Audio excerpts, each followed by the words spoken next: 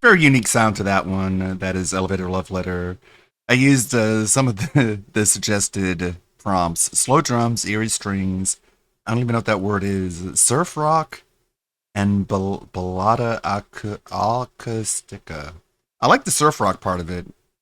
Other parts, not so much. I like that opening though. It's a very surf rock opening. Doesn't seem like he kept that style throughout the song, though. But we try it out, we experiment. How's it going, Zarazabuza? Hope you're having a good Sunday. I've got Final Fantasy IX open if you haven't noticed. I think I'm going to play through that and get to where I was before my save got deleted. Which is not as tragic as Kobe Bryant dying in a helicopter accident. But what we have here in the foreground, or the background, whoever you want to look at it, is last night's ALT stream, hey Rebsy, of the Dead Sea Scrolls. The Dead Sea Scrolls have returned. Finally, the Dead Sea Scrolls. He did a stream last night. Probably as me and Anleet were playing Mecha Chameleon. That was a long stream. That was like a 9-hour stream. It is uploaded. It's up on the archive channel. It was a lot of fun. I disguised myself as a hay bale. And it almost worked until I ran away and tried to find another hiding spot. And then I got spotted immediately. And then later on, I disguised myself as a roll of dynamite. I chalked that one up to really meticulous art skills. I painted myself pretty detailed. I don't think anyone was able to tell it was me, but we won that way. I don't know. I am streaming on Kick. I was promised on Kick that if I won a game of Mecha Chameleon, I would get some gifted subs. So I don't know. Maybe I need to follow up on that.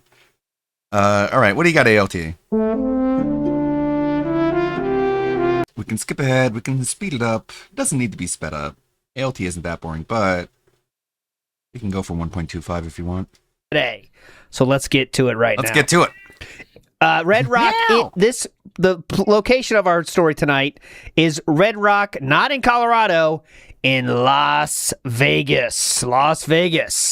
And it starts with this, okay? So, obviously, this is the scene of the crime. We're going to get into this today, but we're going to go back in time a bit before then. We're going to start in Evo East 2006, okay? Evo East 2006. Yeah, this was a qualifier for 2005 was when he got 4th place at Evo. For the Evo that would take place in Vegas in 2006. Kevin is correct. That line is going to be said here. Now, what year is this in terms of the DSP's first place in America? That took place the year prior, okay? So, 2005, DSP gets 4th at Evo, okay? Declares himself first in America. We all know that story. Apparently, it was a joke, okay? Remember, it wasn't serious. Now, that lit a fire under DSP, okay? I say winning. You know what I mean here. Not winning. 4th place in Evo really set him on fire. And he decided 2006, he's doing it again. And he went crazy with qualifiers. He went to Evo East qualifier, and he won that, which means he already had his spot. But he already signed up for Evo West, which means he's going to California for another qualifier. He doesn't even need to. And this is when the cash advance money was piling up, okay? This is the time that was happening, okay? So he got, he's at Evo East, he qualified, goes to Phil's on TikTok. Let's see.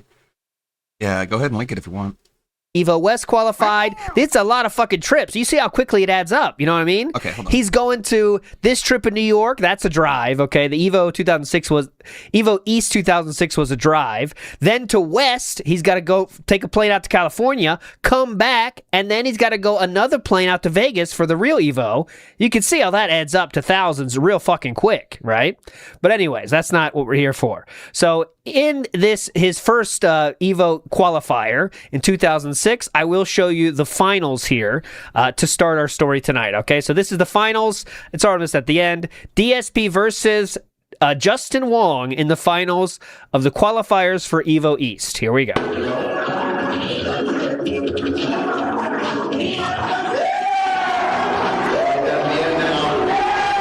DSP was boxer, as they say.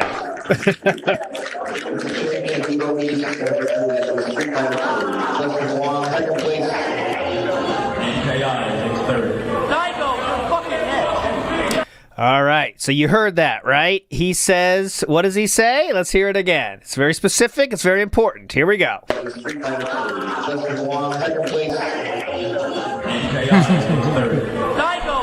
Classic. Daigo, you're... Guys, I beat Justin Wong that one time. You have to respect me forever now. Oh my god. What a douche.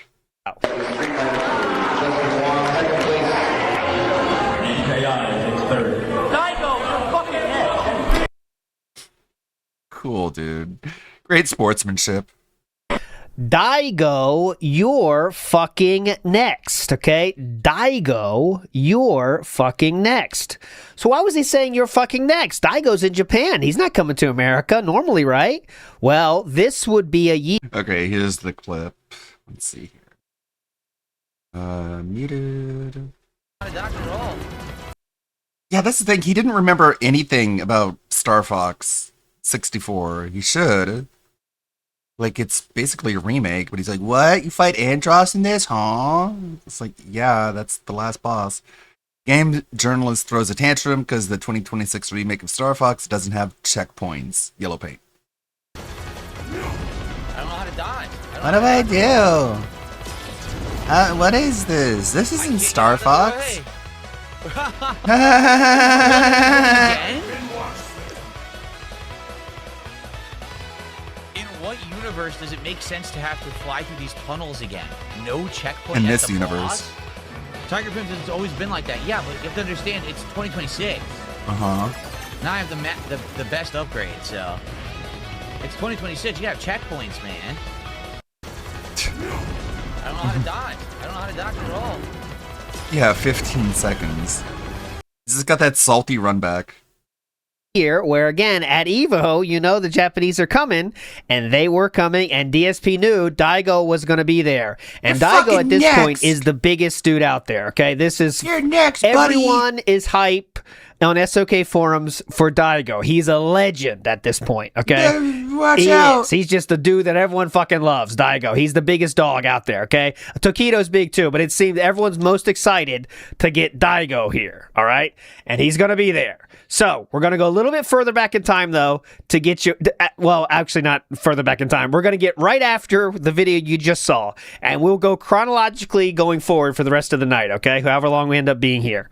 This post here was DSP's post after winning Evo East, okay?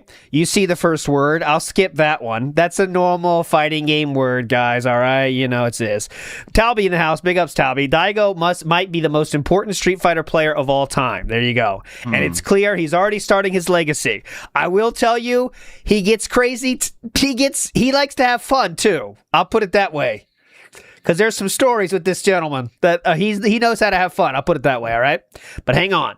Okay, so DSP starts with that and says, to everyone who made it out to play this weekend, Anniversary Edition is what he means, thanks for your donations. To the Evo staff, thanks for running a kick-ass, fast tournament. Amazing things started on time. We DQ'd so many people, even known top players, that I think we should post how many actually played for each tournament. Whatever. Also for taking the effort to run out and buy those 20 standard TVs so we could actually have a tournament worth running. You guys know I'm just looking out for my peoples, What? but I didn't appreciate the comments during my finals matches that I purposely told people not to go to Evo East so I would have less What? comp. Already complaining. So DSP won, but people were saying, and I couldn't find any of this in the forum, so maybe it was on IRC or something, but they were saying during the finals apparently, DSP apparently told people not to go to Evo East so he would have less competition. DSP then says, I don't "Give me a appreciate break. that. I just don't want to see people get fucked over ever because I look out for my fellow gamers. My so fellow take that gamers. comment and eat it. Eat it! This is a 2006 Eat It. That's got to be the oldest one ever, right? Thanks to Team Hate for supporting me 100%. Team hate. But so, that means Big ups just like Team being there and Hate. cheering for him. There's also a video He that is wasn't worth showing. Team hate. But there was a getting ready for Evo 2006 video with I put it in the show notes afterwards Yeah, down pretty below, okay? helpless. But it's a 50-minute just hangout for Team Hate. DSP is not there. I don't know what his part in Team Hate is. You know, it's just a He group that he is didn't Team even Hate. start or ask to be It's in. just him. But they kind of like took him on. But the more I learned I about heard Team the Hate, the Bleach more I special think it was one kind of like a weekend joke event having made him more there. money But than they Supergirl did support him in a way LMFAO. like, yeah, it's That's support funny. for Team Hate, but I don't know. Who knows about that? That's a different day. Just Anyways, you couple guys are episodes. beasts. I had a great time all weekend. You're Even though I didn't get beasts. enough sleep, it still all worked out. Thanks to everyone who showed up at Evo East, despite the near catastrophe that will forever be known as the LCD TV fiasco. And the fact I posted not to go Friday night. As soon as I heard that replacement TVs were being purchased, I edited my post. It was great to see names like Bill Gold, Chris Lee, Scott, Seth, and lots of others who I don't get to see much anymore.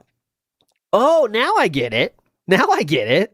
So DSP said don't Bleach come had some fan because the service in it, TVs some are nice bad. assets if you know what So I mean. that's why. Oh, now I see.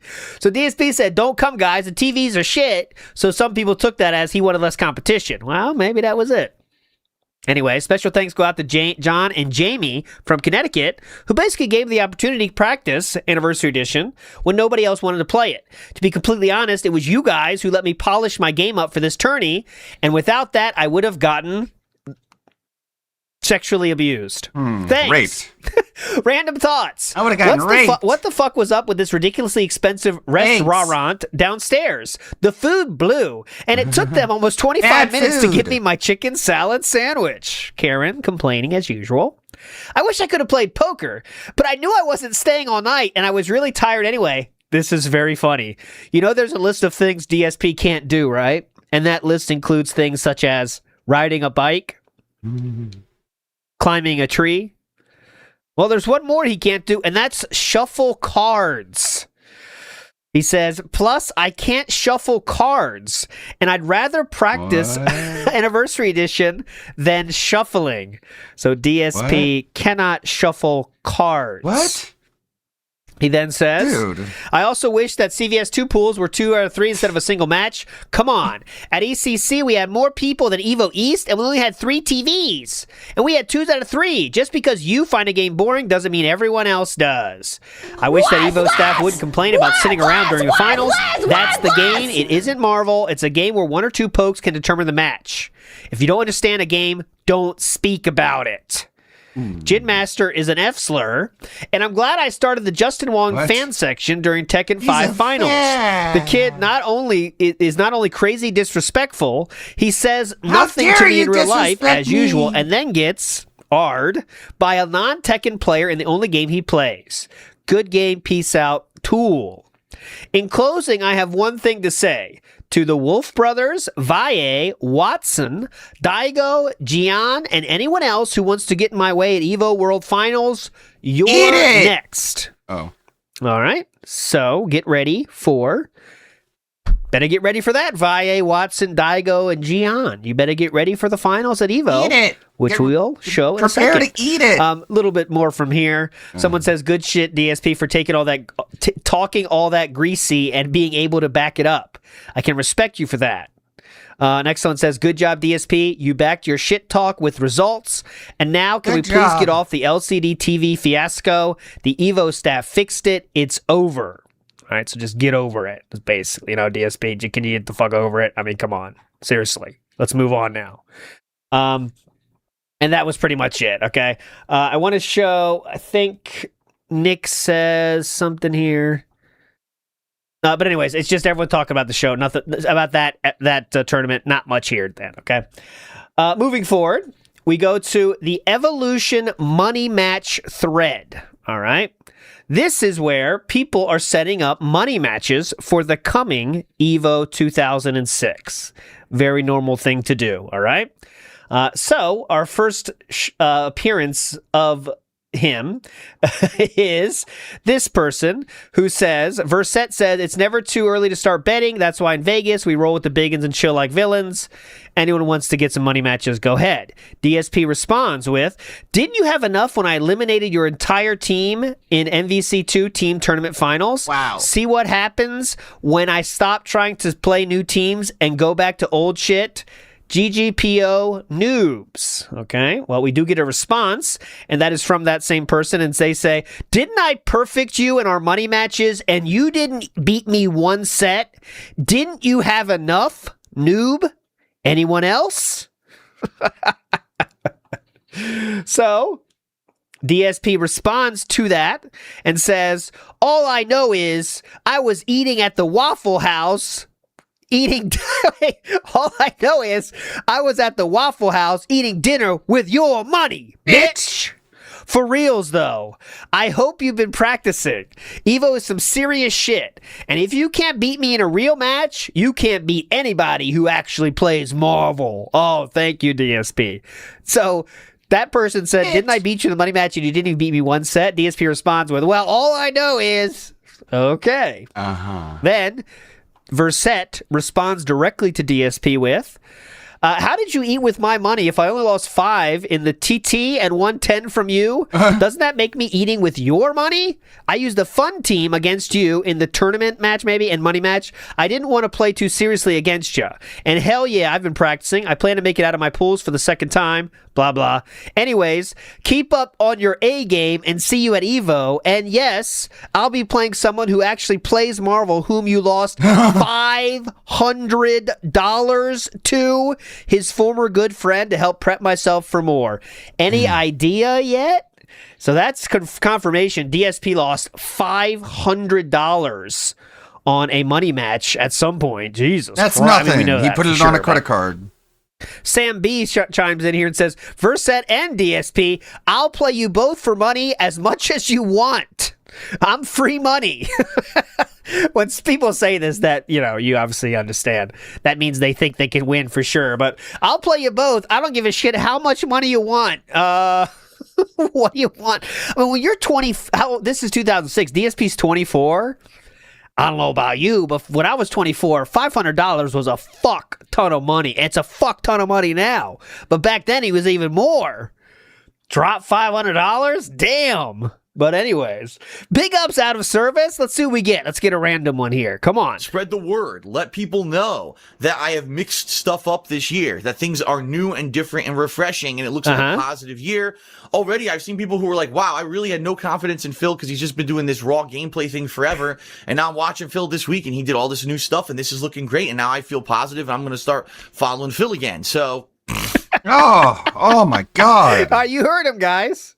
He's mixing it up, so please tell other people that he's mixing it up. Got it? Snort. Yeah. What year did he say? What he just said, I don't know. I'm coming Matt, for but you, what he just said ack, about the snort. $500 losing, that was he was 24 or younger. 24 or younger in 2006, 20 years ago. Name available says, more slurs than a birthday marathon. Hell yeah, big up. I mean, 500 is nuts. I mean, that's just a lot of fucking money, dude. But anyways, okay. Now we have a post here from Inkblot. And Inkblot is one of the Cannon brothers. And they say the following.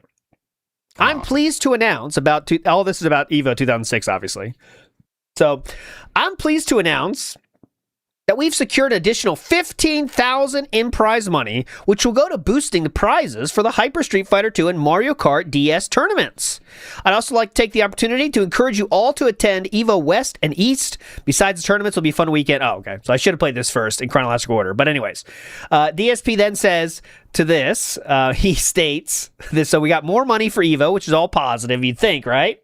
DSP then says, now that this has been done, I have zero complaints to make about EVO. Thank you, EVO and SRK staff, for listening to me and everybody else. You are being fair, and we appreciate that immensely.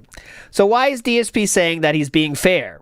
Well, DSP's big problem with this tournament was that the Street Fighter edition that he was playing, the anniversary edition, was the lowest in terms of prize money because it was just the least hype, one of the least hype games there. Mario Kart DS had low in players as well, but Talbot, you know more than me. You can say the exact time of this, but in 2006, this is already an old game that people are kind of ready to be done with. Okay.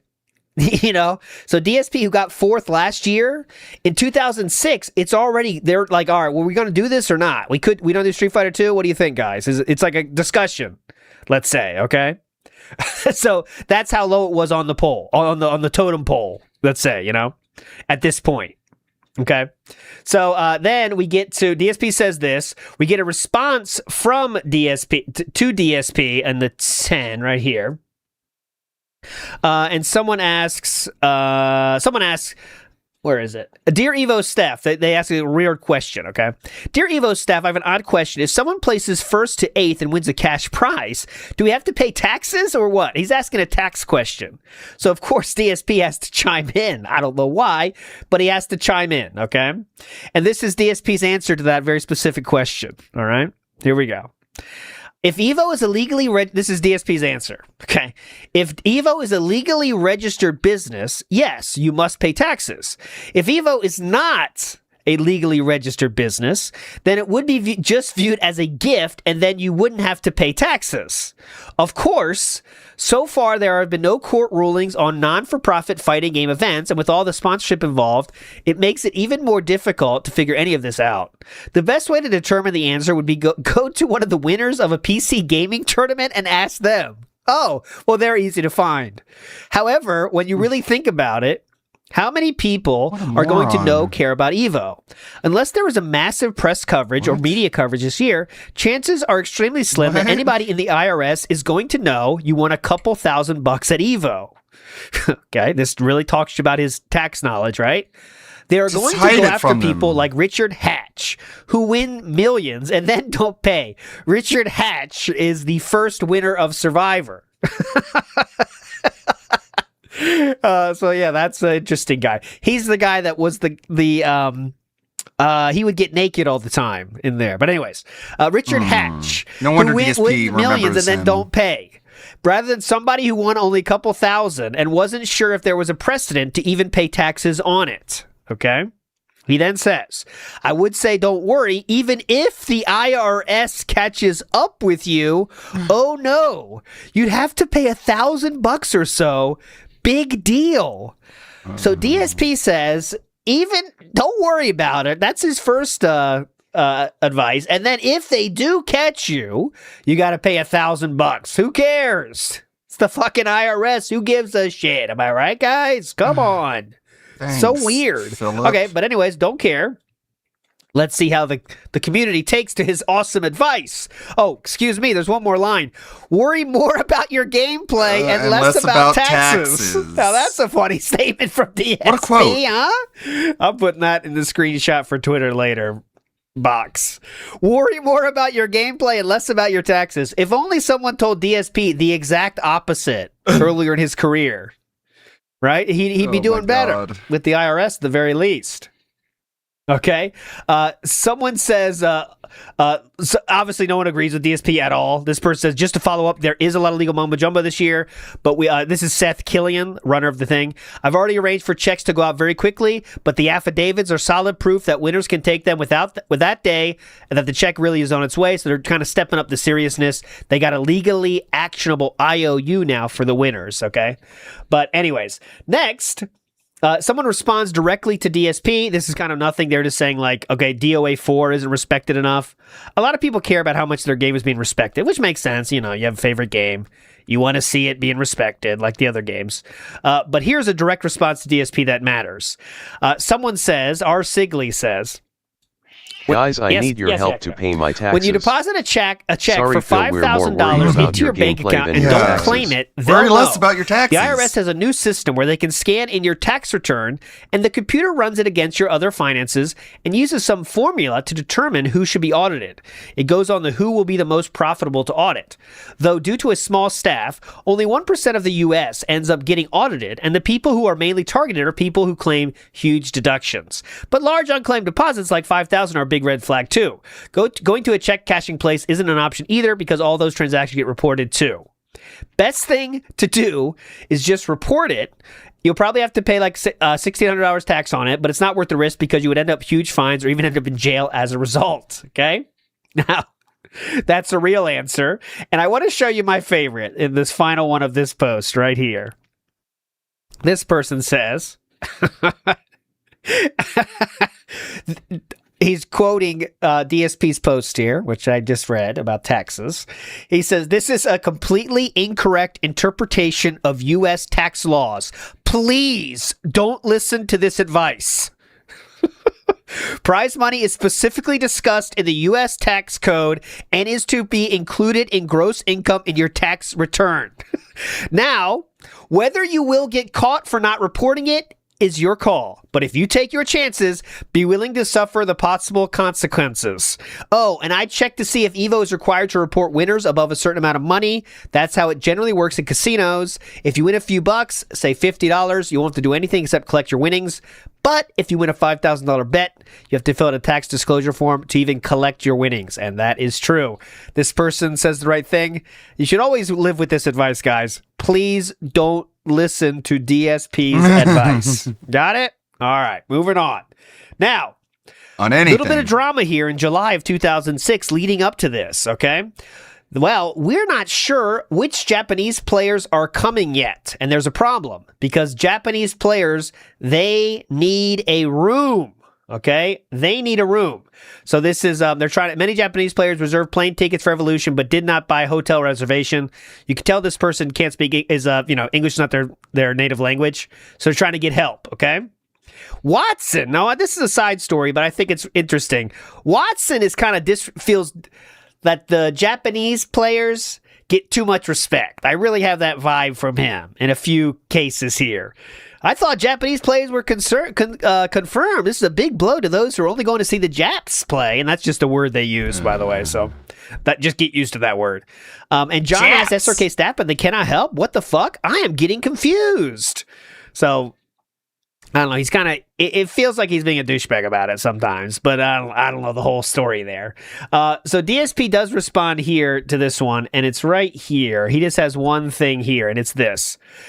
Funniest shit ever. Seth and Wizard, that's Mr. Wizard, hating on the Japanese on IRC, saying they never pay what they owe, they are a big hassle, and at the last day of EVO last year, they cleaned out the fucking minibar in the room, which totaled hundreds of dollars. Classic. Duck, good luck of taking care of this. Hope you have a huge limit on your credit card, he says. So DSP just assumes that, you got the credit card there. DSP then says, even if I had the money, I wouldn't want to fucking babysit these guys. That's what DSP says about it. I don't want to babysit these Japanese players. So he does not help. He does not help. Okay? There we go. Blah, blah, blah. There's nothing else there for that one, okay? So that's just a little bit of drama about who's going to actually come. But now we get the confirmation. This is the confirmed list of Japanese players. As you can see, Daigo, the Beast, Umehara is there. Also, someone you might know, Tokido, okay? Another name that's famous in the DSP history. And this is the guy who beat DSP to make sure he got 4th place last year. But yeah, the big name there is Daigo. Tokido's still rocking and rolling too. I don't recognize anyone else, but maybe you guys do. There you go. That is the who is coming to the game, okay? Well, notice someone has to comment on this. Finally, I get to face Daigo, the Beast, versus the King of Hate. Versus the Wolf Brothers in a 4-way death match. Can you say hype? DSP's trying to get the hype rolling. Okay? Can't blame him for that. Then this guy responds to DSP and says, anywho, who I know coming his Mac is hype, blah, blah, blah. Okay, chance I can't do it this year. I don't know what that means exactly, but there you go. Next.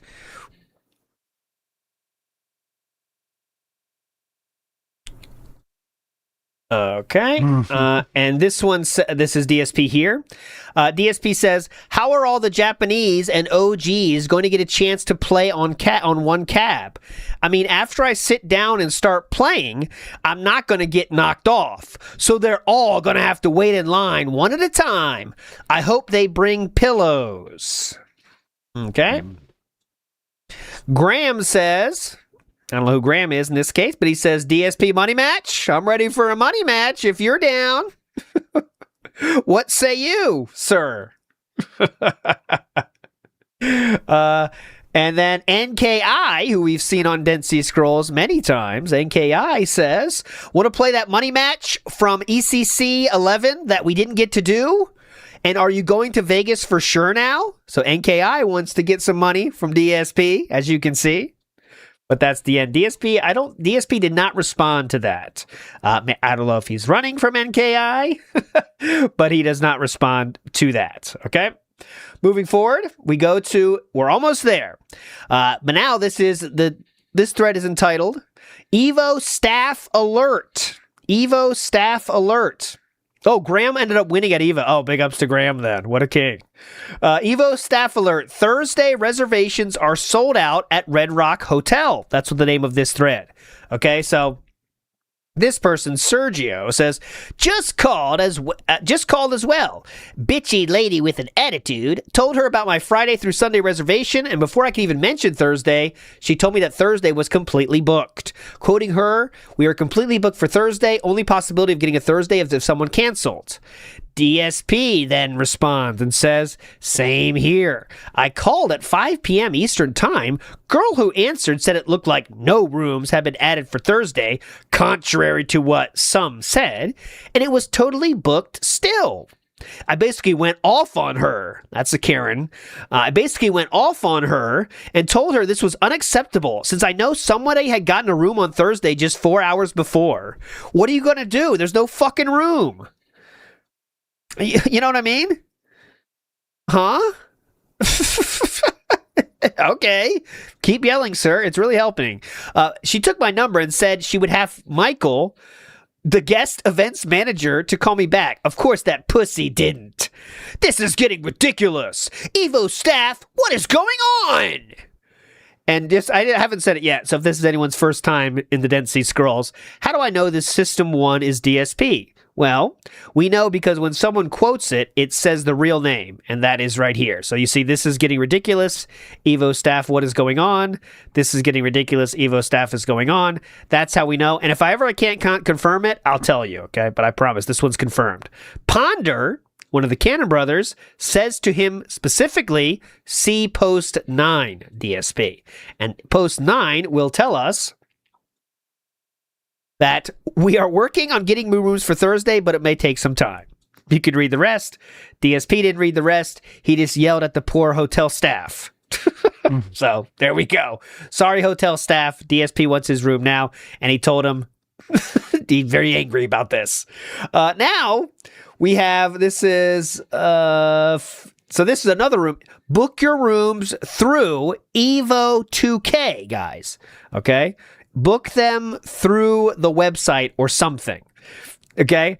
DSP, this is a big talk on this thread, but nothing much interesting. Until DSP has to chime in and says, the Red Rock is not sold out. They are trying to fuck us. I called on Friday to reserve my room. They told me that the special Evo 2K rate for Thursday had already met maximum, but they could get me a room for Friday, Sunday at that special rate. So I booked that and asked what should I do, and they told me to talk to Evo staff and have them open up more special rate reservations for Thursday. So I talked to Seth Killian, who was furious about the whole thing because he was 100% sure there was no way that all special rate rooms had been filled for Thursday. He told me he would call and fix it. So then late Friday night, dig this. So late Friday night, he didn't say that. I saw that somebody had posted on SRK saying that they called at 9:30 Friday and booked Thursday, Sunday, no problem. So I called Saturday afternoon and got the same woman I talked to on Friday. She said Thursday was still booked. I told her that I didn't want to call her a liar, but I knew somebody who had booked Thursday at the special Evo 2K rate just the night before. She looked in the system. She looked in the system and told me that. I love doing that when I used to work at the bank and people would have problems, and you can't solve the problem, but they still want you to do stuff like, literally, there's nothing I can do anymore. It's something, whatever it is. And they say like, look again. Okay. Yes, I'm looking in the system here. I'm in the system now. And what I just told you is still true. Would you like me to check the system more? But anyways, she looked in the system and told me that originally only 32 rooms had been available at that rate, but now it looked like 36 were booked for that rate. So the Evo staff must have called in and reserved more. But just my luck, all 4 additional rooms were already booked? What the fuck? The woman told me to call back today and talk to the events manager about it. Listen, they don't want me talking to this guy because I'm going to rip him a new one. Oh my God. He's 24 years old right here, guys. I'm going to rip him a new one. Do you really think people are scared of being yelled at? Like, this is an adult, man. Oh my God, DSP is going to call. Be ready. He's tough. Oh my God. You sure you can handle this? This hotel is full of shit. If you ask me, they are lying to try to get Evo to not hit the reservation limit, to give an excuse to not have Evo in Vegas next year. Why the fuck would a hotel not... Why? Wait, hold on. Why the fuck would a hotel not want more people to be booking them? You know what? That doesn't make any sense at all. That's why they set up these discount rates for events, because they get enough people that they make the money. But anyways, DSP thinks that they don't want to have the Evo at their town, so they don't want you to hit the limits. Okay. Anyways, this is really fucking frustrating, and Evo staff has to take charge and rip them a new one. Come on, Evo staff. I still have nowhere to stay for Thursday, and a lot of people are probably planning on booking this next week, since it really is the last week you can get the discounted rate. Evo staff, help! So this guy, nice guy, says, yo, dog, need a place to stay? Can stay with me Thursday night, probably? Let me check with my other roommates first. Of course, you got to pay the split hotel room fee, though, you know? So that's the guy being nice and helping out. That's nice, right? Anyways, this... So Mega Man DS says, I called and asked about that as well. The guy said only 32 rooms have been booked using the Evo code, and they have 64 or 68 left or something. I think that lady just tired of DSP, personally. That's my guess. So there's a few here that I can't confirm. So this could be DSP, but I don't know. There is still a Thursday problem. Seems like only a handful of people at random times are getting the Thursday discount. Everyone else is being denied. Even Evo staff can't get this to work. This is fucked up. Tourney hasn't even started, and already I want to shit all over the Red Rock. So again, I don't know if that's DSP, but you kind of know it is, right?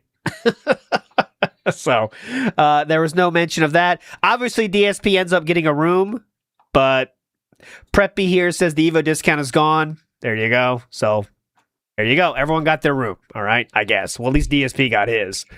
And the final one before we get to the tournament itself, my friends, the final thread to get you hype, okay? Well, DSP decided to make his own thread. But first, big ups line called Avocado, who says, on nights looking after our newborn, excited to finally catch my first live density scrolls.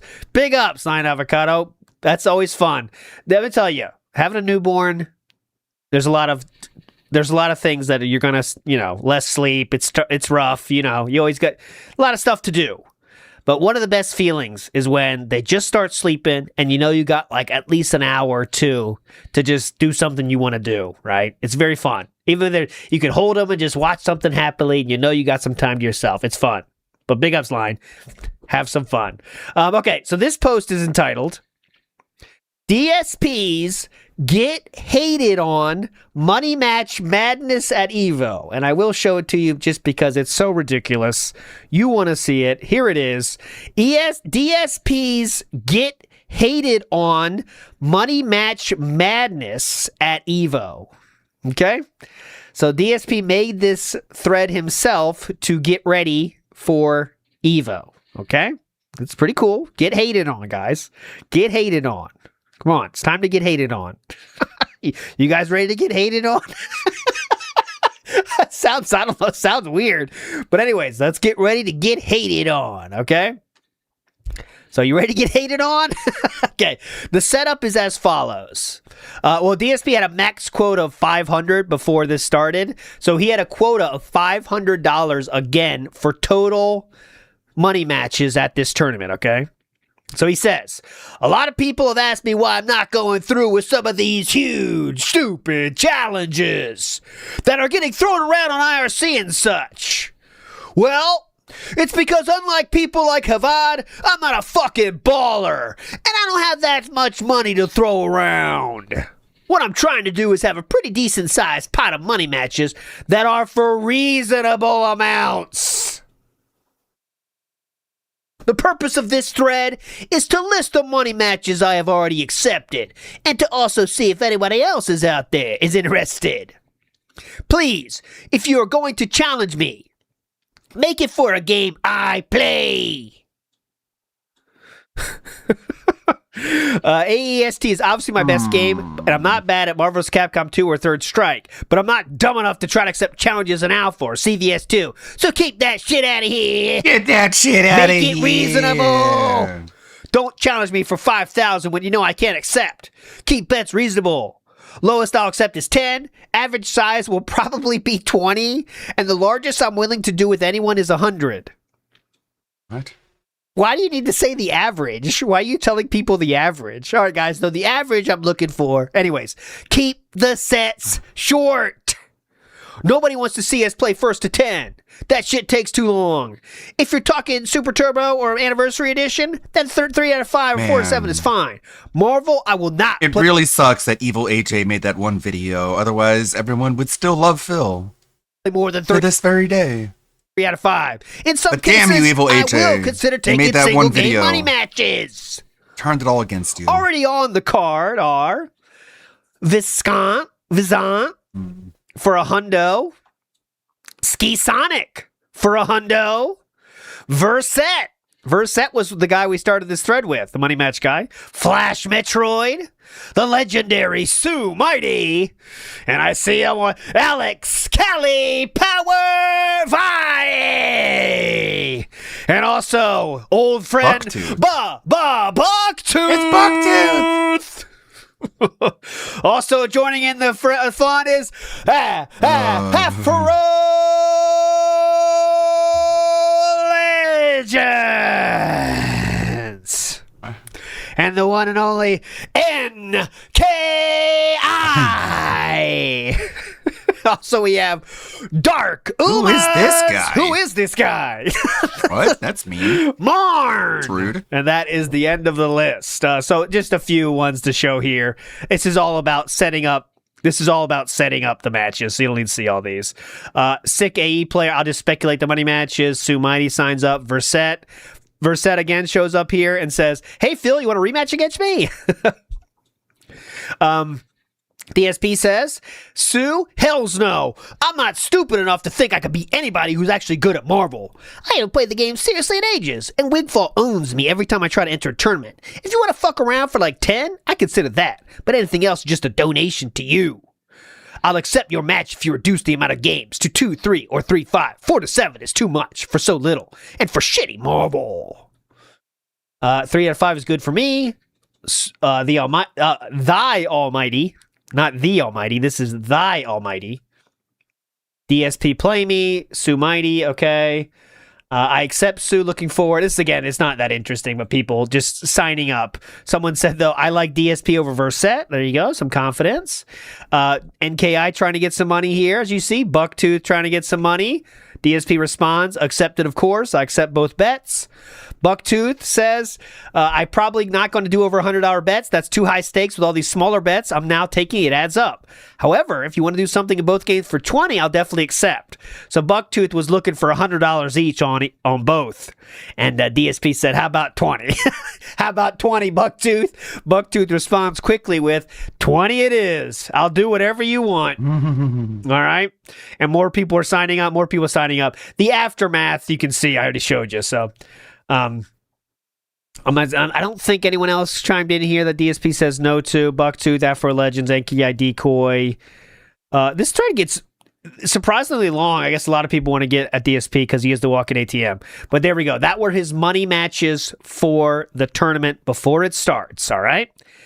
And now it is time for the tournament to start. All right. So let me give you a little lay of the land here with some images for you so you can get this little bit of the scene. Okay. So this, not that one. This was the hotel. Oh, not that one. That's not the hotel.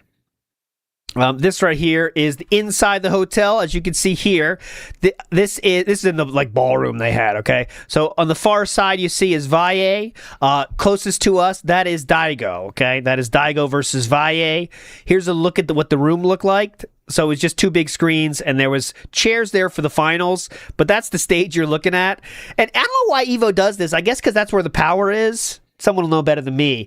But they always put the TVs on the side of the stage here. Like, let me get, where's my pointer? Here. Like, they always put the TVs facing that way. And I always thought it should be like, I don't know, facing this way? I don't know. Like, it just looks weird. But anyways, here we go. That's where they were set up here in this match. And that seems to be what they always did. Here is DSP registering for the tournament here. He's confused by the fine print. This picture was taken on August 17th, 2006.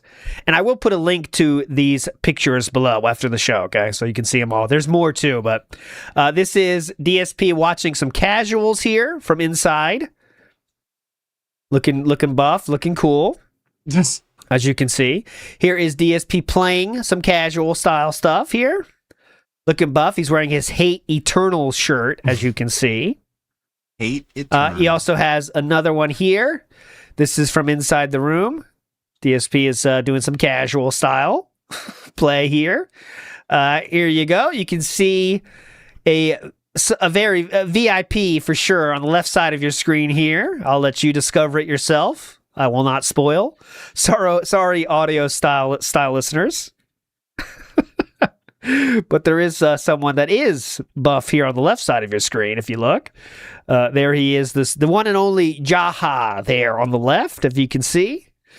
Jaha there with the tank top. He is showing the guns. I bet DSP could take him now in his improved shape. Next up, we have DSP playing what could be, of course, we can't confirm or deny, but this could be the money match because that is the legendary Afro Legends to DSP's right. So I don't know if this is the money match, but there is an image of Afro Legends there for you. Okay. Also, we have on the left side of your screen here, no DSP, but on the left there is Bucktooth. Bucktooth is the guy that DSP would say when he played him in Street Fighter 6. He said, "How's it going, Bucktooth?" That's that guy. That is Bucktooth. That is Bucktooth. How's it going? Too early. There no East Coast customs. We're way before that. The Jaha incident, for those wondering, by the way, I'm an alcoholic. That took place in 2022. What we're talking about now is 2026. So we're 4 years removed from that. Okay. Next up, just so you can see more people that you know, I wanted to show you a full picture. Oh, yeah. Also, Ricky Ortiz is on the left here. Ricky Ortiz will play a part in our story tonight. Thanks for a good shout there, Ziggy. Ricky Ortiz is on the left with the dyed hair, with the red hair right there, and the blue and black stripe. That is Ricky Ortiz. So keep that. I believe. Oh, now I'm just seeing it. Is that a Cannon brother in the back, maybe? But I don't know. 2002. Did I say 22? 2002. 2002. You know what I meant. Fuck off. You know what I meant. Okay. On the left here, that is John Choi. Okay. And on the right is the one, the only, the Justin Wong. As you can see. Justin Wong. Okay. Look at that face. Next up, I believe I have... Where's the other one I had? I'll show it later, I think. Yeah, I got one more, but I'll show it later. So let's get to the tournament, okay? Now, I think the best way to do this is to let DSP tell us his story first, okay? So before we go through all the threads, not Fox, what we're going to do is listen to DSP's story about this night. What happened at EVO 2006, all right? So before we show you all the evidence I have collected, we're going to get DSP's side of the story, okay? So here we go. This is from 2014. DSP tells his story about EVO 2006. Let's go. But now the part that I want to tell you about, the final end of the story, here we some go. of the crazy shit that happened after the finals of EVO 2006, okay? So keep in mind, I was out of it. I was totally out of it, out of the tournament, and I can show you that just if you want to see the results. The results for that are right here. DSP was not, he was actually 9th place. He lost to, funnily enough, oh, it's right here, I think. I have the results right here. Funnily enough, DSP lost to Valle and Tokido. So he lost in the tournament to Tokido again. That's the second year in a row. And he also lost to Alex Valle. He was in 9th place. Okay, 9th place.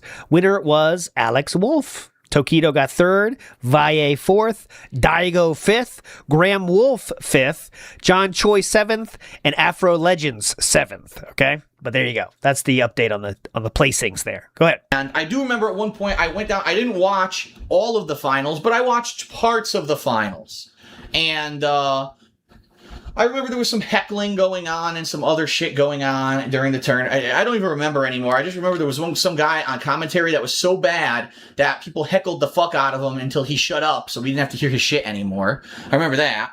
But what I do remember is after the tournament, after everything suspicious. ended. Here we go. Well, like I told you guys, people were there. I'm talking top level players. I'm talking Alex Valle. I'm talking Ricky Ortiz. I'm talking a bunch, like a dozen top players didn't have hotel rooms at the hotel and were looking to just bum time in people's rooms until they could leave the next day to catch their flights home. Because they couldn't afford, they didn't want to pay the $500 a night or whatever it was for the hotel. I was one of the few people who did. Just I'm put some homework on you here. You got to remember all these things, okay? Because all these claims of DSP's story, not all of them, as many as I can, we're going to go through and show the truth. So just remember all these things he's saying.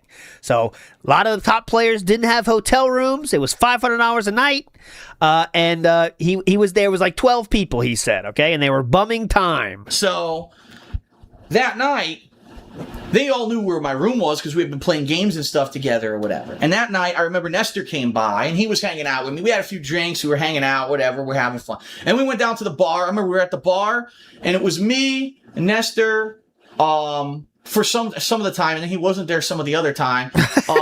This female player named Jasmine from New York was really, really good at Capcom versus SNK2 at the time, and I was really friendly with her. A female player. I was very friendly so DSP was really friendly with Jasmine at the bar. Later on, Alex Valle and a few others joined us at the bar. We were all just shooting the shit, drinking. I remember at one point it was crazy. Jason Cole and I, in the middle of a bar, had an arm wrestling fight. Now, you're not supposed to do that. You're supposed to have an arm wrestling competition in the middle of a bar. So we kind of had like people form a crowd around us so people would know what was going on. We were like doing it. And as we're trying to do it, all of a sudden, like the security came by. We're like, oh, we're not doing anything, sir. No, there's nothing going on here. We're just having a friendly drink. And then they'd walk away. Like, all right, come on. Let's do it again.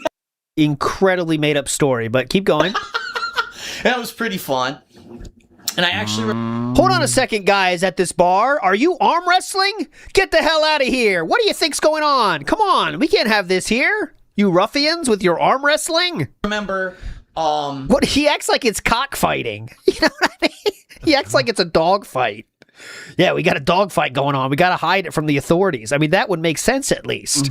But he's talking about arm wrestling. I don't know if it was Daigo, but it might have been. One of the high-ranking Japanese players got so disgustingly drunk at the bar that he couldn't walk. And he was so inebriated, he was vomiting everywhere. And they actually had to call hotel security. They rolled him with a wheelchair to wheel him to his fucking room because he was so fucking wheelchair. Drunk. Okay. Imagine. Okay. In addition to that, that night of all nights was Combo Fiend. That's right, Peter Rosas, who now is like the ambassador of Street Fighter. He took over for Seth Killian when Seth Killian lost Capcom or left Capcom. Peter Rosas, Combo Fiend. It was his 21st birthday, and so that night people took him to the bar. They got him so fucking wasted. He was so drunk. Right? Now, he didn't have a room. And I'm like, you got this guy this fucking drunk and he doesn't have a room. Like, what were you thinking? And of course, what was he thinking? Mr. Responsible. I had a few Mr. Responsible drinks in me, but I was responsible. I said, all right, let's let him crash in my room for now until he wakes up and he feels better in a few hours because he's going to feel like shit because you gave him so much alcohol, but he's got to pass out somewhere, right? Got to pass out somewhere. We brought him into my room. We put him down. First of all, they put him down on the bed. Now, I'm in the bathroom, using the bathroom. They put him down on the bed, back first like this. So when they brought him in, he was in the bathroom, is what he wants you to believe. So random people brought someone into his hotel room while he's in the bathroom? You don't think that's a little bit strange? I'm in the bathroom now. What's going on? Yeah, come in the room. You can definitely hear me, by the way. I'm in the bathroom. Anyways, this is DSP's way to try to continue this story because he realizes if that he was there watching them do this, his story falls apart. So he has to say why he wasn't there. But anyways, it's just a completely random lie to continue his story. Got to pass out somewhere, right? So we brought him into my room. We brought him into my room. Put him down. First of all, they put him down on the bed. Now I'm in the bathroom using the bathroom. Oh. They put him down on the bed, back first like this, like a mummy. We Back brought him in the first. room and we put him on the bed. Well, I'm in the bathroom, so they did this. Oh, that makes So why wouldn't they? Why wouldn't they put him on his back? a lot of sense. Go ahead. It's such a small thing. No, they should put him on his side in case he throws up, I guess. But he has a great joke in his mind, so he has to get there. Right?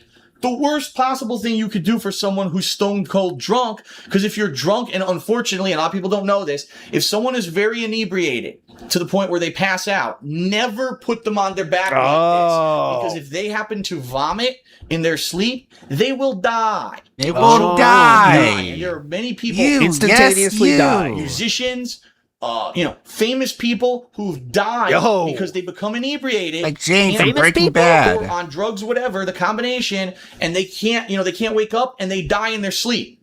They drown. God.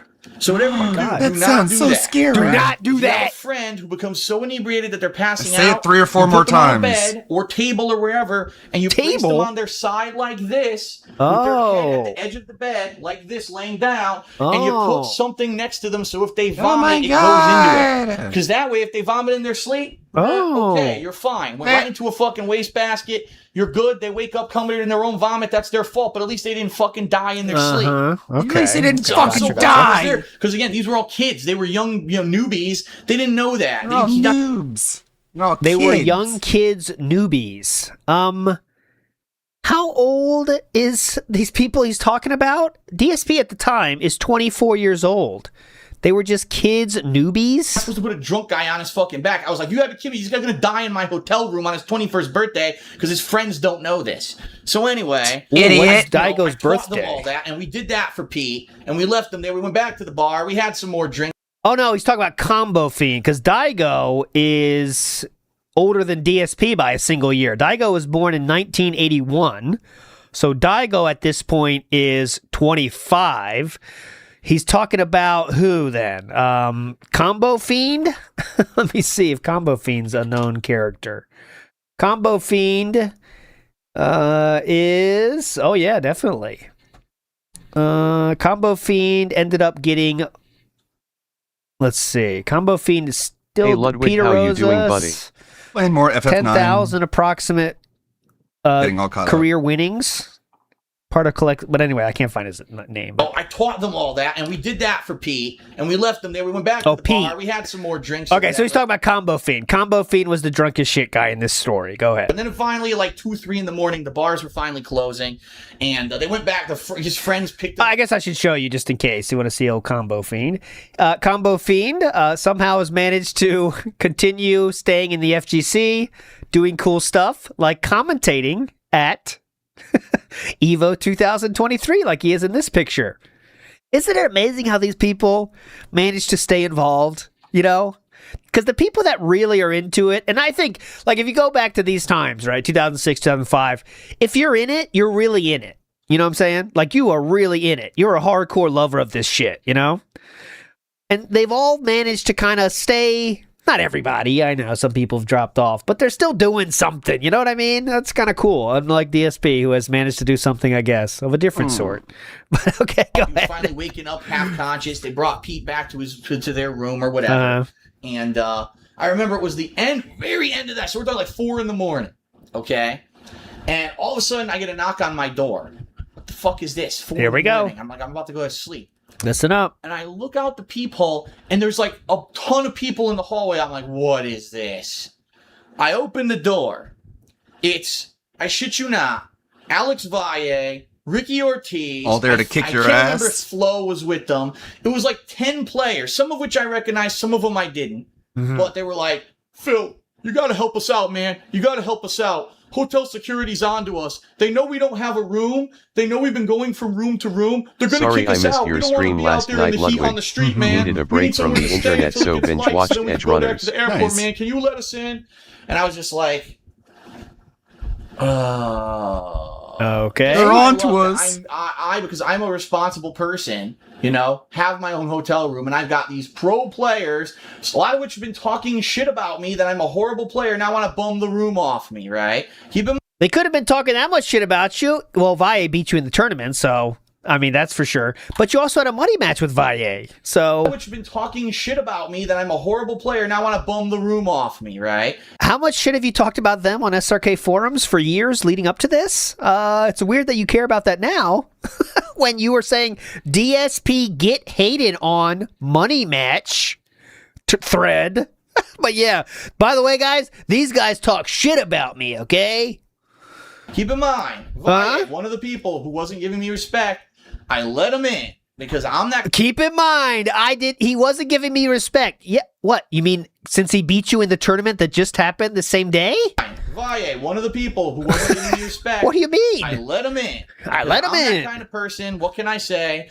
So I let them into my room, and I remember it was Nestor, Valle, and Ricky Ortiz, and they were all talking about He wishes he had more to name drop, but he always goes to those two. Nestor. Valle, Ricky Ortiz. Nestor. Did I say Valle yet? So many people are here. All these big names. Valle, Ricky Ortiz. Nestor. Did I say Ricky Ortiz yet?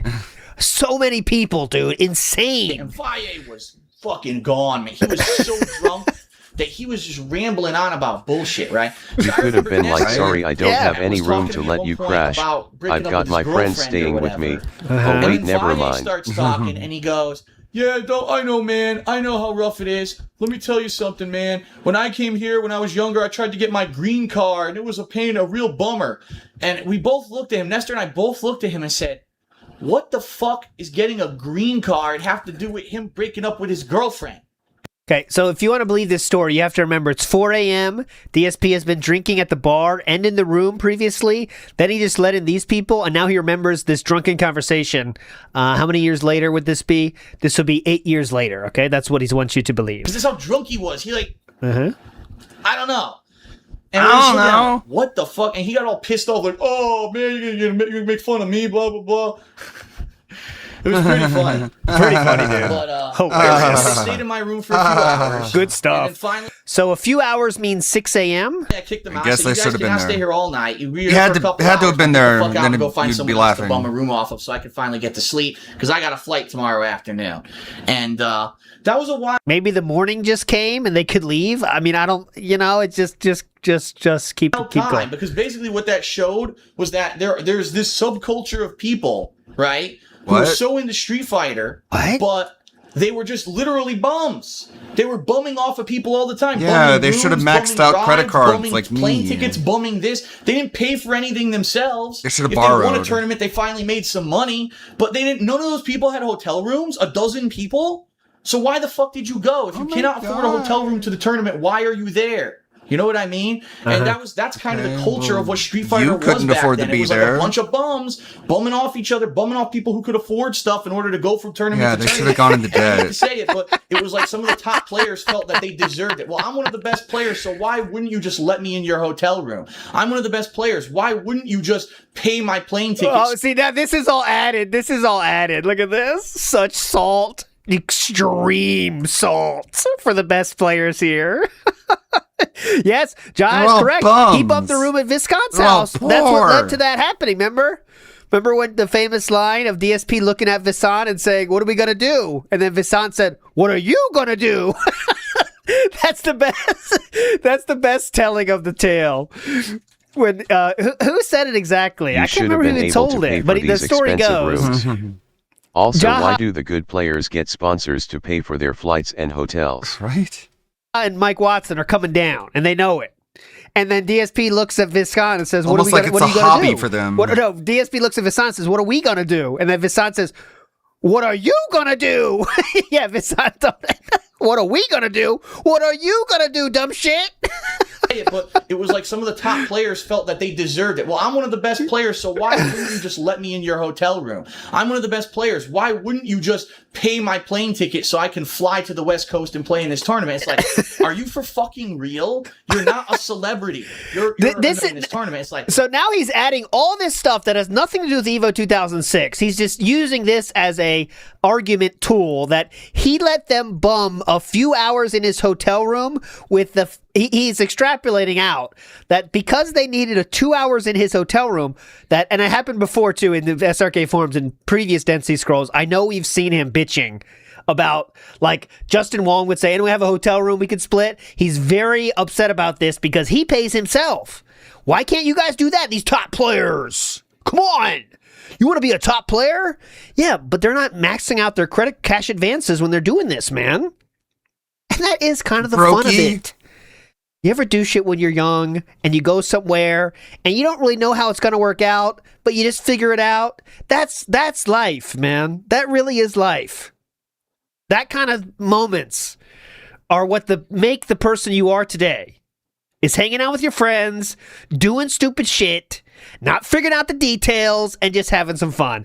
But to DSP, this is their biggest sin, is these top players didn't figure it out. Why wouldn't you just pay my plane ticket so I can fly to the West Coast and play in this tournament? It's like, are you for fucking real? Yeah. You're not a celebrity. You're a nobody. You just play Street Fighter. But this is literally what it was like in the fighting game community. It was out of control. You may not know this, but those Japanese players that used to go to Evolution until sponsorship, pick all those players up, they used to get their shit paid for free by nobodies. I'm going to pay for Tokido to fly to the West Coast from Japan because I want him to Evo.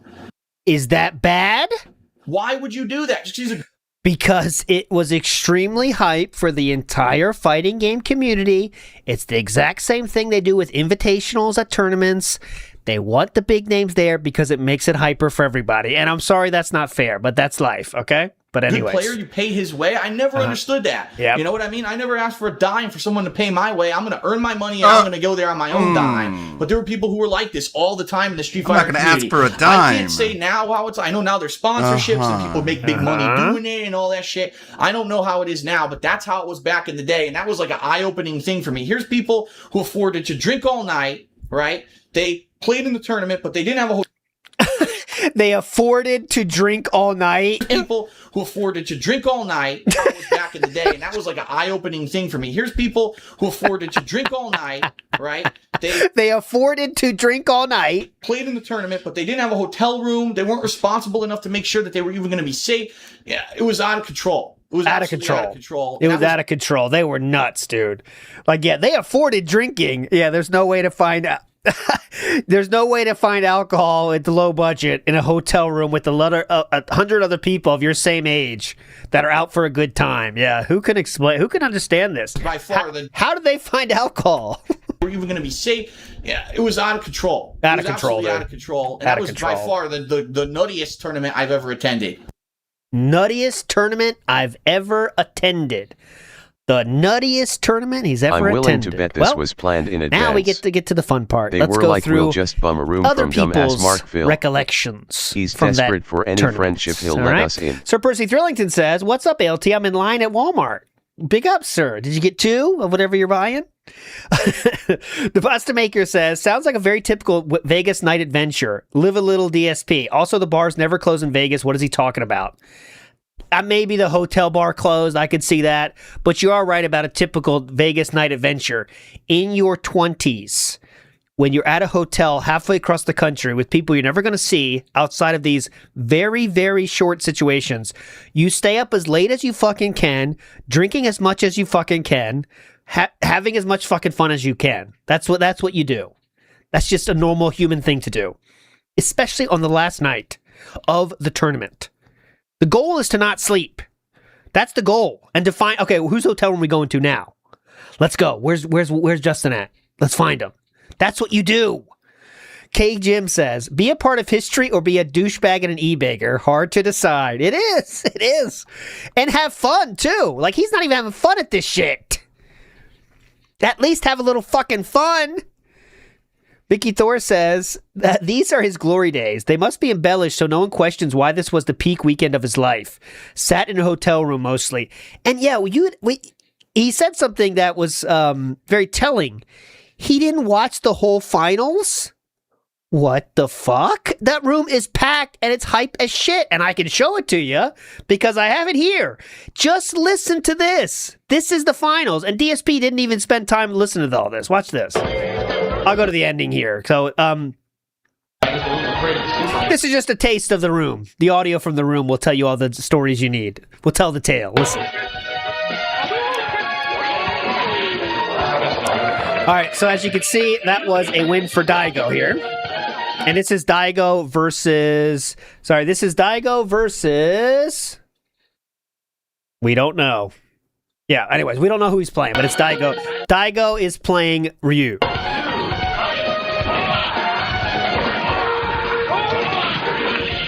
Watch the health bars. Okay, so just for the record, Daigo's on the right, and you see he has probably... that looks like Pixels, my friend, on the right. On the left... is Unknown or Afro. Soho Shuffle says Afro Legends. But here we go.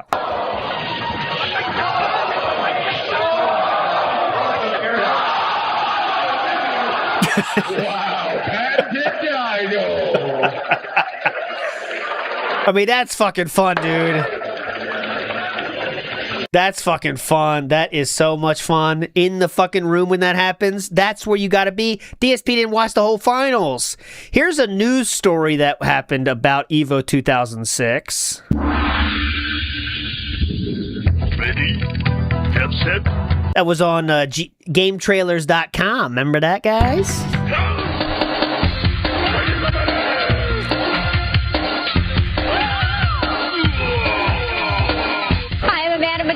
GameTrailers.com. I'm here at the Red Rock Hotel and Casino in Las Vegas for the EVO Fighting Championship. What is that, you may ask? What is Let's that? Find out. Get over here!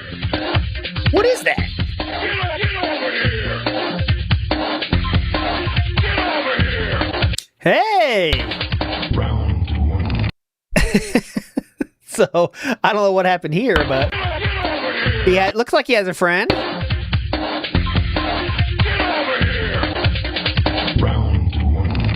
Very weird. We're at Back the when World he had Finals of the Evolution could 2006 socialize. Championship Series powered by Yaris. We're the longest running fighting game tournament in the world and the biggest as well. And we've got people here from all over the world, literally, from the Middle East to the Far East, China, Japan, South America. What the Looks like hell? We'll have close to 2,000 competitors.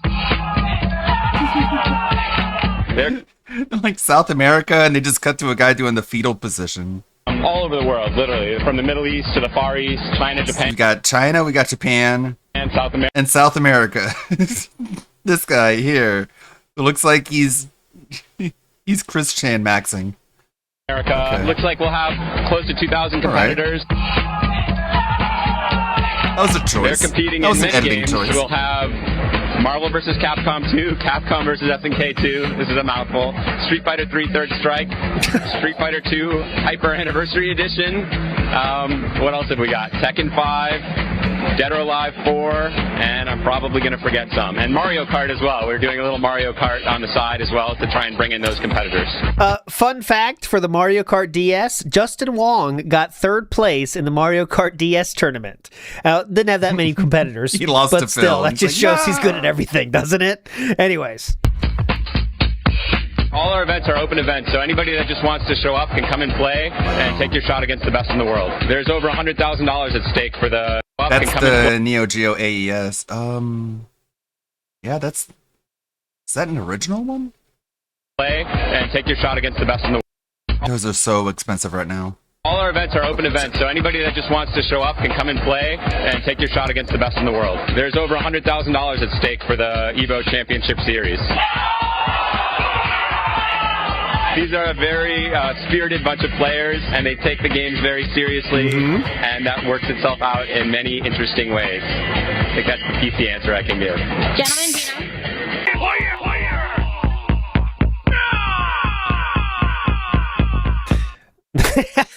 Justin You is know a who Street that Fighter is? player.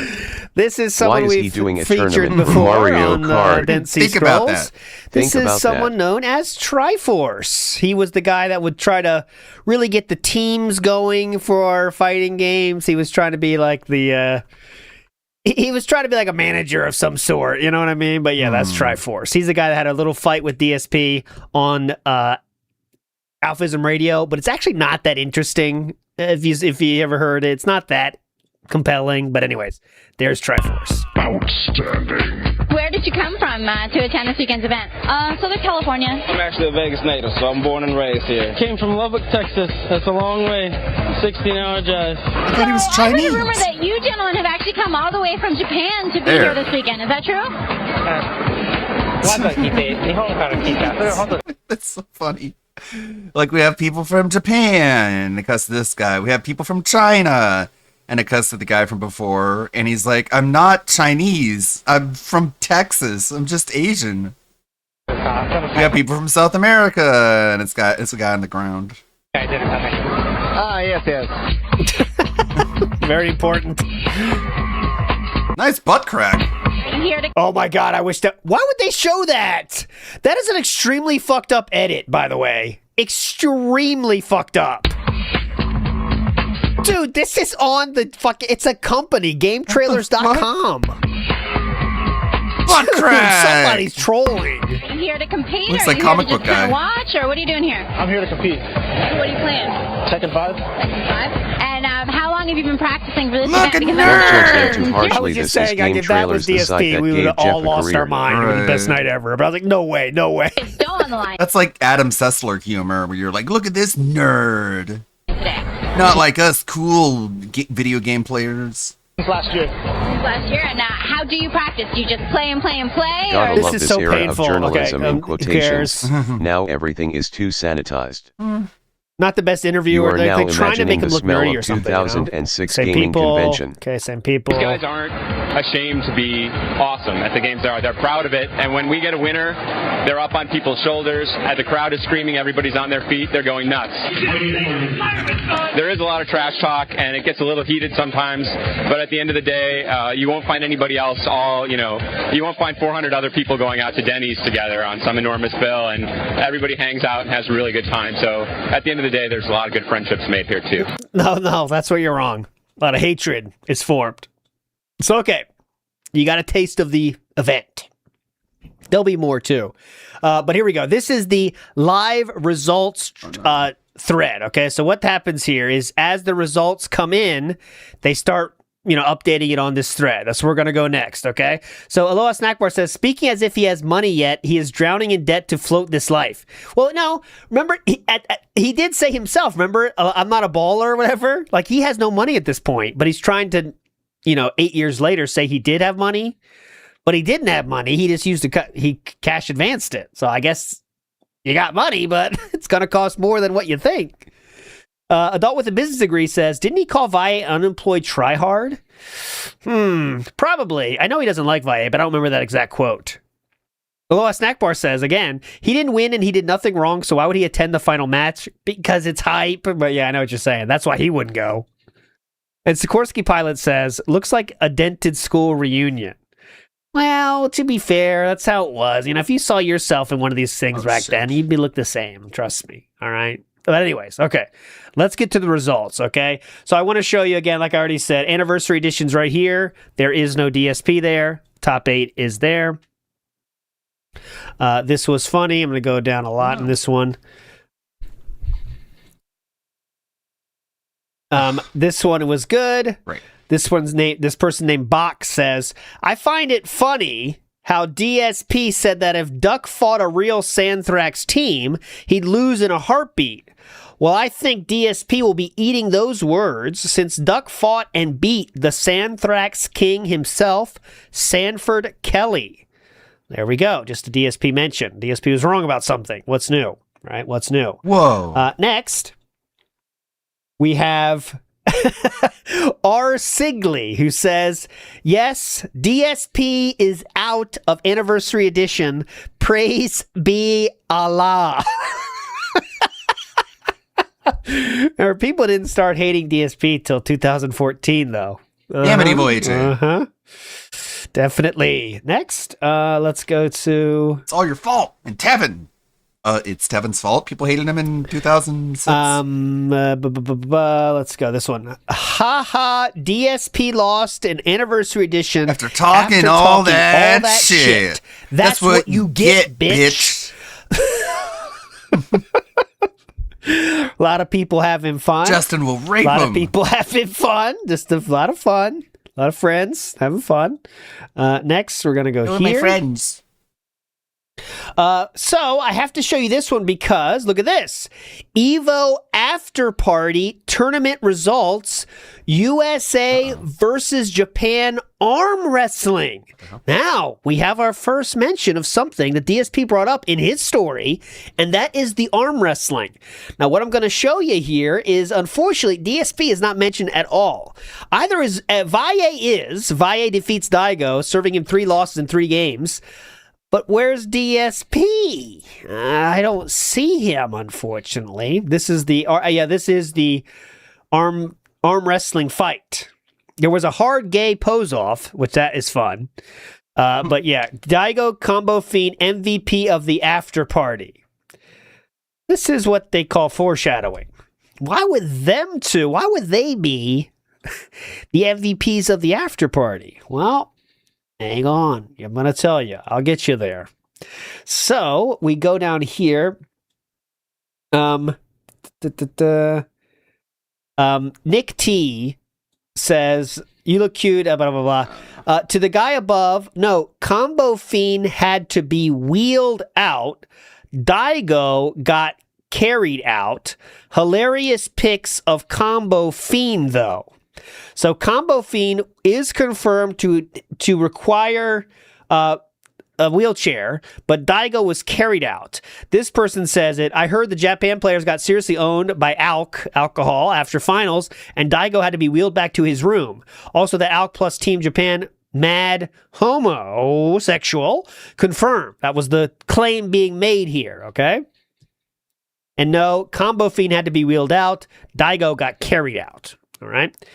Next, we go to this one. Okay. So this one says, I heard Daigo was something by Ricky in the bathroom. Is this true? That was someone thought that could have happened. Okay. The NKI, someone I personally trust, says, no, Ricky was actually the other way by Daigo in the bar. Get your facts straight. So apparently Daigo and Ricky Ortiz, something. Who knows, but something. Okay? We go forward down. We go lower. Right here, 556. Just wondering, had no idea Daigo was gay, is what they're saying. Okay? Blah, blah, blah. Blah, blah, blah.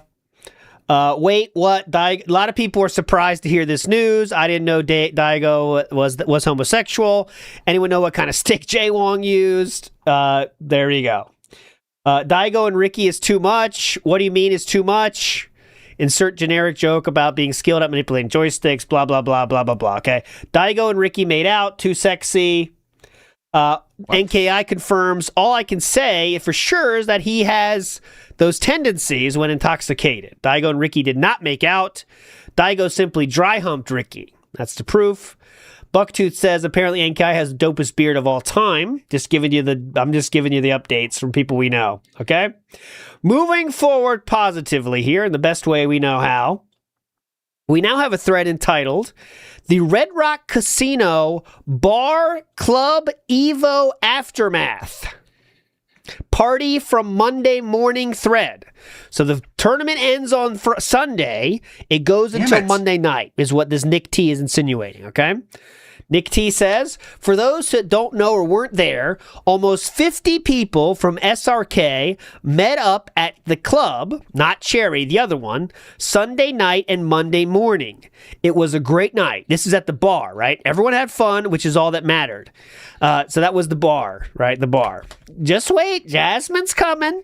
Put it back in the pants. Jasmine's coming up. So these were the highlights from that. And by the way, just to be clear, as you can see, DSP was not invited to. There's no talk of DSP at these parties. Remember, DSP said people were arm wrestling and stuff, and he was all privy to that. There's no mention of DSP at the arm wrestling anything. Okay, you're going to see more about arm wrestling, but he's not involved. I don't know if he was there, whatever, but he was not involved in any of this write-ups. Okay. Highlights from this Red Rock Casino bar party. Combo Fiend being wheeled out because he was drunk. Daigo being carried out because he was too drunk to walk. Arm wrestling money matches. And that's all I remember. So post up your thoughts, story of the night, and what went down and how you felt, okay? This is a good idea by Nick T, by the way. More people should do this. Like, I wish I did this, don't you, with your friends? Just like, what happened last night? I wish we could record it somehow, but you don't, it just goes. And I guess that's more romantic anyway, right? It lives on in our hearts. Anyways, Hail and Kill says, I hate blah, blah, blah, blah. Apparently the staff were really tough on underage people because drinking and stuff.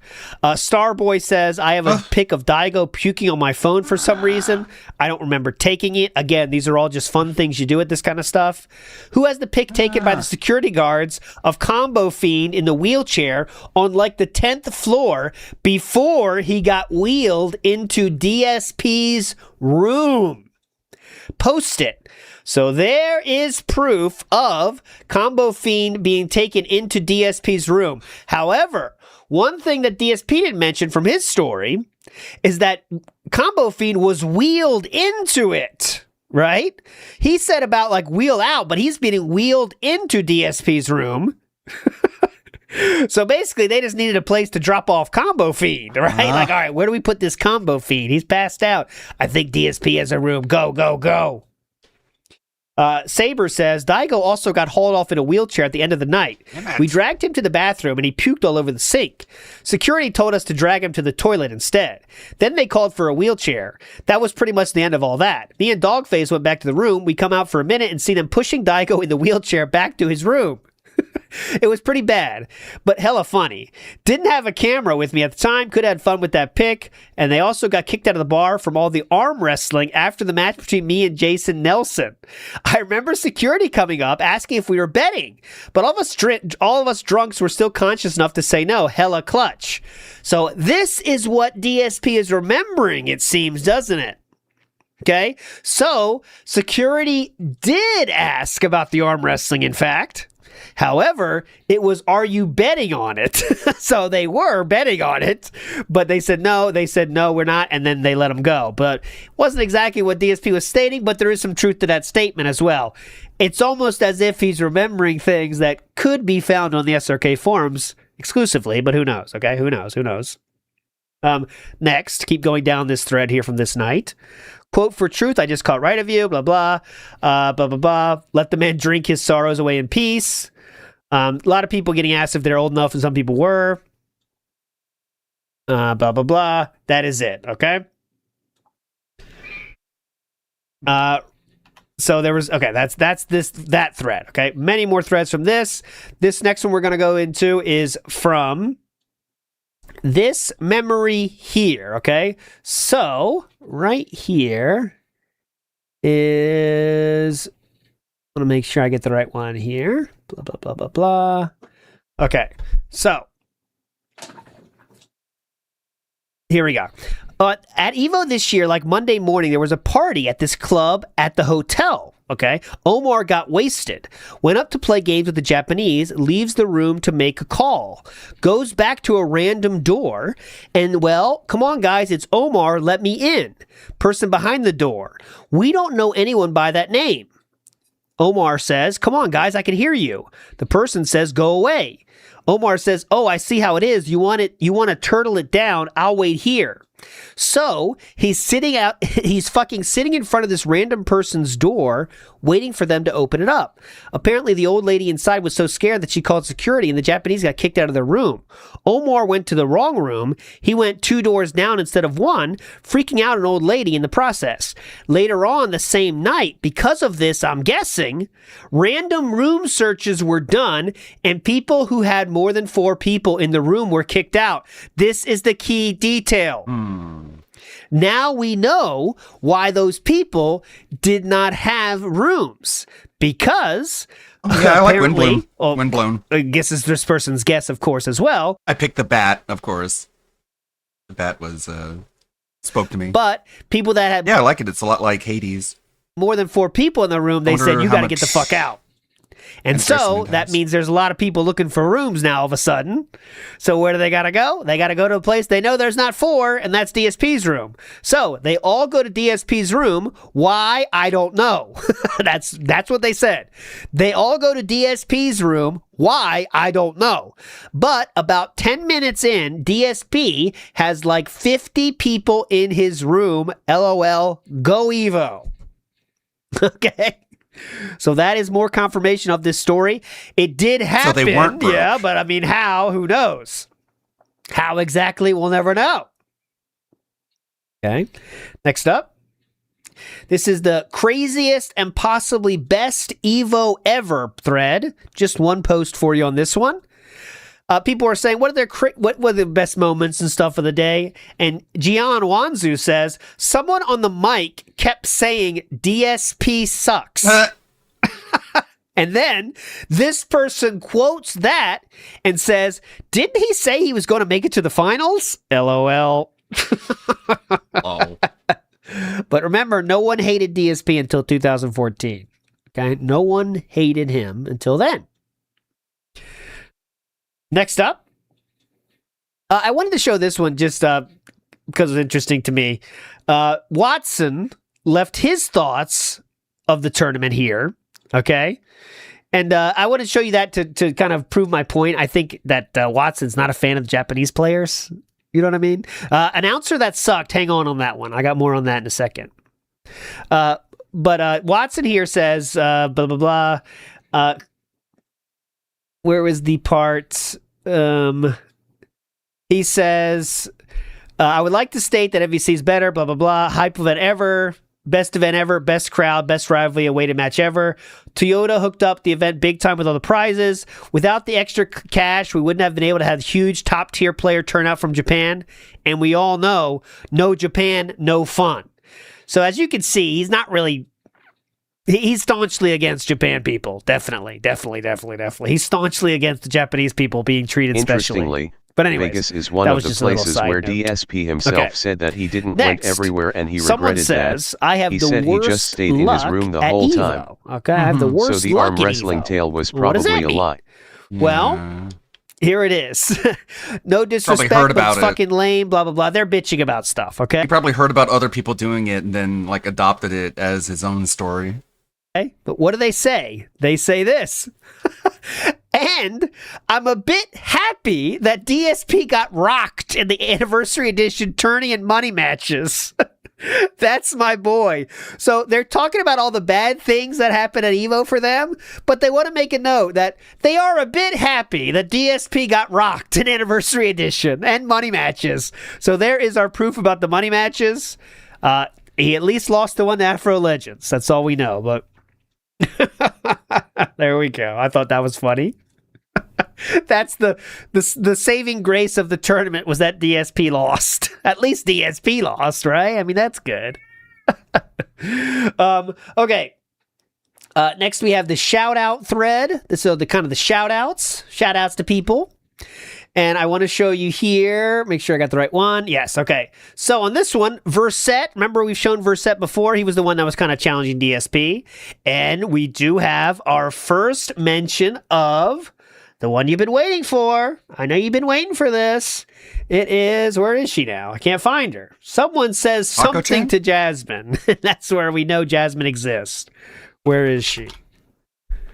Where is she? Right here. Okay, I was right. Blah, blah, Ricky Ortiz, good shit on second. John Choi, Keith, Eric Lee, Omni, Bucktooth, blah, blah, and Ma each go Jasmine. Nice meeting you. You are at a very impressive level. Keep going. I want to see you become a top player. Top. Player. Justin Wong, Become a good top. match and good job winning Marvel. That's it. This is the East Coast. There's no DSP here, as you might expect, as you maybe are surprised to hear. There's no Japan mentioned here. Okay? No DSP mentioned here. But there will be a DSP shout out here. So this person says, who is this? This is Robust, which I thought was funny enough. Robust says to DSP, you're a sweet ass dude. You're a sweet ass dude. Sweet ass dude. That's all we get. What can you say? You're a sweet ass dude. Justin Wong gets the greatest of all time and Huggles. Okay. Next, we get Everyone this. loves me there. Okay. MD Phil, I don't think, it says, nice to meet you, even though we didn't talk. And like most people, I really did mistake you for DSP the first time I met you. Oh. There we go. Oh, no. MD Phil. And one more here that's Poor guy. worth showing. Someone thanks DSP. And what do they say? It is Sanford, Eric, Nick, blah, blah, blah, blah, blah, blah. Right here. DSP. This is from Corin Chan. Says, many, many thanks for letting me crash with you Thursday night. Too bad I didn't get to finish that god-tier Oreo cookie shake, but Fatburger fucked up my breakfast sandwich, so shit kind of went downhill from there. And fuck what people say about you and Anniversary Edition. Next year, you'll show those fools why you're the king of hate. There you go. So this was Thursday night, though, not Sunday night. So DSP was nice enough to let someone stay in his room Thursday night. I don't know why he didn't bring that up in his story. And I do have to show you Combo Fiends here. And in this Combo Fiend shout out, they say, to DSP, I'm glad Phil let us take you to his room so you could sleep it off. Remember, you got an angel looking out for you, kid. Oh, excuse me. Don't worry about Sunday night. I was more worried about whether or not you were going to be okay. So now this kind of story makes sense more for me. This person, Corin Chan, knew that DSP had a room because they stayed there on Thursday.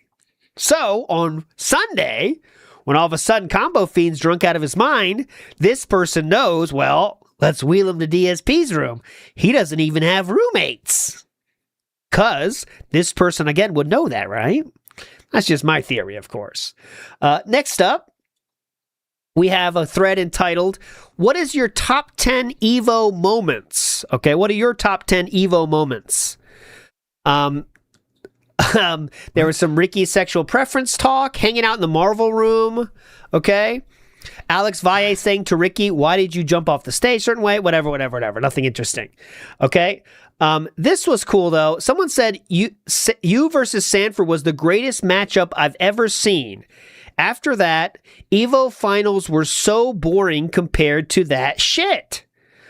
Interesting. Well, we have that on video on YouTube to this very day. And as you can see, even in the thumbnail, the eagle-eyed among you can see somebody on the left, can't you? So we're not going to watch the whole thing. This match is insane, okay? But let's see.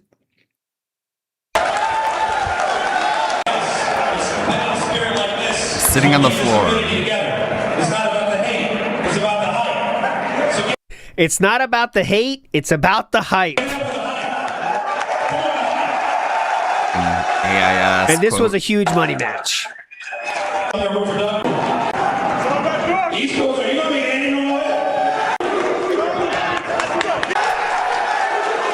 Why is it so monochrome?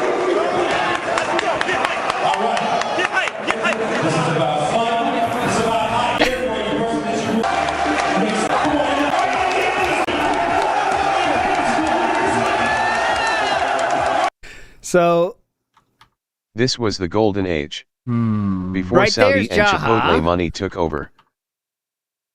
right here's Jaha. I know you can see DSP again in a different place, but there's Jaha right there. It was smelly, but it was real. It was sweaty. It was authentic. This is hype.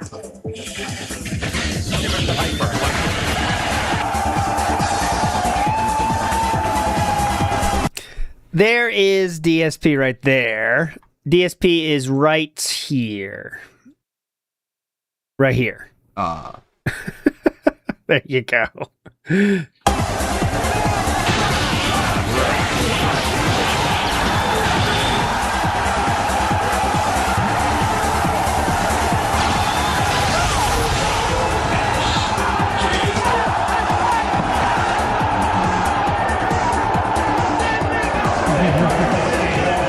Nowadays, that guy would have a wolf mask and he would yell, "Fuck Trump!" That's why no one cares about it anymore. I'm gay! Okay, now Just this a is funny. victory cry. By the way, guys, I'm gay! You get a live DSP swaying here. Ready? Yeah, you caught it too, Wood Knox. Watch the swaying. Okay, so we're right now. Wait a minute, they're We're on the playing the right. game offline and they're We're doing going the to the same shit left. they We're do to going to the Body left. Fill We're going online. to the left. Now we're on the I'm left, confused. and we're going back right. Just rocking back and forth. DSP was having sensory overload.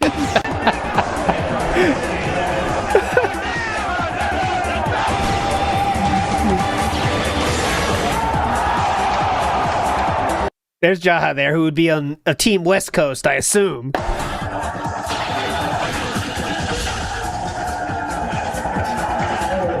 There's DSP clapping there.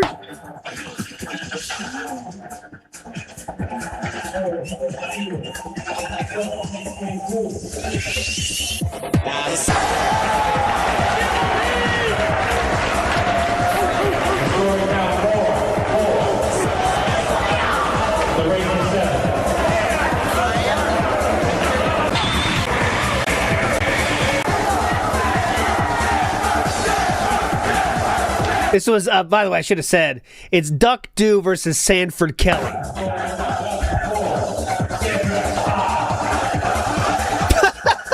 Keep posting. There he is clapping. DSP is pleased. I love this period in FGC history. The hype was real. Yeah. And then DSP came along and ruined it. Like he does with everything.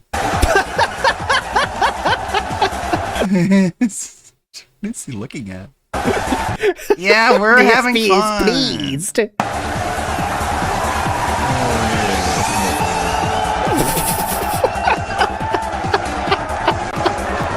He's popping off.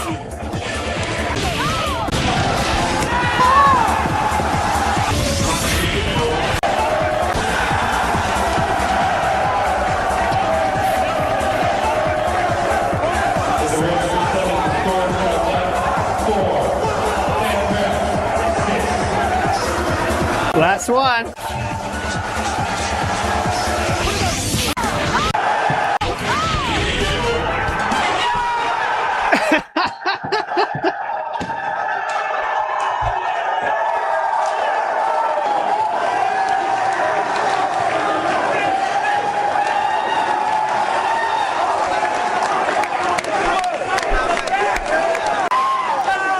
So here's some more magic I found from this. This is just a magical thing, you know. Just you know, we're not there, so we can't get the full feeling. But this is just a so hype thing, just to show you. I found some magic here. This is how much people were into this shit. Like when you see passion like this, man, it's very cool, and people are so into this shit, guys. Alphaism Radio was playing this live in 2006, and you could listen to it on the radio. I mean, online. But Ski Sonic is commentating this. Let me show you the end of it. Stop you from the air, then you get the throw. Absorption. Storm, guys out. Here's Roundhouse, top on the fifth. Look, this is insane. 5-3. It's 5-3 right now. They're giving you radio updates.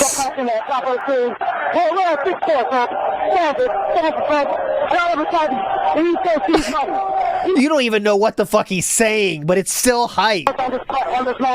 Wait to hear the pop off. It's not the period. I'm still with the algorithm. Hey, what's the score now? There's Bunky. What's the score? Can you hear me? Yeah, what's the score? Hello, Bunk. Yeah. Huh? We're getting real hype. The East Coast is jumping up and down.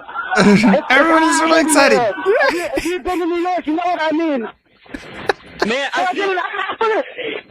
Isn't this magic? This is such magic for me. I love this find. He's a legend. Anywhere Mr. Carroll's is going to house. Ah! Hey, Ski, what's the score? Ski Sonic, we need the fucking score. Actually, I'm sorry, folks. I don't want people to get the wrong idea. Potter is sitting on the East Coast side, but he did get on top. He's no turncoat. He's no turncoat. I don't know what he's talking about. Ski Sonic, got to keep the score.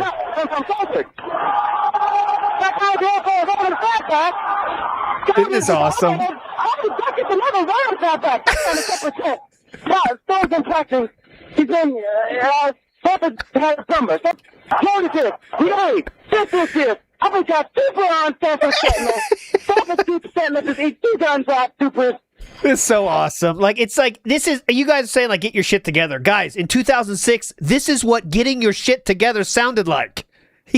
You're listening to a live playback of a fighting game tournament online. This is magic that it's even happening, okay? So cut the shit with the get your shit together. This was incredible level live internet coverage. There's no live streaming yet. There's no fucking YouTube yet. He's got a problem with that. Fire in the Capcom. Tag in the forum. Cable's in the corner. Phil's in the corner. Phil with a roundhouse. Super. Cable cut to the Capcom. Cable is out there, team. Shit, massively off the cable out to the face. Fire is incoming. Down the Sentinel again. I've got an 85%. I can't even see the screen. 7 inches jump Fierce. He's getting me. He's losing a little bit of it. God, so short. Bring that running back super. You can't even say that. I thought I hit the last pop off, then we're done. I'm going half off the campus.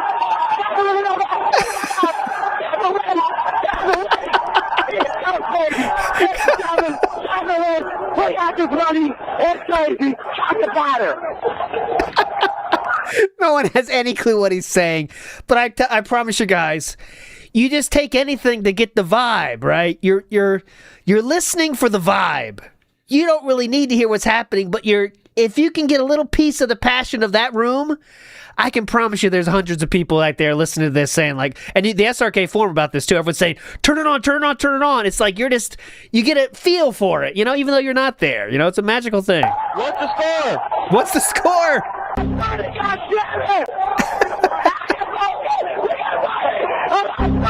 It just ended.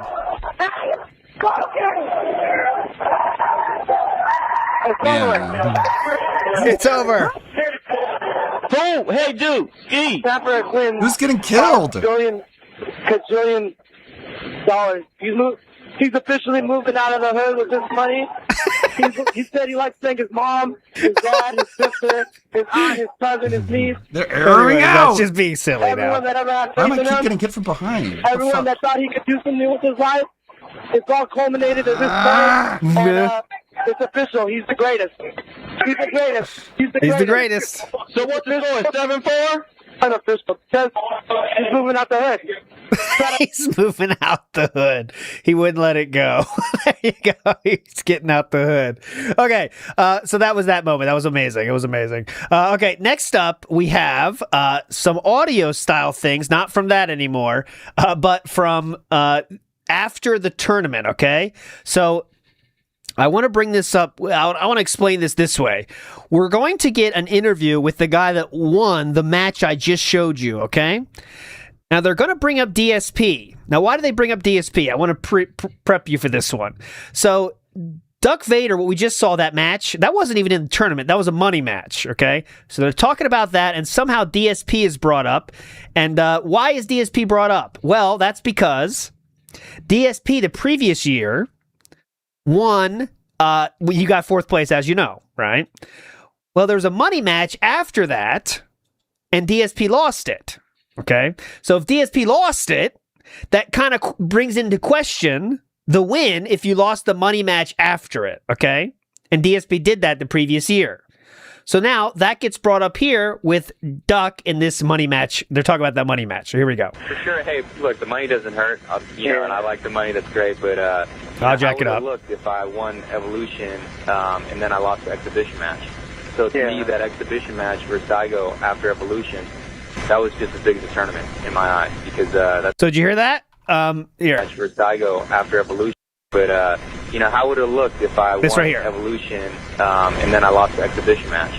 So to me, that exhibition match versus Daigo after Evolution, that was just as big as a tournament in my eyes because that's solidified that this is no fluke. America's won this year, and that's really what I wanted to kind of prove. Okay, so that was different. He's talking about a different money match, but nonetheless, the story's the same. Okay. How would it have looked if I lose the money match? Right? Wouldn't it look good? Okay, so now DSP gets brought up. Yeah, isn't it awesome that they're actually going to have a perfect version of Super Turbo out for next year's Evolution? No more AE crap, no more CE Bison, none of that. You know? Oh my God! Yeah, and you guys get to bring DSP over to that version, the real version. Not PlayStation 1, not AE. And show them what's up. Well, wait a minute. You guys showed what's up already. Oh, who, DSP? Yeah, so.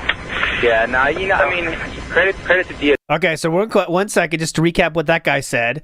Next year, they're making that new version of Street Fighter. Without the episode I did with Talby, they were talking a lot about that one, that new version of Street Fighter, so then we can show DSPs what's up on that version. Okay, and he said, well, it won't be the PlayStation 1 version anymore. Well, that was last year, right? This year, they didn't do that version, and DSP was already shown out the door because he got 9th place. So what does Duck Vader have to say about DSP now? He was close to getting top 8, man, but he's got no one to practice against over there. Yeah, I know. I'm sure there's some players, but I don't know how many people take AE seriously. I think that there's a lot of Marvel players over there, maybe a lot of Third Strike. I'm not really big on the other games, so I don't really know too much about it, but seems like it's a little shallow when it comes to some of the old school games. And I give the guy credit. At least he was able to make a showing and represent someone for the East Coast. I just think that overall we got some legends on the West Coast, some real hardcore players, some guys that have been around the game for a long time. And there's no shame in losing any of them. So there you go. Hey, respect. This question is actually is Chong still on the phone? Okay, there you go. So just want to show that little bit of respect shown from Duck Vader there. So big ups to Duck Vader. That's a real winner. That's how winners speak, right? He's not a loser. Okay, next up we have the Evo 2006 Lost and Found. Okay, the Lost and Found of 2006. Why am I showing you this? Well, there is a mention of, right here, someone says something that is missing. And I wonder what could be missing. Well, this person says in the Lost and Found thread that DSP is missing his pride and self-esteem after talking tons of shit and just losing one match after another. If anyone knows where it is, let a brother know. This was in the, again, Lost and Found thread. All right. Screw you. I'm going to have so much self-esteem, you won't even be able to handle it. Then we go down further, and we do get a post from the guy. And it starts like this. Here's the deal. Last night on the radio, and guys, this was the biggest disappointment of my searching for this episode. That episode is gone. The episode where DSP says last night on the radio, it's not uploaded. It's gone, sadly. But anyways, last night on the radio, I discussed with Bunky and other people online at the time the situation with Preppy's missing stick. We all agreed that Preppy has done so much for the community out of the kindness of his own heart that we cannot let this stand. We are giving the person who stole Preppy's stick 1 week from today to return it. After that, if the stick is not returned, if this person is ever spotted with this stick ever at any tournament, he will be fair game to beat the fuck out of. So basically, if you are the person that stole Preppy's stick, you will never be able to leave your house with it ever. Also, We decided that if the stick is returned within 1 week, by September 1st, then I will create a thread on SRK where people will be able to donate their money directly to Preppy in order for him to buy a new joystick. If everybody just throws in a couple bucks, I don't think we'll have a problem getting this guy a new joystick. It's the least that we, the Street Fighter community, the Street Fighter community can do for somebody who is pretty much giving completely of himself to bring videos of our little niche events to the public. Okay? Right. It's the least that we, the Street Fighter community, can do for somebody who has pretty much given completely of himself to bring videos of our little niche events to the public. Mm-hmm. Thank you so much, DSP. That means a lot. Okay. Whatever that means. Obviously, everyone says that's done. Fuck thieves. It's good. Blah, blah, blah. It's bad. Preppy himself says, that's touching. I do what I can because I can.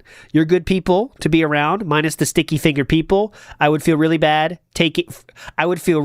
for taking money from any of you. That's the key point, isn't it? He doesn't even want your money, guys. Okay. Next, this is really cool. Okay, so this is not exactly has to do with Evo 2006, even though it was made just a month afterwards. But they do talk about DSP here, and it was very, very interesting. Here we go. Are here because I will boost it. Hold on. This would be a good moment for all of us. It might be the start of something really special, and I mean, it's just, like I said, I need you guys' help on this as well, because now if this goes through a TSN, now I really want to get even more people involved as possible. So all of you, if you know people that are in the gaming community that, that want to get on, let me know, because, I think that, we want to get as many names out there as possible, so people know. All right, I'll go call DSP then. All right. What? Do you have hate Wednesdays? I have hate Wednesdays, Turtle Tuesdays, and let's see here. Meter Mondays. Meter Mondays. That's like rush that shit down Saturdays. I actually don't think that. I mean, I should say never, but I don't think DSP is going to be on the radio anymore. Okay, it's really quiet, I know, but he's saying. Bunke was talking about bringing in other people on the radio show, and this guy said as a joke, how about DSP? Bunke, the host of this show, just said, I don't think he's going to be on the radio anymore. Okay, so why not? I should say never, but I don't think DSP is going to be on the radio anymore. He has a very, very negative opinion of the radio station, so, I mean, I really don't expect him to really be a part of the station anymore, so... which is unfortunate, but then again, hey, that's life. Hey, Ben, mm-hmm. I'm gonna agree and sort of disagree on that, because just like any show, entertainment, Mm-hmm. Even though he has a negative approach to the community of what he's up to, Hey, this person who's a mystery person for me, Matt Kraft, or anyway, even though he has a negative approach to the community, that's just a known statement about DSP at this point. Any show, entertainment, Mm-hmm. Even though he has a negative approach to the community of what he's up to, we unfortunately, just like Turtles and just like freaking glitch killers and whatever you call them, we need those people in the community. And honestly, it might not work in the radio, but once in a while it will. And the way he sees it, it's all about attention and recognition. That's what he wants. Bottom. Not wrong here, sir. All he wants is attention and recognition. That is the only thing he's ever wanted. Well, acceptance, really, but... Right. Okay? Right. That's it. There's nothing else. I mean, whatever, dude. It's nothing else. And if he's not going to get on the radio, he's gonna talk enough shit because he doesn't get his attention and work another way. And then he'll probably battle it out on another radio show. But all it comes down to is one big show. You know, and that fool right there is like the whole the whole me versus him. I mean, we talked about this a couple nights in a row. And it's pretty sad, but I'd have to bring it up for the people that haven't tuned in. You know, he thought that he could beat me at blah blah blah at Super Turbo or AE, and I'm like laughing about it. Big fuck, you know, I'm like whatever. And since I don't have any logs to prove anything that he said over the course of the year. Oh, I wish you did. He said that he's denying the whole thing. And once again, it's for attention. And you know what? Everybody bit into it. You know, they're messaging me saying, "Oh, he's saying this and he's saying that. What you gonna do about it? You better win, or you better not lose to him." Kind of like back in the days, I can't lose to anybody outside of Cali. You know, we need that fire. You know how Watson told me, "Hey, why did you make friends with the enemy?" Basically, NorCal. When I freaking truced it up with John Choi. You know, it's like we need that, and it took me a long time to understand that. It really did, because I really thought we can all play together. So what happens is we kind of... Yeah, this is Valle. You're right. This is Valle, not Matt Kraft. This guy talking right now is Valle. Let each other go, you know. We have fun with it, and we, like, do it as a team. But individually, you know, we need that fire. Right here. Right. So, I mean, that's why I kind of disagree with you, you know. But agree with you, sort of. I don't like his approach either. You know, I'm more of an assertive type. And I'll give more props than, you know, sometimes, you know, I'll even give props to the cheapest bastard out there, because nobody has the brain to beat the cheapest guy out there.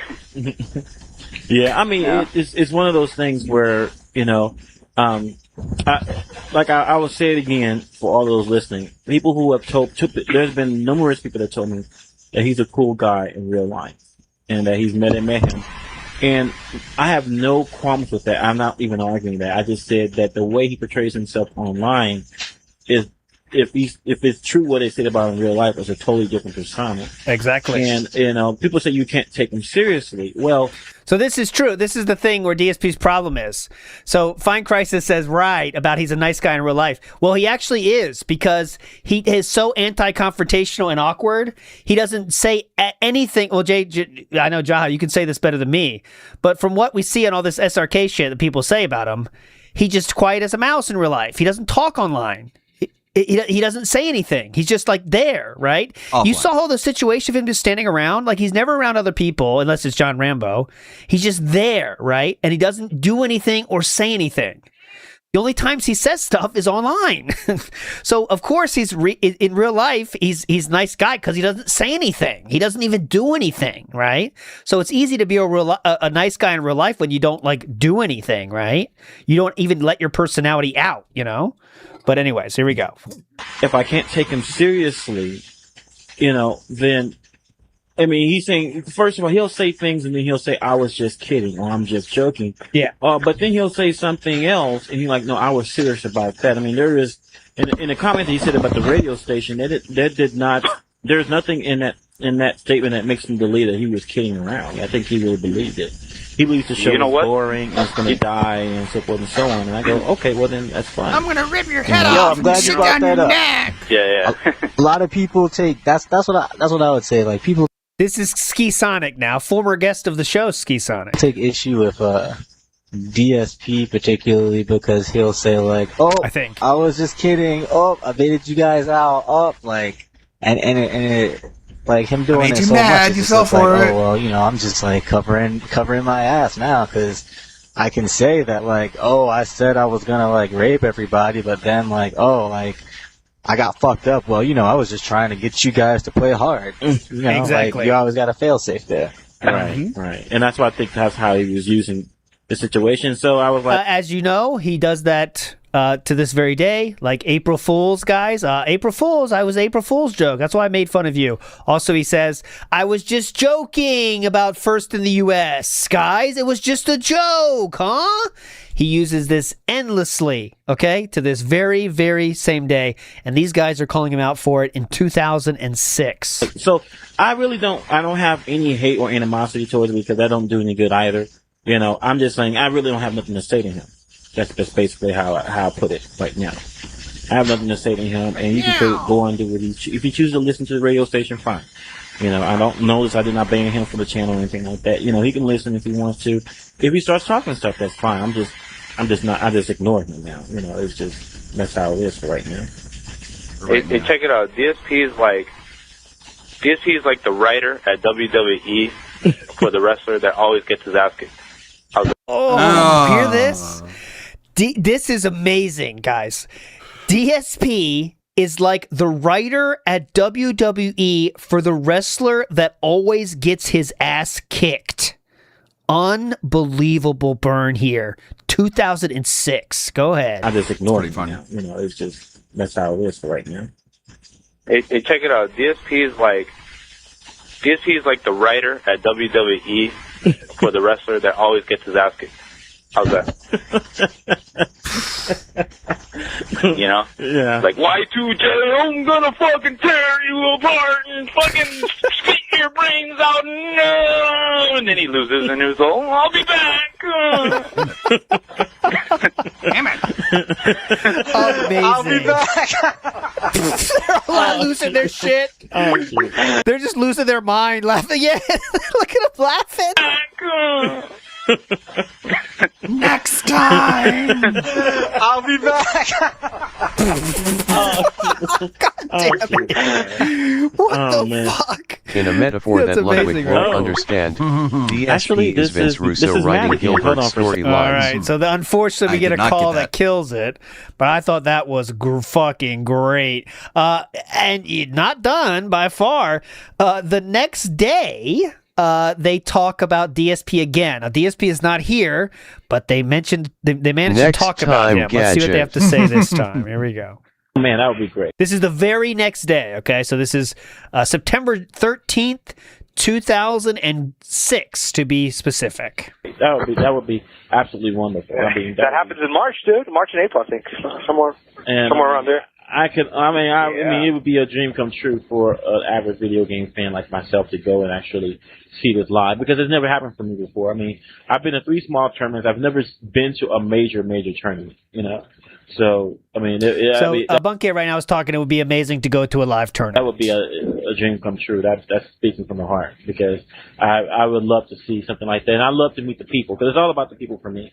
You know? If you're one of the greatest players, but you're an asshole, I really can't give a shit about you. I don't care if you're an asshole. And don't worry, DSP isn't one of the greatest players, right? Uh-huh.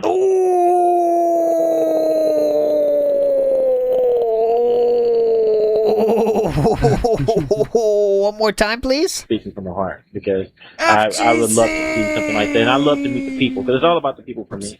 You know? If you're one of the greatest players, but you're an asshole, I really can't give a shit about you. I don't care if you're an asshole. And don't worry, DSP isn't one of the greatest players, right? Uh-huh. I said DSP isn't one of the greatest players, right? Moving on. Let me just talk about the streak continues at 1. At least you guys don't live in the same state as him. At least you don't live in the same state as him. You guys don't live in the same state please. as him. I would totally avoid him, though. Or as far as his skills is concerned, because his skills, he has skills. There's no doubt about that. I mean, it's just that, you know, he hasn't said a lot of good things about the radio. He has a very negative attitude, at least towards the radio station. And, you know, he says it's constructive criticism. I said he's just He's jealous. Yeah, I don't know if it's jealousy or he's just doing it on purpose just to be an ass. I don't know. And I mean, he talks a lot of talk, but you know, in real life, he's very, very casual, very mellow. Yeah, that's what I'm saying. People say he's a great person in real life, and so I mean, but online he's just he's a different persona, and you know, I don't know why he does that, but you know, But I have to say this though. What? Even with all the shit talking he does, though, he didn't want to accept a money match with APOC. Which I thought was kind of funny, because APOC... He would have lost. He would have lost in ST if he played APOC. He would have lost. Right, he told... I mean, APOC even told him, I would tell you what character I was going to use. DSP bitching out of money matches now. As you can hear, too much of a bitch. He would have lost. And APOC said, I'll tell you what character I'm going to use, in fact. APOC A-Pog even told him I would tell you what character I was going to use. He would have lost. He would have lost. I'm not saying that because I don't have anything against DSP at all. Actually, I met the guy at Evo, and Graham goes on the forums and talks a lot, and he's like, oh yeah, this guy's kind of funny because they call him the King of Hate, and he always writes like these like crazy like things online, but he backs his shit up, and I was like, oh, okay, whatever. And now when I met him in person, I was like, just like really chill. Like he was a cool guy, got a chance to play against him, seemed pretty nice or whatever.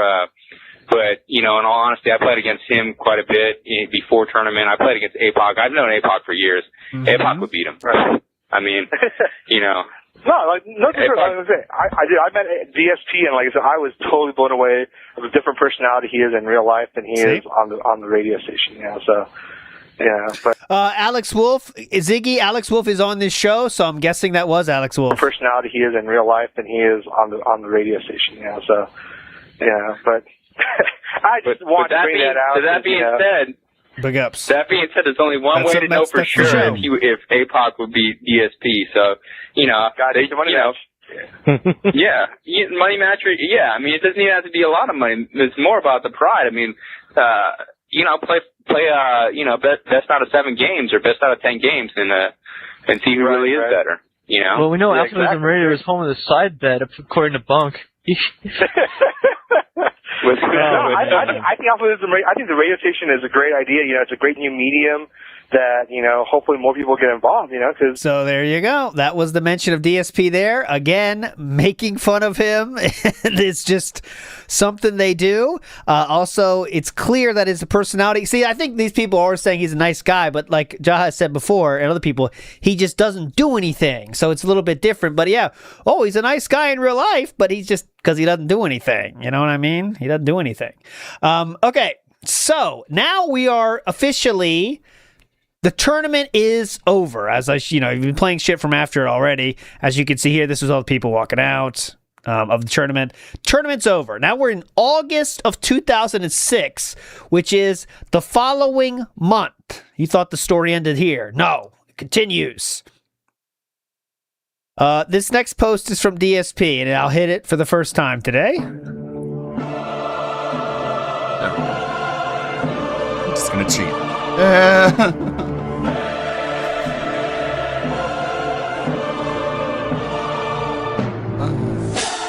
USA for life. So let's get into it. And I will do this, of course. What do you feel like? What do you feel like more, violins or emo song? I'll take the first one I see because I have to do both. I think he's upset. Before the dawn of man as we knew him. What do you want? Emo or violins? Emo. Too quick. L said emo. Okay. Most people who have talked to me post Evo know how disappointed I am with myself. Getting beaten down so badly by Alex Valle is one thing, because I kind of expected it. Never having fought a good Ryu in my life, and then having to face the best Ryu in the USA. I have no problem losing to another respected American player like Alex. At least he's not Japanese. And I have massive respect for him. But the way I let Tokido by to qualify for top 8 and then go on to inevitably eliminate many top U.S. players this was his and gayest basically moment. ruin AE finals change. with his bullshit Bison tactics. It's just unacceptable and unforgivable to me. I could have won that match so easily by just counterpicking. I've had so much practice against Bison training for Evo, but I let my fucking pride get to me and had to mirror match the guy again and again, which led to my inevitable loss in AE and single-handedly fucking up things for the US. No, we'll never forgive you. Tournaments. Guy was gonna flash kick you. Finals will admit it was total ass. Seeing Tokido win with laughably scrubby Bison tactics. Not only did I let my friends, my team, and the entire East Coast down, I also let my country down. I found it hard to live with myself these past few days. But I finally let it sink in. And I know what I have to do. Kill my own. I'm laying it out right now in front of everyone. Next Evo, I'm challenging Tokido to a set in Street Fighter. There can be money on the line or not. It doesn't matter to me, but here are the real stakes. Regardless of how the loser of the match placed in pools, qualifiers, or anything else. If they lose the match, DSP getting they his shit will rocked at not Evolution be was a able day to that would live in participate. infamy. I remember President Bush having that whole press conference about it. We never recovered as a country. Participate in the semifinal brackets of Super Turbo at EVO 2007. This means that if I win EVO East Super Turbo again, but I lose to Tokido, I completely forfeit my spot in EVO Finals for Super Turbo and any chances of making top 8. I feel this absolutely has to be done. I have to prove that I care enough about my country to put it all on the line in order to make EVO a better tournament. This is the only way I can think of to make up for what I did in 2006 and be able to live with myself in the Street Fighter community. If anyone knows how to contact Tokido, please notify him immediately of this challenge. I'll see you all next EVO USA We will for forever fucking feel this life. loss in our hearts and minds. The day DSP lost. Well, there no you wonder go. Haha hated this prick in 2006 to There you go, kid. 2007. Yeah. DSP is just wiping his ass with Haha's service in the USMC LMAO. Sure, you served America in war, but I served America in Street Fighter. We got the challenge from DSP as he walks out of the arena. He wants to throw a beat down on Tokido. What do you think? What are you saying, JR? I think DSP's out of his mind. Anyways, that is one of the most unhinged things I've ever... What do you think, Paul Bear? I think Phil is out of his mind. I'm glad Joe is getting raked. President deserved it Bush, for a long time. we cannot let these terrorists allow to beat us in 20-year-old fighting game. Thank you. Now watch this drive. I'm glad Joe's getting his comeuppance. I've hated him ever since. Ever seen The angry army and their stupid furry Discord. anyone say ever on a you fucking can't say fighting game anything. forum, in anywhere actually, not a fighting game forum. This is insanity, okay? Just to be clear what DSP is saying. Because he lost and let Tokido get by easily, he wants to play Tokido in a different event. What? But he's I putting know more what of I a must challenge do. onto it. So This must be done. Whoever loses, I they have to can't prove play it the and tournament. prove I care. At that Evo because they did a money match against DSP. Okay. Well, let's see what the community thought, huh? Wow, forfeit their spot? That doesn't seem necessary. I agree. Goki says, you didn't let anyone down but yourself. USA lost because no one in the top 8 was better than Tokido. But to bet that if you lose, you will not play if you make it to the top 8 is another show of your pride getting the best of you. Why prove that you are better than one man when you can prove that you are better than everyone by This simply is the winning ultimate the whole sacrifice a Street tourney? Fighter player could commit. Like you said, It's you had like never Nerd faced a good Seppuku. Ryu before, so why not worry about that instead? I'm not saying that you shouldn't play Tokido, but I think you might want to retract your bet of your spot in the tourney. You never know if Tokido will beat you with something that you easily understand after the match, that you could beat him later in the tourney. This guy is a normal person. America Oh, is that you? By playing Vega, a character from Spain. I just think you might want to decide to bring the stakes down. By the way, I'm just a random scrub. So if what I'm saying is stupid, then don't bother to take what I'm saying into consideration. No, you seem to be a normal human being. Goki. This is very funny. This is a legend. Okay, this is the legend. Whoever you are, Deuce, you're my hero. No. No, DSP, no! Why would you do such a thing? Everyone in America wants to see you play in the top 32! Please don't risk your tournament life versus Tokido! If you lose, and I don't see you play in top 32 or top 8, I don't know how I will survive! Please, for the love of America, do not risk your spot! What a fucking genius. What a fucking legend. Ready for this? I don't think I could wait 360 plus days for a rematch at Nationals. I would just end my life right now. Good morning. You guys are heroes. I would just end my life right now. Hey, that's clever. The king of hate, do what you gotta do. I'm not sure Tokido would be down to forfeit money. Nope. This person says, clown. Nice. I don't know how good your memory is, DSP, but didn't Valle beat you with Ryu at EVO 2005 in the 3 vs 3 tournament? Also, didn't Tokido defeat you already in their EVO's Trooper Turbo tournament in 2005 to get into the top 3? You just know DSP was hoping this little USA thing would get people on his side for a second.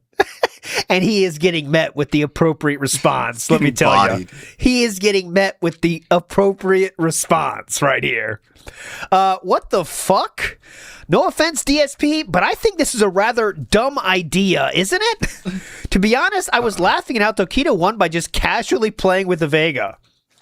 I don't think Tokido was even taking it seriously, because I've never even heard of him playing Anniversary Edition or Super Turbo before. So I'm guessing that his character of choice, so if you challenge him in ST, he might not do so. Maybe he will do so, but probably not for the loser not getting a spot in the tournament. I think that is the most uncalled for.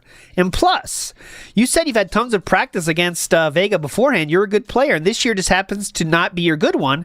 Better luck next year, right? This guy's being more nice about it, but yeah. Tokido just picks the cheapest character in any game. Quicker that way, and then with his good execution and basic understanding of fighters, he seems to do pretty well. Yeah, I didn't really understand the random hate DSP was shouting out during the finals for Tokido. DSP yelling out random hate during the finals confirmed? Huh. So he wasn't there for the whole finals, but he was there enough to shout random hate. Okay? Random hate. Yeah, it was pretty scrubby, but hey, there was too much money on the line. He played the cheapest way he could to win. He wasn't even taking it seriously, I don't think. Okay? The bet challenge is dumb. Why would Tokido risk tournament pot for a pride match for a game he doesn't play? If Tokido even comes next year, it's a different game. It's ST, a different game. How well Tokido did shows how good he is in Street Fighter in general, or how unbalanced that version of the Street Fighter is. Wow. Stupid character limit. If it's a huge matter of pride to you, DSP, but what incentive does it give for Tokido? If he wins, well, then he just won again. If he somehow loses, then he's out of the whole tournament. Why should he even bother? That's what I say too. What is in this for Tokido, sir? Anyways, Sue Mighty, the guy that got, he finished in the top 8, I believe. But anyways, no offense, Phil, but homie, you are taking this shit way too seriously. I don't think you let anyone down, because although I'm assuming you are all right at this game, I don't think anyone was depending on you to do some great... Sorry, like, if you press F1, it speeds the game up, which I'm probably going to need to do if I want to get to where I was. But it just... I wonder how hard Dave beat his ass for losing to the Japanese at EVO LOL. It's just, the way it just moves so quickly. That's a GIF right there. great thing for the us. Oh, God. Oh, God. Come on. Emotional damage. I don't think anyone was depending on Steiner you to do some having a great May thing for us. I think it was players more like Valle and them who the us was riding. Oh, God. Please. That's a human being. I think it was. I think it was more like. Hold on. Now he's begging. Let me read it again. I think it was players more like Valle and them who the us was riding on for our country. Why don't you just practice hard and come prepared not to lose to that guy next year? I need that princess. Instead of I really trying do. to gain attention this way. Good luck next year, big dog. He's cuffing them.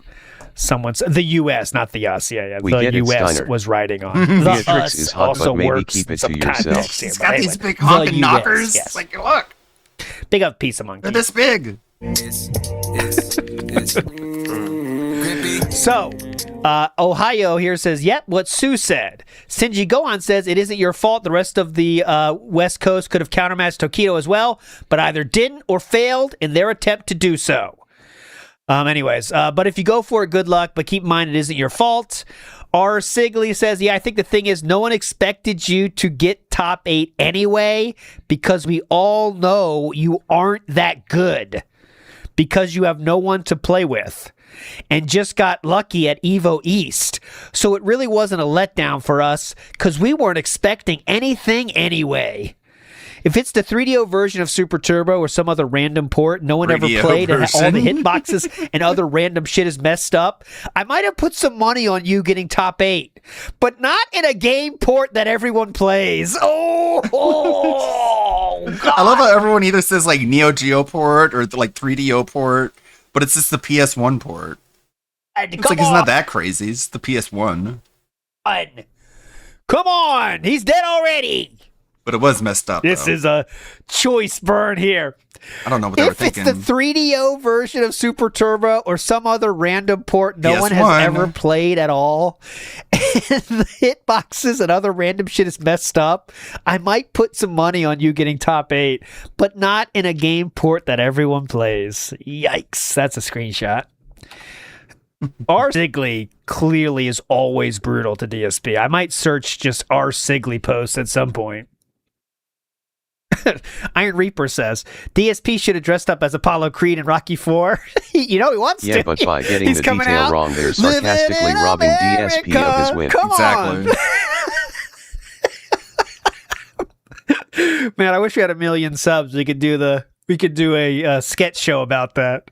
He's coming out, living in America. Come on, here's DSP, the face of the U.S. fighting game scene. If Phil can be one of the special few, he will be there. He's got to be that special snowflake. It's a party in the USA. And now, from the land of the rising sun, we have... Anyways, Watson is the last post I want to show you from this very brutal thread. Probably the most brutal we've seen today. Watson is not going to add more to it, right? Well, we'll see. Watson says, it's actually my fault Taquito got that far, or let me say it's the fucking game programmer's fault. Motherfucker, man. Even with all that cheese and bison bullshit, he was dead. My whole tactic was to cross him up and dizzy and combo after. We traded many rounds, and in game 3, round 3, both 5% life. This is what happened. I crossed him up. Blah, blah, blah. When it mattered most, glitch occurs? Give me a fucking break. AE's too glitchy. Shit like that shouldn't happen. Get Capcom another piece of shit game. Fun, yes. Tourney worthy, no. But this is the fun part. And on another side note, Phil, myself not making top 8 or Cole not making top 8 is a much bigger letdown than you. Not a diss, just fact. Oh, nasty. Oh, come on. Not a diss, just fact.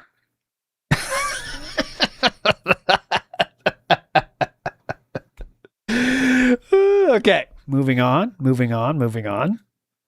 The damage setting is really high in that game, blah, blah. Watson, yeah, I saw your match. Was really surprised. He's talking to Watson. Cyberpunk Edge Runner 2, be out fall 2026. This is DSP's response, though. He says, nice. People saying that Taquito has no incentive to do this haven't read.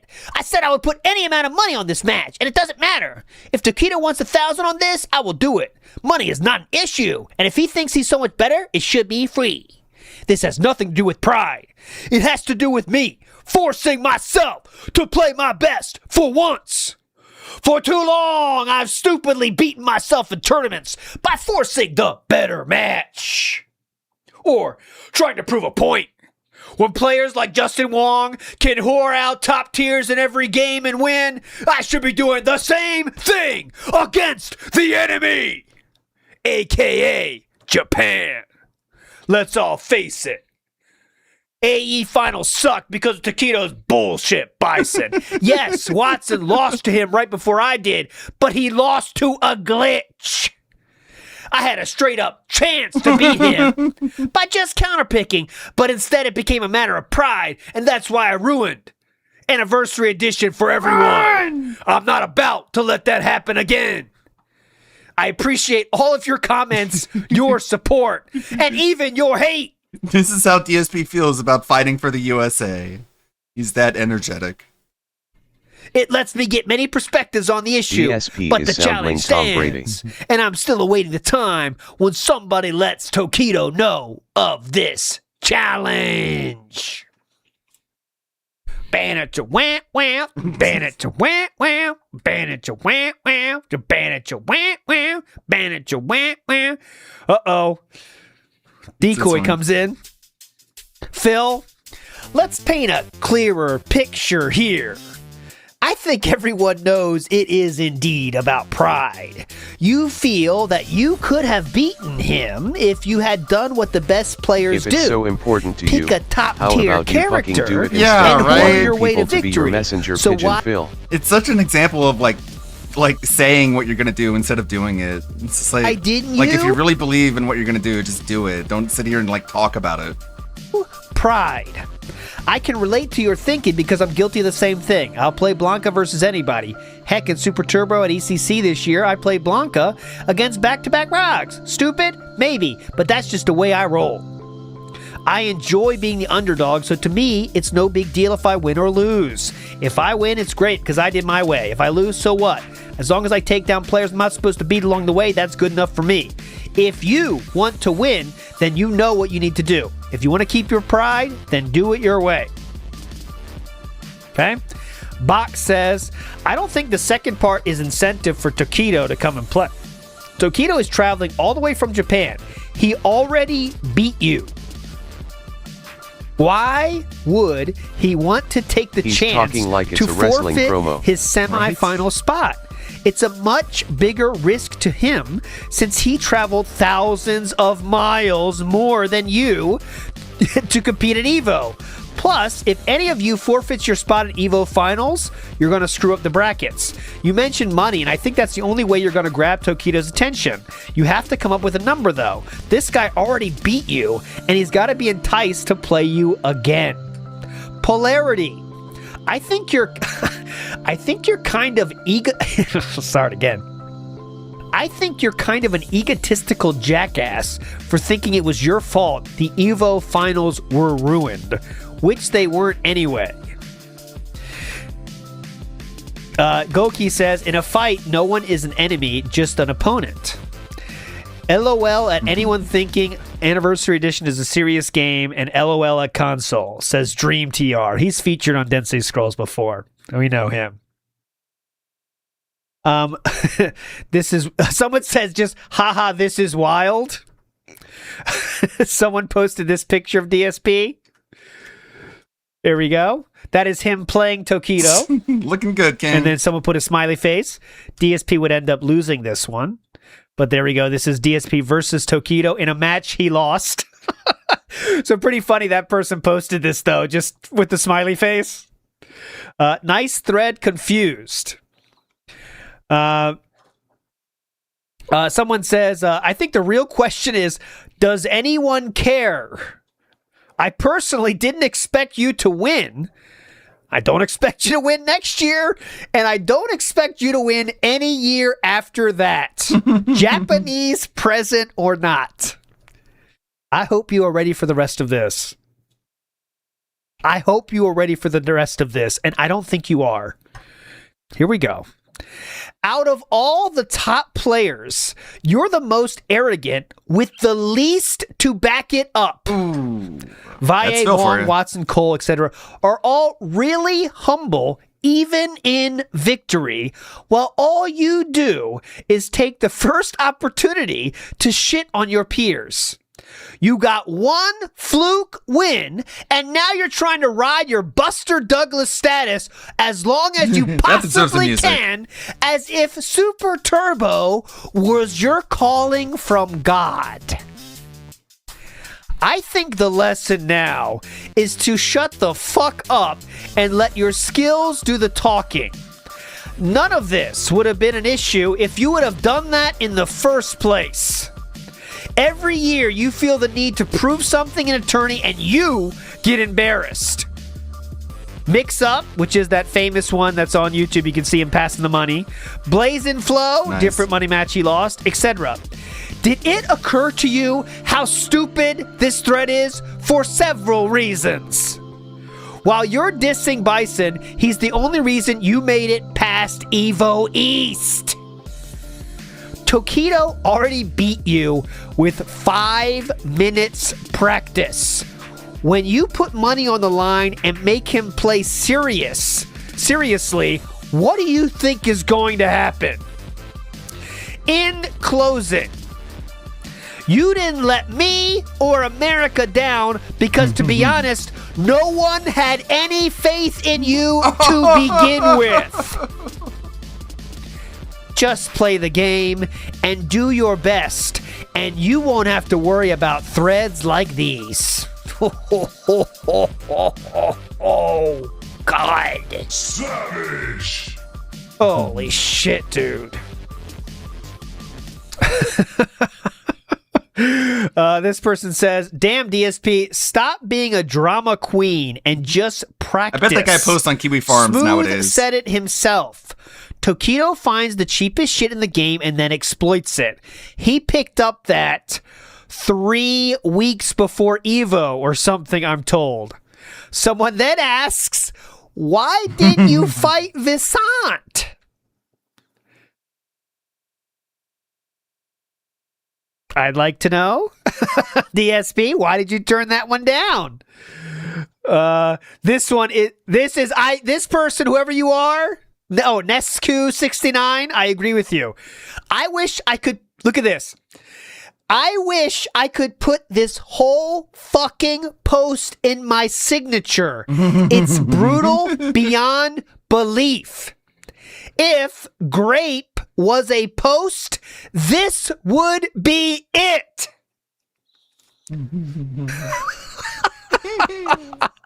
Oh my God, dude. Okay. Now, we have to go down further because DSP did respond, if you can believe it. All right, he did. Ready? The post would be even more brutal if he even made a point that was correct. Oh. Every time he tries to cite a fact to insult me, he's Total wrong. annihilation.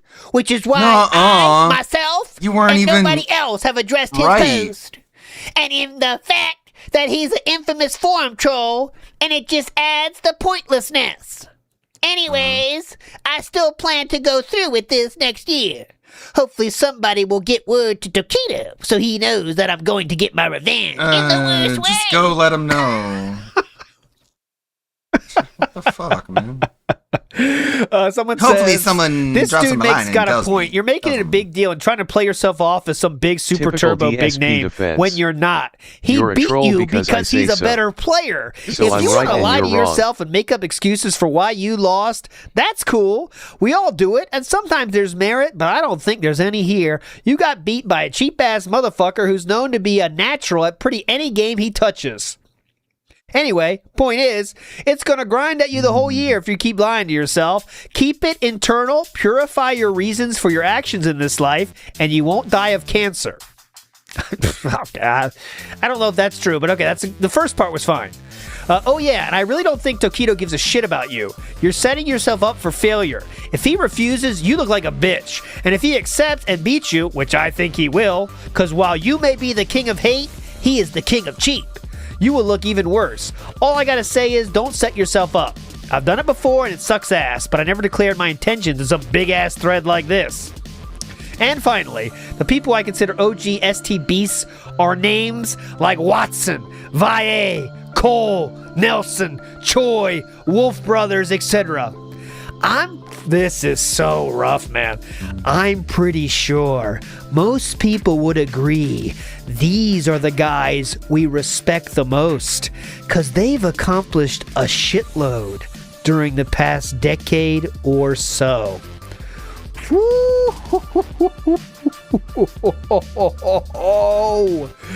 That's the good old boys club that DSP hates. Exactly. All right, next we have Geese Pants, who says, when did Japan become the enemy? I was going to mention that. Sounds like fucking World War II propaganda. The enemy? Man, there is hype and there is stupidity. The enemy. Anyways.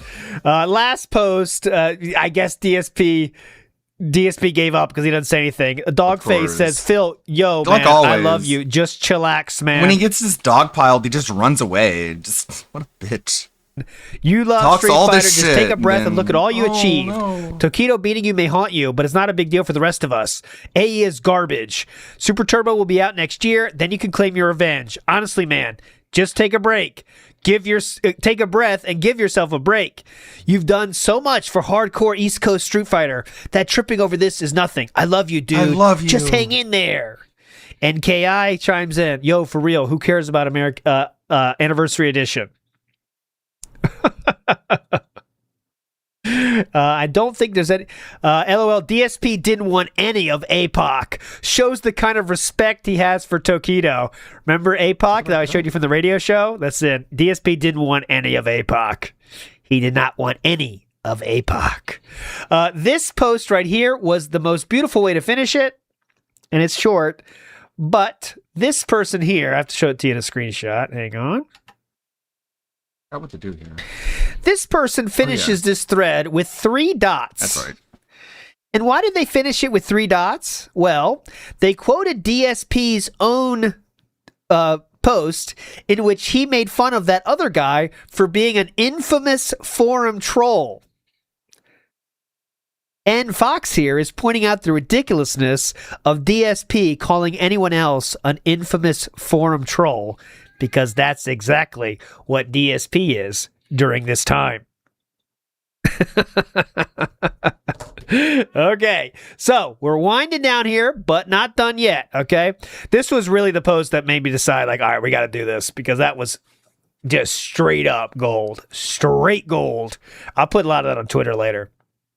Okay, moving past Evo 2006, we are now going to October of 2006, and there's a different tournament. It's called in Maryland, Virginia.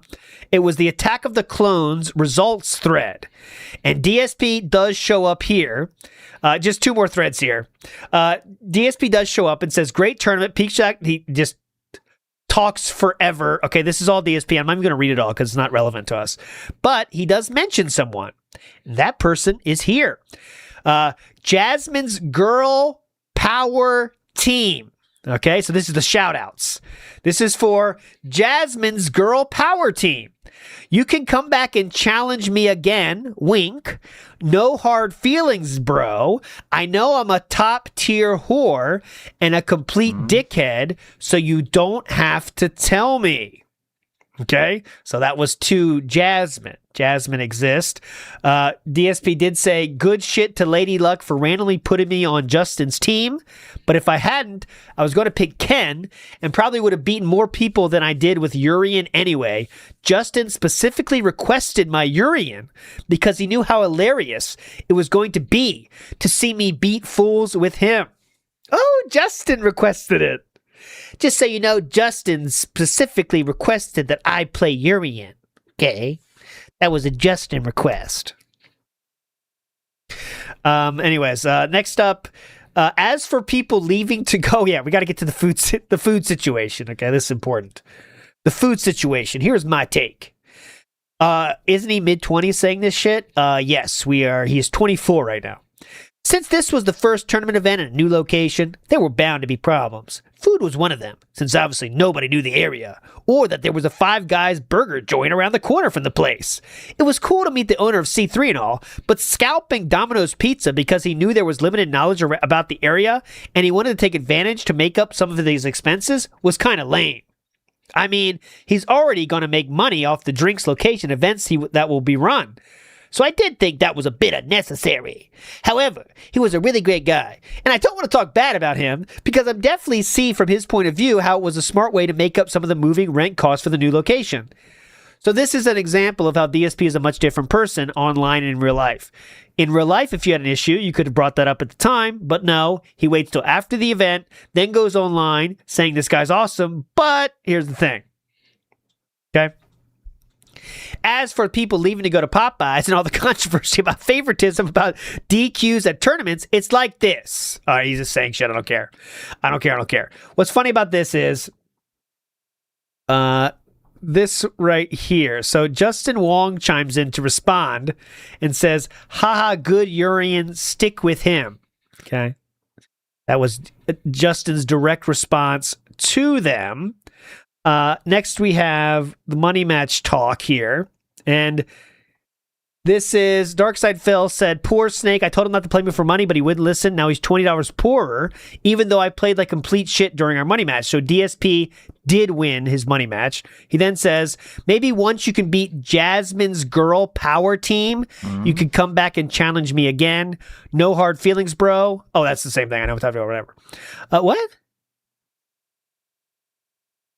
Oh, okay. It's two. He's quoting two different posts. This was the top. This was the first one. That confused me. Okay, there you go. Wow, Snake, you money match DSP using top tiers and refused to money match me when I use BS teams. Anyway, what were the numbers? Anyways, it's not irrelevant. Anyways, he was just posting DSP and talking to someone else. Irrelevant. Here is. Remember, Nestor was brought up. Nestor. Here is Nestor. DSP owned me in Third Strike, but I owned him in Super Turbo, so it's okay now. There we go. There's Nestor mention. And last one here. DSP says, to DSP, someone does a shout out and says, I would say something nice, but you don't take kindly to any kind of positiveness. So there we go. All right. Sounds good. Last thread of the night, though I do have a finisher prepared. So the last thread of the night is a thread made by DSP, and it's entitled, Who Will Get Drunk at Evo World and Pass Out Vomit? Okay, now why is this? And pass out vomit. Here we go. Following along with last year's Evo festivities, when we had Combo Fiend getting so shit-faced, he threw up in the bar and then had to be brought to my room in a wheelchair. So he knew that one. He knew the story there, right? So he threw up in the bar and then was brought up to DSP's room in a wheelchair. Okay. Or Daigo getting so drunk he was hitting on men and coming out. That was the Ricky Ortiz thing. Who will be the next victim of alcoholism? Vote. This is March of 2007, by the way. So the following year. Fucking Smooth gets on my beer all the time. My vote is Daigo. I'm getting that guy fucked up. Vote DSP because of that guy's a bitch option.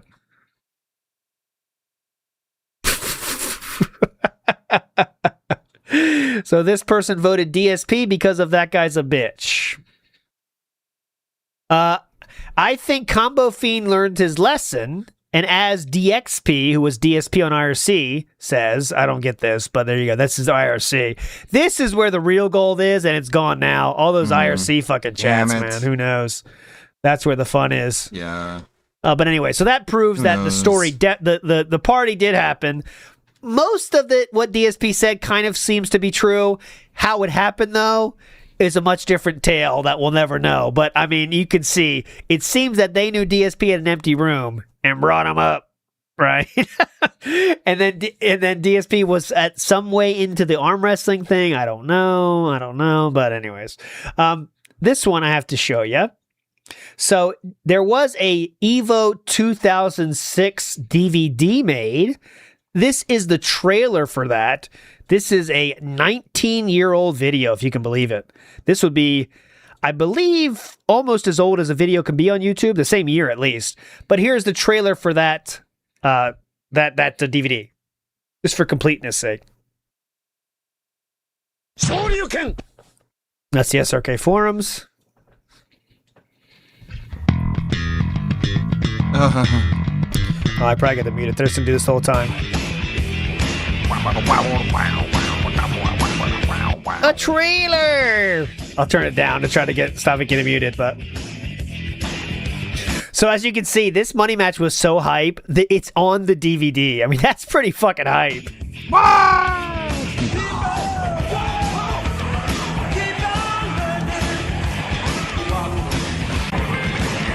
So there is Valle. I see. I'll try to say. I mean, you don't care about the playing. Here we.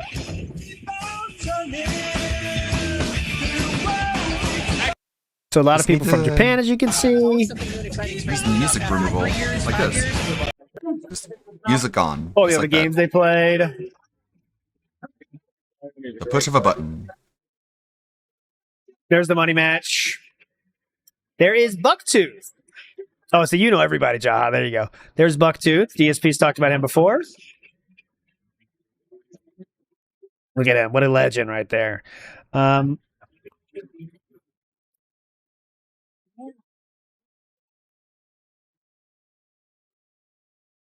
There was DSP again doing his, like, have nowhere to be, so I'm just standing here. Right there. Oh, is that Watson in front of him, too? Is that Watson right there? Yeah, looks like him. Like in front of DSP. Right here. Is that Watson? That's DSP. That Watson? Could be. Looks like him.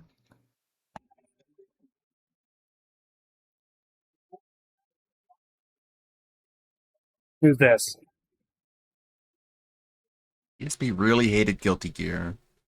Obviously, the Japanese player being there. The Japanese players being here is a big fucking deal. Oh, APOC with the hat on. Oh, APOC with the hat on. There we go. That's who DSP was dodging. But it's playing the game, you know.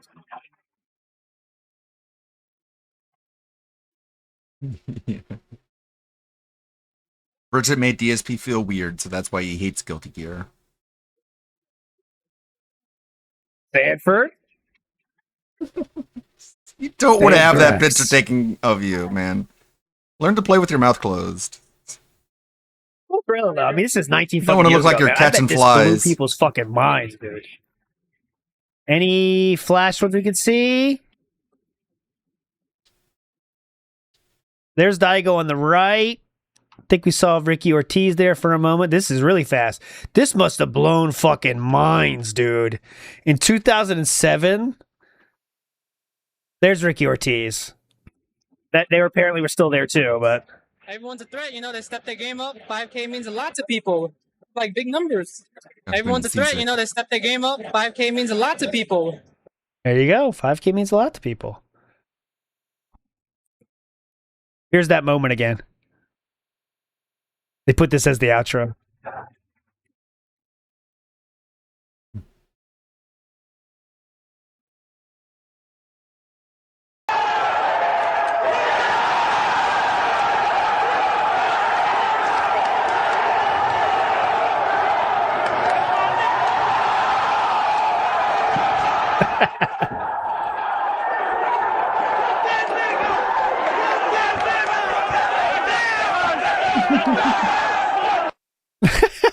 This is what they took That from was you. the moment.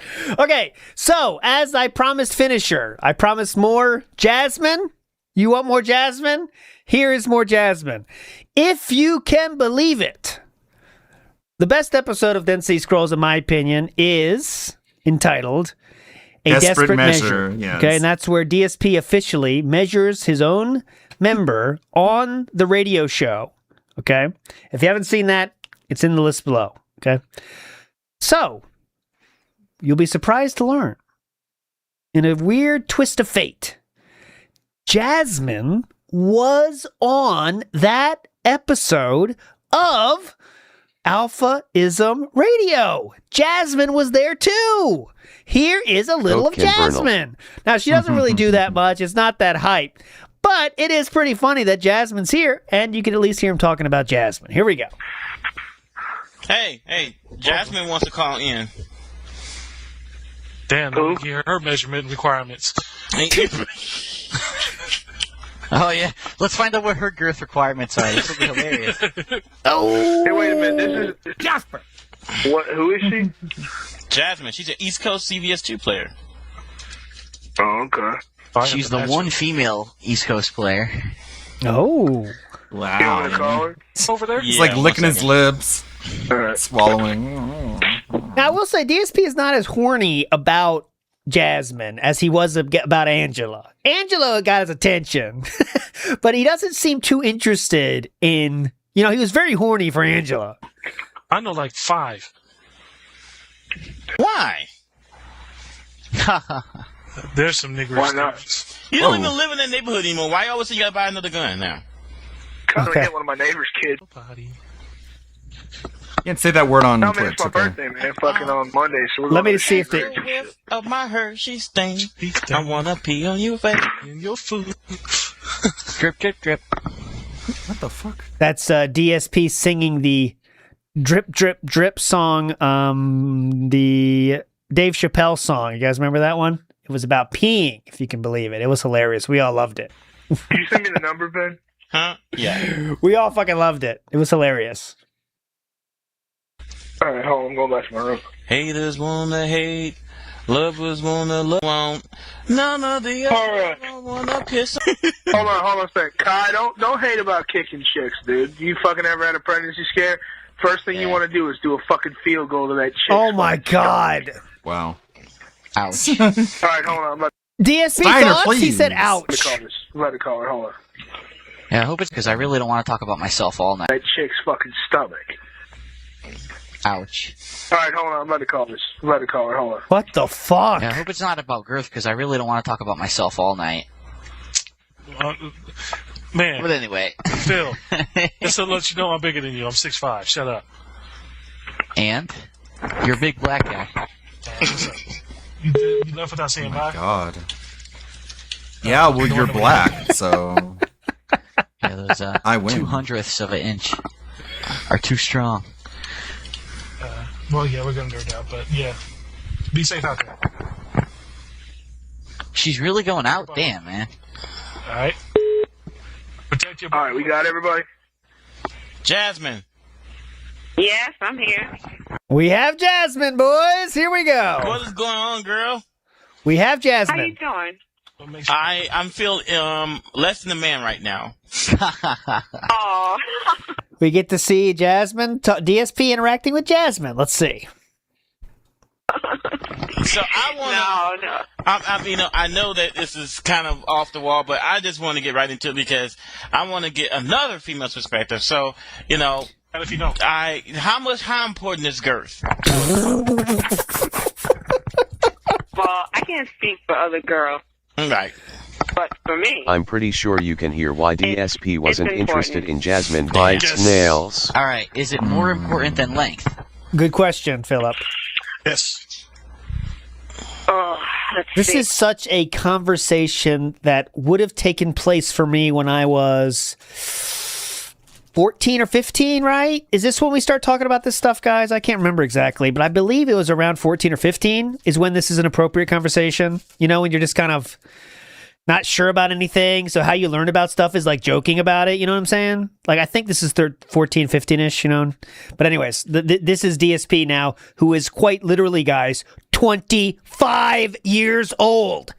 25 years old. 25 years old.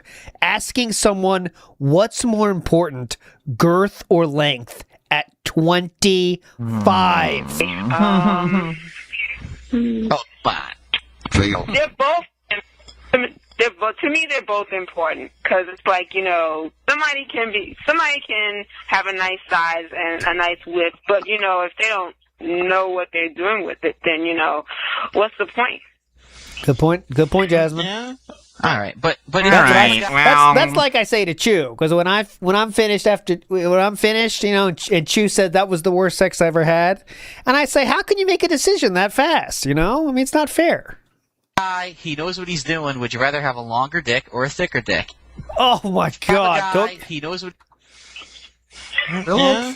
All right, but if you have a guy, he knows what he's doing. Would you rather have a longer dick or a thicker dick? Stop lying and just say the thickness. Please stop embarrassing your wife. Sad All face. right. So God. God, you're a girl and you're just trying to play Street Fighter, and this is the kind of shit you have to deal with. How annoying. Alright, Like, can I just like be a player? Can I just like nice one, be Bucky. competitive? Or... It's hard because I haven't Let's had, harass a lady on the phone and talk about dicks. experiences with length This and is girth, so it's like, awkward. Like it's just so awkward. It feels like we're listening in on conversations of high schoolers. But all of these people, guys, are mid-20s. I think. I mean, I don't know exactly about how old Jasmine or the other guy. I know Bunkay's as old as Phil. So I mean, we're talking mid-20s at minimum here. I don't know.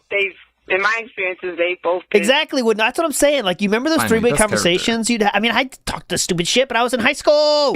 pretty good. They've been perfect. So I've had no Interesting. So you've never had So to we deal like with Street a Fighter, small and you like Street Fighters. So how do you Jesus like your dick Christ. size, lady? Yeah.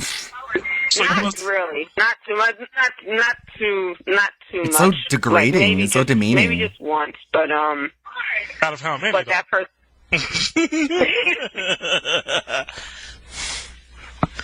I don't want to go into it too much because, you know, I don't want to speak too much about the person and put them on the spot. You know what I mean? Oh, fuck that shit. Put them on Front Street. Get that shit out the way. No. Yeah, so they removed the archives of this show because it was too embarrassing. They did take down, after the first Dead Sea Scrolls. I'm pretty sure she knew what was going to happen the when Ballad she of called Fae. in if she was listening. That though. one was taken down, Yeah. and I did confirm. You know what's funny is DSP, he always prides himself like, there's never going to be any sexual drama with me. There will never be a sexual scandal. And it's like, well, first off, it's because you're gay. And second of all, like, you've already done that like multiple times. With that person. Like, this is really cringe and creepy and weird to be like, oh, so what kind of dick do you like, hun? Hey, babe, what's your favorite kind of dick, huh? The person that puts these up. It's like, but he did it in public. If it was private, it might have been more scandalous. I don't know. It is all like so much weird shit, and just you look at it and you're like, this feels like it was leaked from a private conversation Can't have a or sex like a private scandal video. when you don't have sex, smirker. Right? This is the guy who like wiggles his toes in front of the camera and does like dances and like shows his feet and shit. But he does that publicly. That was requested. Someone requested him to take it down.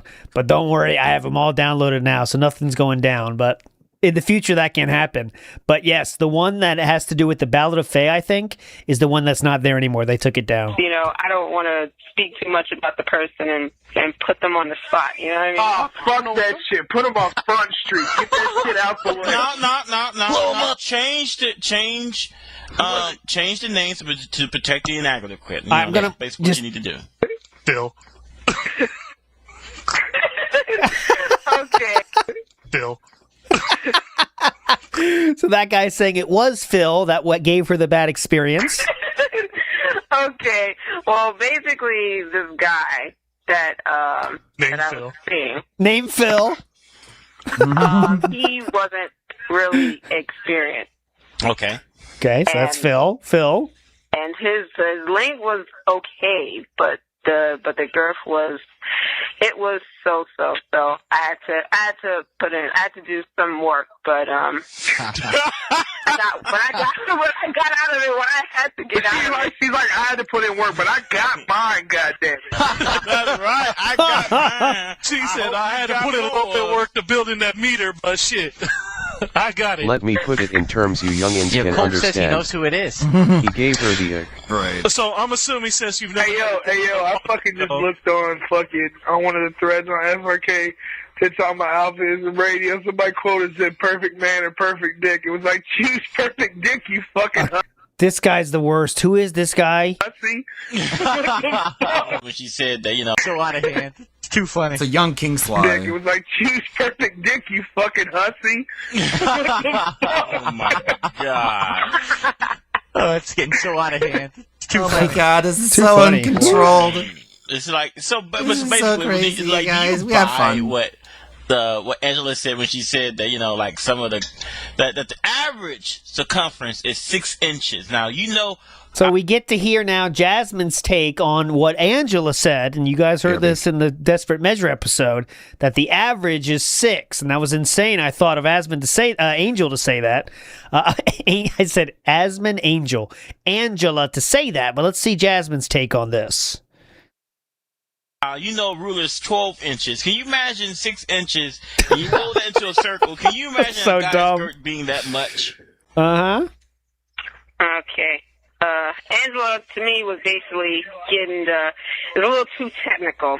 I like to keep it simple. Uh-huh. If it feels like, if it's to the point where I feel like I'm stuffed, like let's say I wake up Oh the my next God, morning guys. I'm and I moving still feel forward. like This is something- It's a winning inappropriate. time to talk So in about other sex words, because when we you- are all when having you it and get are up, not so you must be in virgins. a wheelchair.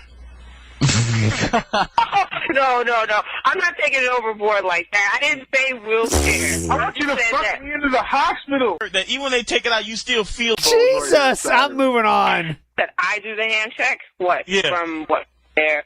What? From the start of the hand to the middle finger? That type of hand check?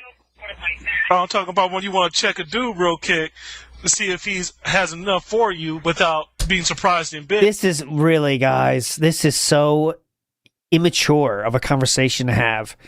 Imagine saying you check guys before you go out with them to see if they're big enough. You just do the quick little hand check. Actually, no, I haven't. Wait a minute, what hand check are you talking about? All right, Angela tells me if she's sounds ever like he's interested in a guy, she'll You got to go through this to find the gold, all right? That's why I was do a playing, quick Kevin. little, brush across his dick to make sure that Wait a minute, hold on. She does this.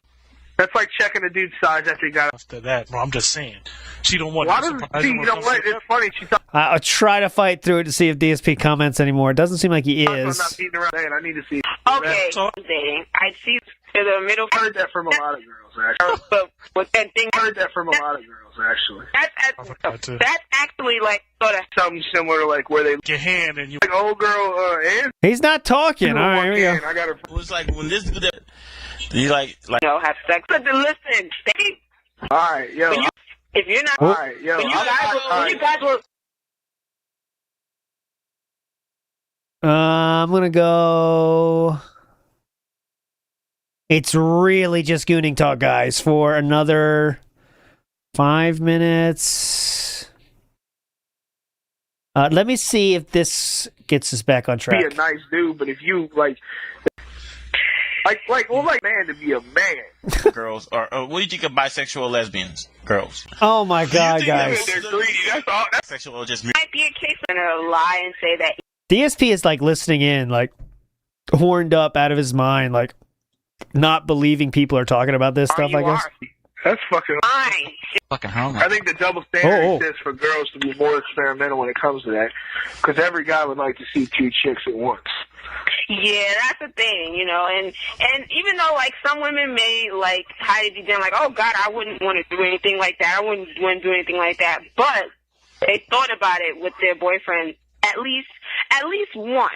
You know what I'm saying? Because even me, like I thought about it. I'm like, well, because when I was going out with my ex like a while back ago, we would joke about shit like that or whatever, and I'd be like, well, fuck, you want me. Change the subject right quick, but Nightco 827 says that Justin asked both Mike Ross and Nintendo to not post the videos of the Clockwork versus. Okay, anyways, this is some Street Fighter show, huh, guys? Oh, that explains it. All right, cool. I was saying it's I'll watch your. So Justin wants to make a video of one of his money matches with one of those guys. I guess I'm hoping that maybe he's asking. I like to do that. Don't forget. Actually, DSP, I think this right after you got off the air too. Yeah, I got off and I was watching on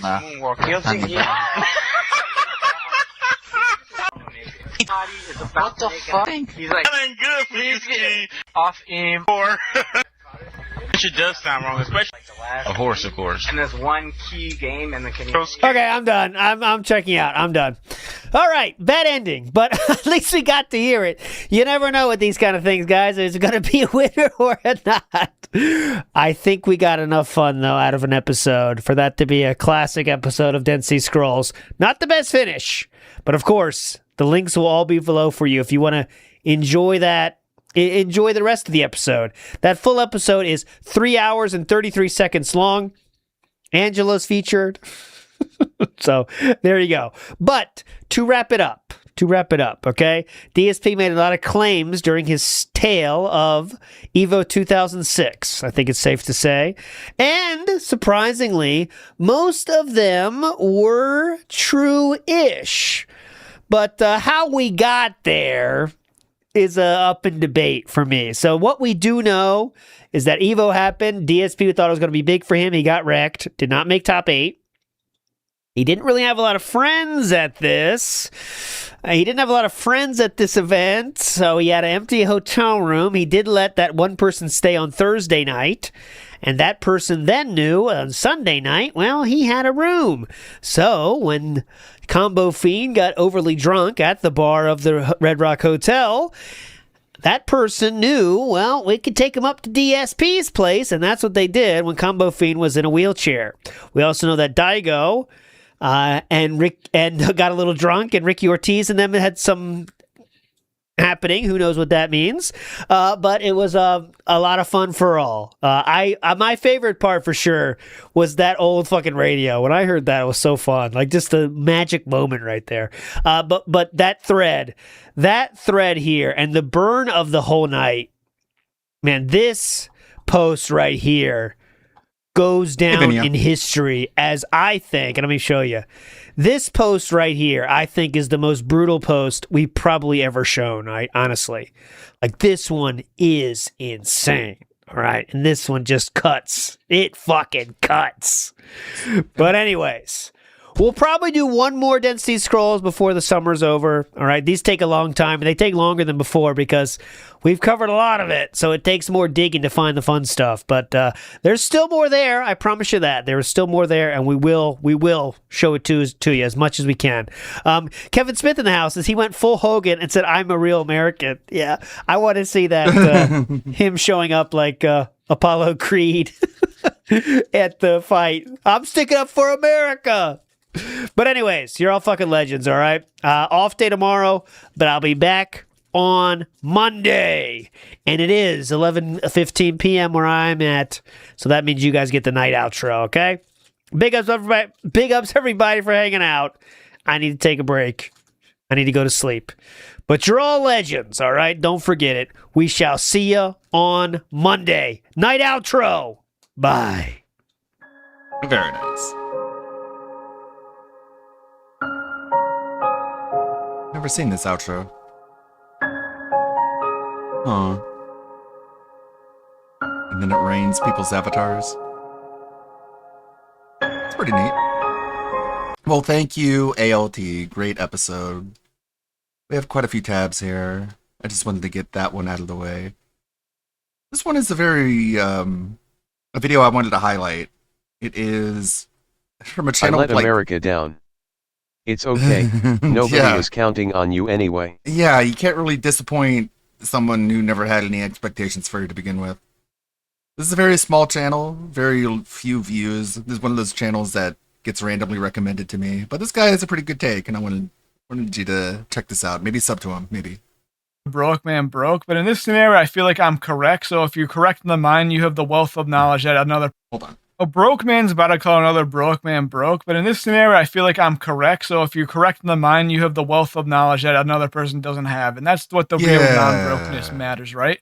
True. Aside from my complete random, absolute nonsensical blabbering at the start of this, I need to talk about another VTuber that has come out of the woodworks, basically believing that they are entitled to a community and entitled to like a following, specifically because they believe they put on the right amount of work for VTubing, and that makes sense. People have to follow them, or like it's unbelievable and just a tragedy that they're not getting a following. And I'm gonna show you like a sequence of I think like 4 tweets from this person specifically, and the mental gymnastics that they do are immediately revealed in the second sentence that they even talk about their unhappiness with the situation that they're in. And it's just a fun little journey that I'm gonna take you on and just see everything about this person being kind of ridiculous and kind of ludicrous. The person I'm talking about here is this person right here named Felicius Zhang, who basically tweeted out a few days ago, like a week ago at this point. He basically said, bro, I wish I could have VTuber drama like this, but people only care about if female streamers, people debut and get 200k followers in a month. I have 50, not 50k, 50. And I started 4 years ago. I've been on hiatus for a few months because I've been so depressed about it. What did women have to do with it? Like the first comment even like says it, but like what did women have to do about this right here? What was possibly making it so that women are in the factor here? I would say male VTubers also debut and get 200k followers in a month, but I don't know why we're just mentioning women. I guess, because this is like a male VTuber. He's trying to say that women have it a lot easier. And that, they can do whatever they want, and that he who put in the actual work is not actually getting the correct amount of views. Like, it just makes absolutely no sense. And, like, I don't even know what VTuber drama he's talking about, because there's VTuber drama, like, 40 times a week, and it's just so much to even keep track of. And I'm someone who, like, tries to keep track of it, and I just can't, because, once again, so much bullshit going on. But I don't even know, like, what possibly could have, like, prompted him to say anything about this. And he keeps on going. This isn't the only tweet that he made. And this is kind of the one that got the most amount of traction. This is the one that I actually saw first, where he basically says, but you know how it is. And I'm assuming this is following up on his first tweet. No one cares about small independent male streamers anymore. I wish it wasn't the case. I want to build a community for myself and have so much to give, but no one gives me the time of day. Once again, kind of making it about like, male-female dichotomy thing, where basically trying to say that no one likes male streamers. That's kind of odd because like I feel like once again, Twitch is the most dominated male space of all time. And I would assume, even if we're doing the most generous type of view on this, where he's talking about male independent VTubers, not just male independent streamers, it doesn't really make any sense. I feel like you can find a wide variety of male independent streamers on Twitch who do VTubing specifically, because I think, once again, this is the issue that he's having, who maybe are doing something differently than what you're doing, and are doing a successful job at it. I don't really know, and I'll get to this point in a second, but it's because like this guy doesn't have a lot of content to even analyze what the fuck he's doing and maybe understand why people aren't giving him a following that I guess he believes that he deserves. I think a big thing too, and the big thing about this is that I think a lot of people who have this mentality where they believe that they're entitled to get viewers and have a community, specifically if they just put in the work, and specifically if they believe that they have a lot of like good stuff that they can offer. Now, obviously, is it a bit demotivating if you think you put down the greatest piece of work of art of all time, then no one gives it the time of day? Yes, but like that's kind of the risk you take when you're doing like online content creation, and specifically like Twitch or YouTube, and even more specifically Twitch, because Twitch is like known to be the least discoverable platform of all time, and I'm assuming that's where we're talking about streaming, because Twitch is a streaming platform. But then once again, like I guess we'll never know. And I'm gonna get to this point once again, like I said for the second time. It's really hard to tell if this guy has so much to give because he doesn't really show anything to give at all in any capacity. And more information is revealed. I'm getting really fucking tired of people coming in and saying I need to buy a new avatar. Like, this is a $2,000 avatar that I'd commissioned down to the exact detail. And no one even comes to my streams because I'm not popular or pushed by an agency. The fuck you mean it's old? I mean, I'm sorry about this, boss. Like, I'm sorry, but that's kind of a really fucking stupid financial investment. I will say, like, obviously I'm not flaming on anyone who gets a VTuber model, even if they're not the biggest VTuber. Like, it's your money. If you have the money to do it, then do it if you want. But to believe that like it's going to specifically bring you in any sort of viewership or anything like that just by having like an expensive VTuber model or VTuber model you put a lot of work in is once again believing that you're entitled to a community and not believing that you actually have to like just one, get lucky. That's kind of the biggest thing. And then two, have stuff to offer after you get lucky. And the fact that you're just so unhappy about this, like once again, maybe if you are only commissioning an expensive VTuber model because you believe it'll give you views, and not because like you want to continue to create good content. It's not probably the best financial investment to waste that much money on it if like this is once again the mentality that you're going to have, especially when it's like just a big buying a lottery ticket when it comes to any sort of investment you're putting into streaming that isn't just like getting a microphone so people can actually hear it. And even then, that's a gamble in itself because you got to pay money for a microphone. And then like the final tweet of this guy's little rant online, it's like a really small rant, I guess it's 4 tweets. Is like, I've tried getting sponsored. I've tried aggressively pushing on Discord servers. I've tried announcing streams and posting schedules. It's not a problem with my model or me. It's the community. No one wants to give the new people a chance, which I don't feel like this is true. I mean, like for me, I'm consistently looking out for new VTubers, not even just new VTubers, new streamers in general, just because, you know, it's kind of fun to see what new people have. And like, if people are going to be entertaining, they're going to be entertaining no matter if they have 0 viewers or 100,000 viewers. Because that's kind of what it is, and that's kind of what makes people get famous. No, they have it's all something about to the offer. model. And so, like, once again, I've said this multiple times, saying that it's the community's fault and like expecting viewership just because you put in the work is unbelievably entitled. And like, if you should know anything about content creation at all, it's not. You're never entitled to any viewers. You're never entitled for anyone to give you the time of day because it is their time of day. And you have to kind of convince them to even venture out and give you their time, maybe and eventually money, but even their time is still like a massive investment for people most of the time. And like when I was looking at this guy's account, I found something really interesting here, and people have also pointed this out. If you look at his bio right here, there's just no like links to any sort of streaming website. That doesn't help. Like YouTube, not Twitch, not even like Kick, because I know some VTubers for some reason stream on there. TikTok, no any other social media in any capacity that links to any possible streaming, unless like this guy just streams on Twitter or some shit. But that's not really what I think anyone does. Big issue here is when you're saying you have so much content to offer, but then like there's fucking no way to find the content that you offer because like there's nothing on your Twitch or your Twitter account going anywhere to a stream, and you're saying like, how can I get no one to watch my streams? Motherfucker, I don't know what any of your accounts are called because you don't link me to it. So that's one of the big issues, and I think that's like a massive problem with this guy's like mentality is that like he's doing nothing right here. He failed at step 1. Because if Twitter is supposed to be growing your platform so you can like spread people out to other platforms that you had, they can't find you because you don't have it linked anywhere on your account.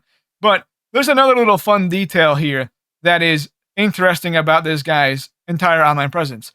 So he did say he went on hiatus, but even if he went on hiatus, the motherfucker's gone live 4 total times in the past 6 years. Someone pulled up that's the his funniest Twitch part. tracker and like his Twitch account. Come on, guys. Why are you getting a 6 following? years, you've gone live 4 times. And like they point out the same thing. There's no links in your bio for anyone to easily find you, and all you ever talk about is how rough it is to be a streamer. Why the hell would anyone watch you when you're not committed enough to be consistent and are pushing the blame onto an entire demographic of your fault? Even the top content creators talk about streaming to 1 viewer for months before gaining recognition. How do you expect to get a following when you don't even do 100th of a fraction of the effort? Like, yes, you're saying that like you've worked so hard, but you've streamed 4 times. I've streamed 4 times in the last like 2 weeks, and you don't see me complaining because like if you're doing this for a job, you had to first do it for a fun, have anything else to do, and then if it becomes your job, then like good job, you've won Twitch is basically how it is. But the fact that you legitimately put in none of the effort and are blaming the community, and more specifically saying it women.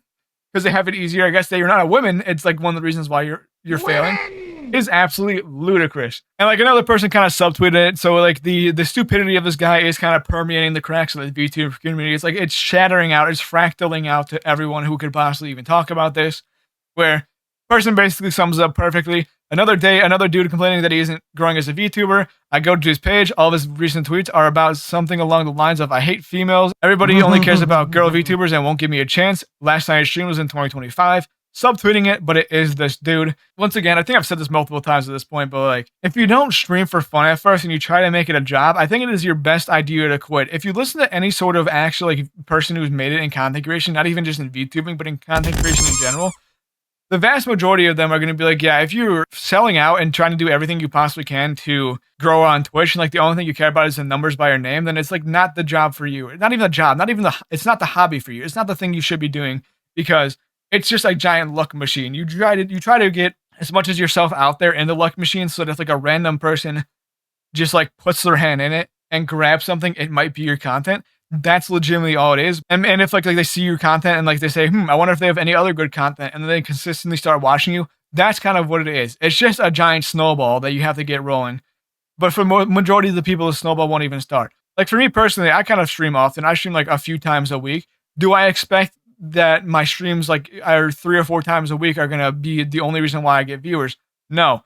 Have I gotten like some consistent viewers? Yes. Is it a lot? Not really, but it's like it is more than 0. Do I care about the number by my name? No. Why? Because I'm doing this for fun. I'm doing it to entertain. And even if one additional person that I don't know who's not my friend sticks by, then that's kind of a dubski right there. And I feel like that's the mentality you have to have when you're a smaller streamer. And I like what this dude's trying to say, where like he believes he put in the effort, which we now know is just fucking not even true. And he believes that effort simply just warrants him viewers. It makes it so he's deserving of viewers. When you're not deserving of viewers, no matter what you do, no matter how good of your content that you make, nothing ever warrants you being deserving of viewers. It's simply just out of people's volitions to decide if they want to watch you or not. Decide if they believe that the content you're producing is worthwhile, if they so happen to fall upon you. I thought it was just kind of funny to see another person, like, once again, this is a broke bitch calling a broke bitch broke. It's kind of just how it is. Like, I just kind of wanted to point this out and once again give my take as someone who, I guess, technically speaking, is in a similar situation. Now, I didn't punt $2,000 on a VTuber model. I have this fucking PNG that I ripped from Battle Block Theater and then put a stick on it because it's like a puppet. And I thought, like, you know, giving a non-shit take on this is a warranted thing. Now, I'm not saying this to be like, hey, this is a smaller streamer that you should love. If you don't even make it to the point of the video and you don't give a fuck about me, that's your free will to do it. And that's really all I want to talk about for today. So thank you for watching. Goodbye. Thanks. So that was the video. I think it was really funny how the guy is complaining about not taking off as a VTuber, and he streamed like 6 times in 2 years. It's some crazy amount. That was funny. We got plenty of Rev videos talking about the gaming industry, or lack thereof. Or Fata Walter talking about Reddit. Or the Woe Buddies talking about RTU. The return of the RTU segment. Oh no. Let's get this one out of the way. The show goes on. It's time for the review. We're gonna lose all our viewers, USA. bro. It's so good. Listen, it's fucking 4:30 in the morning. We're doing Review Tech, guys. So Review Tech, for whatever reason, so Review Tech has lost weight, but somehow he kind of looks the same.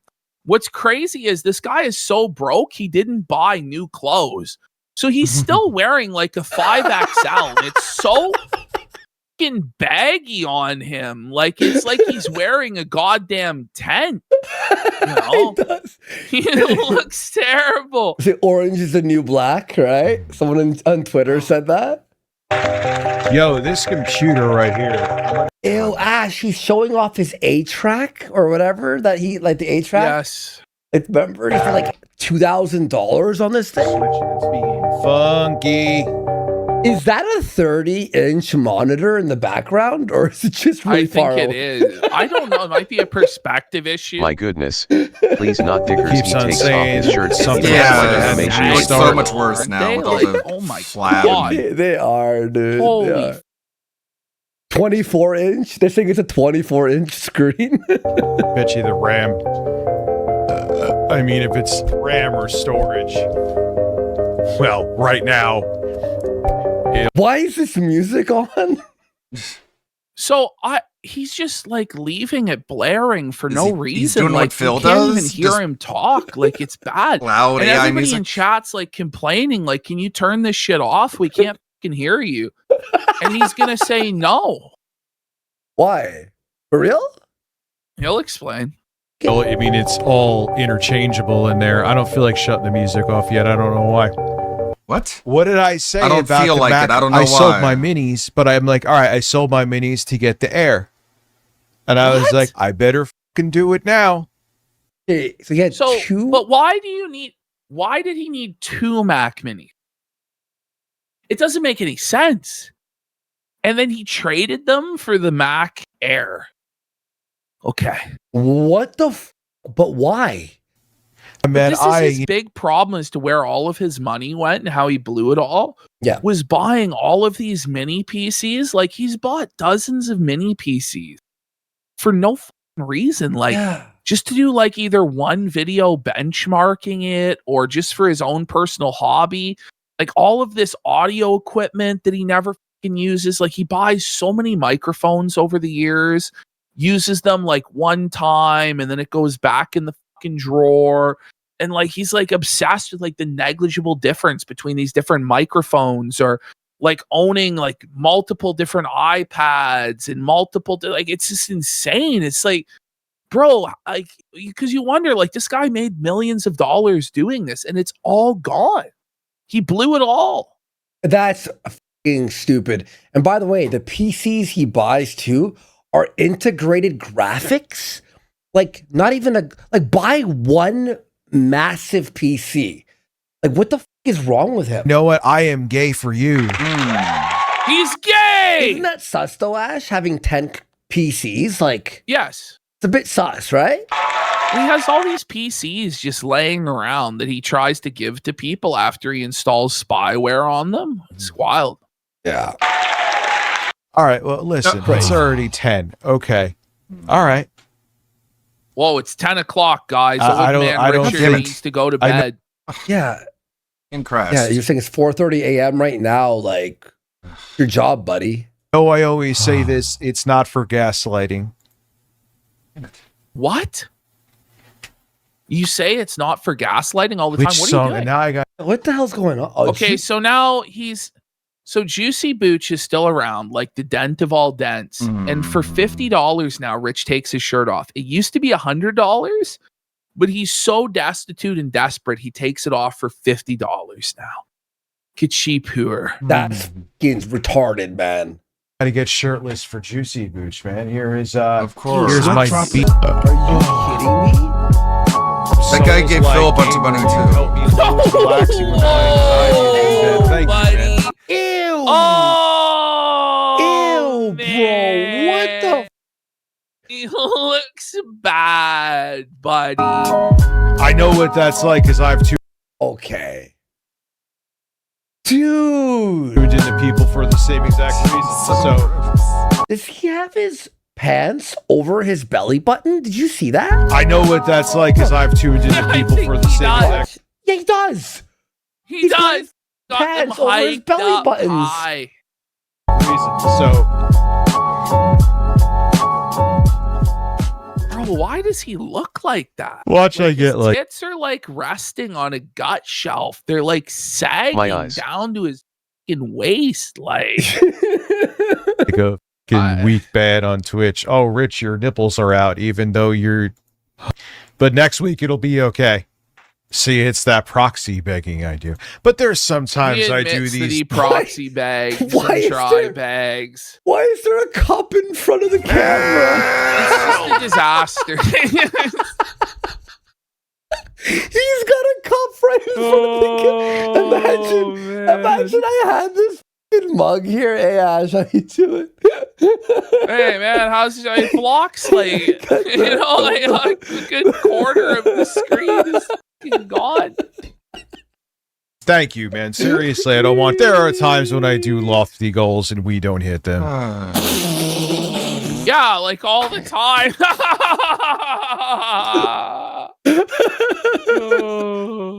Oh, man. All right, see you, Mr. Joe Soda. There are usually ones like this. It's like a 20 to 30% It's like an chance. artistic choice at this point. It's in his nose. He's drinking from his nose. It's like, yeah, no, that's what it looks like. He's just like snorting it like it's his dirty Coke straw or some shit. Chance at best. See, I His love when I sit nipples down are and look at below them, his open up. elbows, bro. How does that even happen? But I actually don't look that bad. I mean, it's still, Cope! you know. His left nipple, our left, like when we look at it, is literally hanging to the keyboard. 47 is 47. That's why I definitely have, because my medication for ADHD is outlawed. So he's you will see 47 me there years old. tomorrow. Pause. So now he's oversharing again, like he hasn't learned anything. He's telling us about his ADHD medication and that he left it at his baby mama's house. It's like, how do you do that? So he can't function properly because he's not on his meds. And now he's going to go into detail about like what his meds are, like tell us the medication name. The truth is, it's none of our business. Like what medications you're on, what's going on with your family. And we don't need to know, Richard. Holy. Also a grown-ass like man a really on sad ADD face. meds Do you see is like his belly and his sad. tits? It's like a frowning face. It looks like it's like, whoa. I'm surprised he doesn't get Oh, banned. and he's got like the hairy, like, ugh. It makes you want to make music again because I could focus. That's why I got. No way. We're back on the fucking music. Rich, remember when he said that he was going to become famous off of being a Capo? rapper? Il Capo, his rap career in his mid 40s, he was going to blow up and support his family that way. Funny you should say that. And it was all a He does, fantasy. Like he but had then to they go unban back him to after. reading the tech news and the video game news. And he said that he'd rather die than do that. And he's doing it again. And, you know, surprise, surprise, there's still some people who wanted to see that, which is what we told him. And he's just like milking. But the thing is, right? It's just a law of diminishing returns. Like it's just slowly going down. It's not like he's actually growing and he'll be like, well, I'm growing. Not compared to where you were, bro. It's people that like are remembering that you existed. But just as those people trickle in, people get bored. Yeah, it's time to grow up, Rich. Learn how to focus. I don't know. He's just on like music treading at this water. big age. He's on the bottom, I don't know, man. You know, which is why we don't even bother. Like maybe I'm just like uniquely anti-medication to a point. But when you're a grown-ass adult and you need like ADD medication, like you just need to learn. You just need to learn how to focus. Talking about like it makes sense for kids, but you don't want to be on medication your entire life. This bum because like why there's just a handful of Are you parasocial just dents, never and this yourself? is why Dickers talks about his medication, talks about his family, his kids, because he wants to build a parasocial bond with these weirdos in Discord, so they never leave him, so they never leave the cult, because he can't get new people to come in. So this is as good as it's ever going to get for him, and he needs you to be parasocial with him. Yeah, and what happened to his ASMR channel? What happened to that? So he claimed that there would be a new ASMR video out yesterday. There was not, but he claims that it will come out at some point this week. But it's been abandoned since Christmas. Yeah, what's the point? And he claimed that it was going to be a 1 million subscriber channel in 3 years. As of now, I think it doesn't even have 3,000 subscribers. But being weird doesn't make you wrong. That's also, I agree for the most part. That fucking review done. I'm not like making it like it's a big deal, but it kind of is, because it wasn't fucking laziness, dude. No, it can't be the cocktail for those of of meds you he's who on that have makes him AD think and act the way he does. It's Trump's fault. It bothers me when people who are prescribed medication think that they can tell other people what they should be doing or how they should be thinking. Because it's like, dude, clearly you have unresolved issues that you need to figure out for yourself before you start trying to like lord over your opinions over other people. HD, and now that I finally Okay, look, I have ADHD and I called him understand the Jer. struggle, but you have to sit down and realize what you have to do. Like, you have to actually The reason focus. why, Rich, you weren't doing fucking work was because you were depressed and you were spiraling. Exactly. And you didn't want to show your face because you kept getting felted because you f***ed over Jay. And then tried to ruin his life and then started spiraling about us. And that's why. It's not that you were ADD, you know? Everyone, yeah, and Zeiser says every mother on this planet has ADHD. Yeah, exactly. A lot of people have ADHD, obviously, but you have to like focus it and stop being lazy. You are lazy. He's lazy and depressed. accepted it at, you know, the young tender age of 600 when this guy puts me on edge, dude. I'm not even kidding. I'm talking about this shirtless. Oh my god. I do not miss that sound effect, bro. Nobody does. What am I on? I am on. What are you on to help? I am on. Why are you Vyvanse. telling? It's none of our business that you're on Vyvanse, man. Why are you telling us you're on Vyvanse?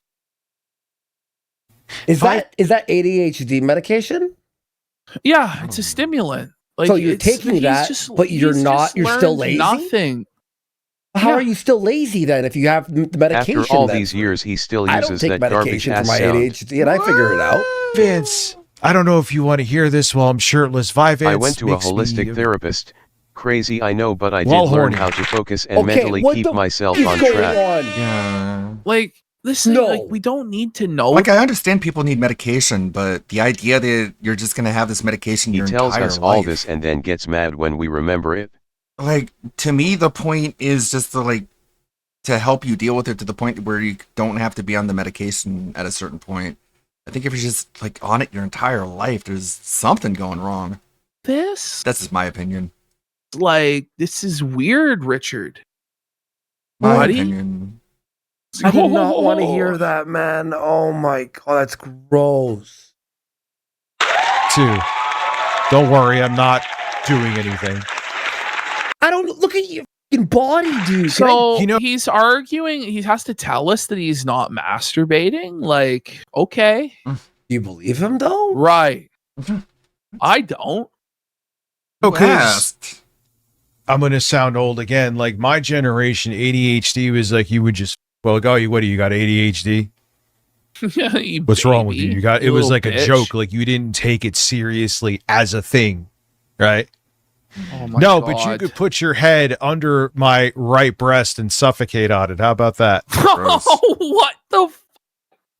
This guy's mind is like he's just lashing out, seething at trolls, people making fun of him.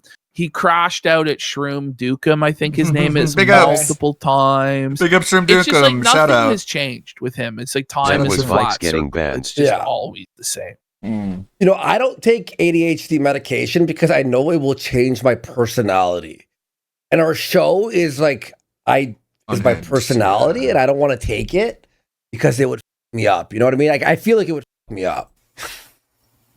You know you want to. You are obsessed with him. Okay. I didn't want to delete the message. I just wanted to block him. He's Besides, banning I do people from wanna chat. Start lifting. The gym here is open by me, and Then just do it. Don't tell people you're gonna do it. Just do it. Yeah. That's what I said. But he wants to get the dopamine hit without actually having to do anything. Rich has been talking about lifting and working out since he started on YouTube. And he's just always been a big fat walrus. it is a planet again. So that means that there's one It's by Planet Lawrence too. Fitness. So He knows. So, by the where way, every like, gym he's just is. like- But he's just like, the OPSEC is terrible. Like, it's saying what gym you're going to go to, you know, which location you're going to go to. Is it the one by Lauren's house? Is it the one by your house? By the way, you've doxed both of those addresses like a dumbass. Like, Yeah, dude. Like that's f***ing stupid. you go into the Pizza Planet. Pizza Yeah, I bet. Planet from Toy Story. might be something I do tomorrow. I'm a flabby old man. Lauren's like, "Oh, your boys broke their VR. Can they have this one?" I'm like, Give your sons the VR. He's such a selfish bastard. He won't give them shit. I bet you he doesn't even use the VR, dude. You'd have to move around. I bet you he doesn't. Sorry, I'll move my mic away. Sorry. Lauren, they're ape. Oh my god, he uses. He his said VR they're for porn. apes. No, he just called his children apes. Yeah, but he doesn't want to give the VR because he uses it for VR porn. 100%. And I said no. Pointed. Listen. And I said no. Yeah. And I said no. Clap. Do I have the song here? Box sealed. Nasty was in there. Thank you. fucker. Okay. What is this? 2023? It's Are Becky Boop, buddy. Are you She's kidding back. me? I was completely naked, Adam, with a cucumber shoved up my raw. Nice, Richard. I was even tuning into Hassan Piker and his Of course you were. incredible I'm not shoulders. surprised. Pretty decent. He may as looking well have man. admitted to watching.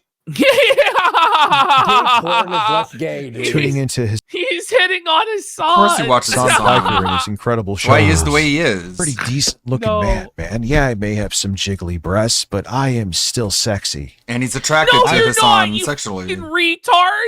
You've never been. Holy. This is fucking wild, man. I'm actually like, I am a hot piece of ass. If it's like nothing has changed with this guy. No, we have new topics, new jokers. We've Just changed transition. things. We're sort You of will get even new more brownie intros. points. He is still the same. No one's allowed to make fun of you anymore. my dick right? was big enough, I would f- my own ass. Okay. Stream and sit and talk about washing What a statement. my ass. What a Oh, listen, he would have to eat him. He would have to eat the lice that were crawling between my ass cheeks too. Okay, What a grotesque visual! Stop, dude. How do you even come up with something like that? Lice Strange. crawling in your ass? No, cheeks? stop. That's fucking There's gross, man. I'm actually gonna puke. insects that are nesting in your ass hair, Dickers. No wonder you got the fucking paddle. Holy! Are you done? That's a wild. I took my headset he off. Start, That's he actually started it I in the fucking crabs in his But you ass hair, finished it. buddy. Oh no! Stop. Oh. To make sure he gets the full aroma. The full aroma. The tantalizing. vile, dude. That's Imagine the actually smell vile. of Dicker's ass slice, buddy. Oh God. That's actually fucking gross, man. I hate Dickers. I hate Dickers so much. Now we're gonna suck Tucker Carlson's nuts even more. There's the ring it up, seething about politics. Put it on the fucking bingo board there. And Dickers, I don't even want to hear this shit from Are you- hot women. I Dude. damn sure don't want to hear it from a 50-year-old walrus man.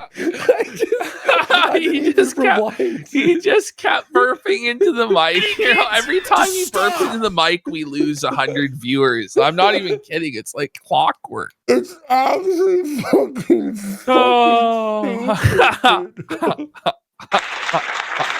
Something goes non-tent, yeah, like it's like It is. Dude, people stop! you asked Oh my for this. God! Now what happened? Where's the support? Nobody's supporting this segment. What happened? Do you? No, dude. I would, yeah. Or listen, It wouldn't be a dead air Dicker I would, yeah, or- segment without him just completely spacing out high out of his mind with the weed seltzer in hand, you know. or listen. I'm gonna be. Oh my god. Anyway, He's high. He couldn't finish his thought. His train of thought didn't even leave the station. how much of that RTU did you watch for that? Like Too 2 much. hours.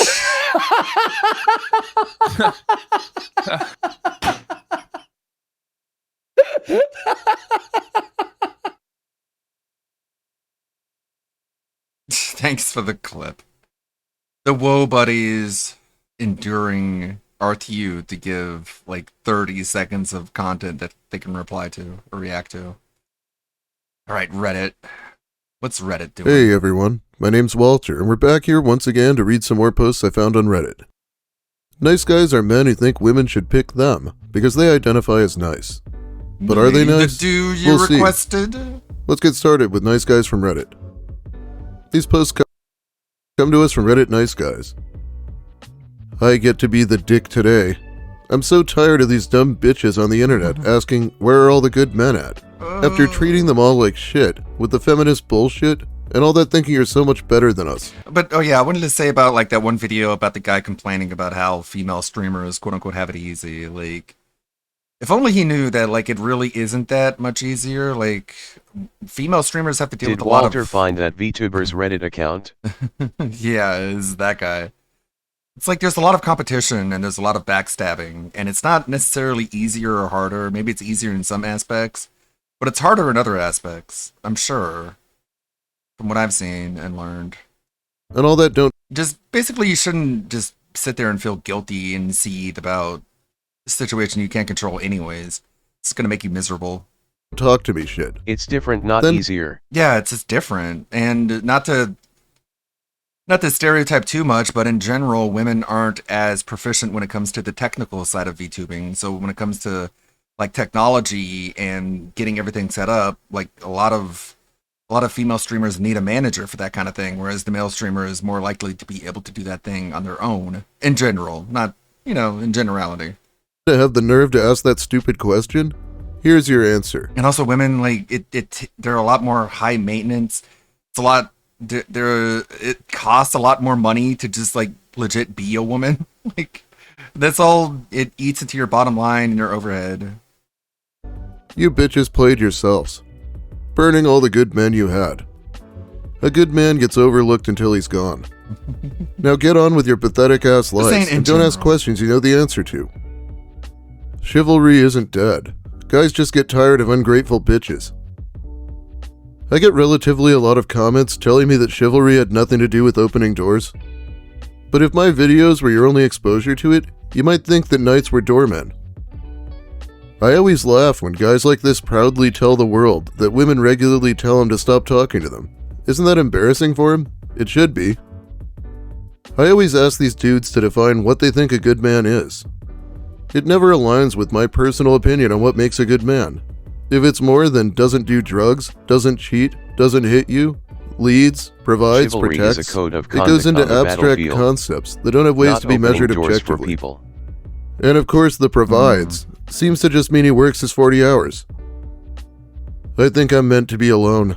There's someone I like and I'm too nervous to ask, because I know what the answer will be, because it's the answer I always get, because all the fuckboys ruined their life and don't want nothing to do with a good man who wants to be part of their life and successes, and treats them with the respect and love they deserve, and have an awesome relationship with one another.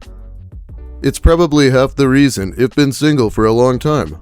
The internet ruined real love, because all these women see what is a every girl is a guy who treats them like crap and can't hold a job, or don't even have one at all, and or won't get a job, and somehow that's attractive. I don't get it. Even if they do talk to me, all they want is money from me, and when I don't, or just can't give them any, they stop talking to me. What is wrong with me that nobody wants me? Even when I do ask, there's always the same answer. I just want to be friends. And then the next day they are back with their ex or dating someone else and gets engaged. Someone tell me what's wrong with me. I'm a good man with a lot of love to give. It just seems like I'm always in the friend zone with girls because I'm too nice and I care. I'm tired of being alone and nobody to talk to when I'm feeling down, or someone to come to me when they are down and out, and come to me to help calm them down and feel better about themselves. Just wish I could ask the one person who I think is awesome to go on a date with me, but I don't want to make things weird between us because I feel I know the answer if I did ask. I don't really understand why he puts so much value on him having a job like it's his best trait, but really doesn't like it when he's asked for money. However, worrying about asking someone out making things weird is a perfectly normal thing to do. If only somebody could tell them that being an actual nice guy involves not being bitter that someone isn't interested in you and not resenting anyone else's relationships. It also helps if you can shake off this "I'm too nice, that's why nobody will fuck me" nonsense. You never know for sure what the answer will be until you ask the question. Refusing to even ask because you think the answer will be no is just more of this self-sabotaging attitude that nice guys and incels have. Okay, this next one sounds pretty crazy. Here's the backstory. I am sure it is not surprising to know that this is absolutely not the first time something like this has happened to me, but it is the one that is still currently going on, lol. It is sad and disgusting that us women have to find this as a norm in our current social climate. Brief history on how this began. We matched on a dating app, texted for a couple days, then had our first and only phone conversation.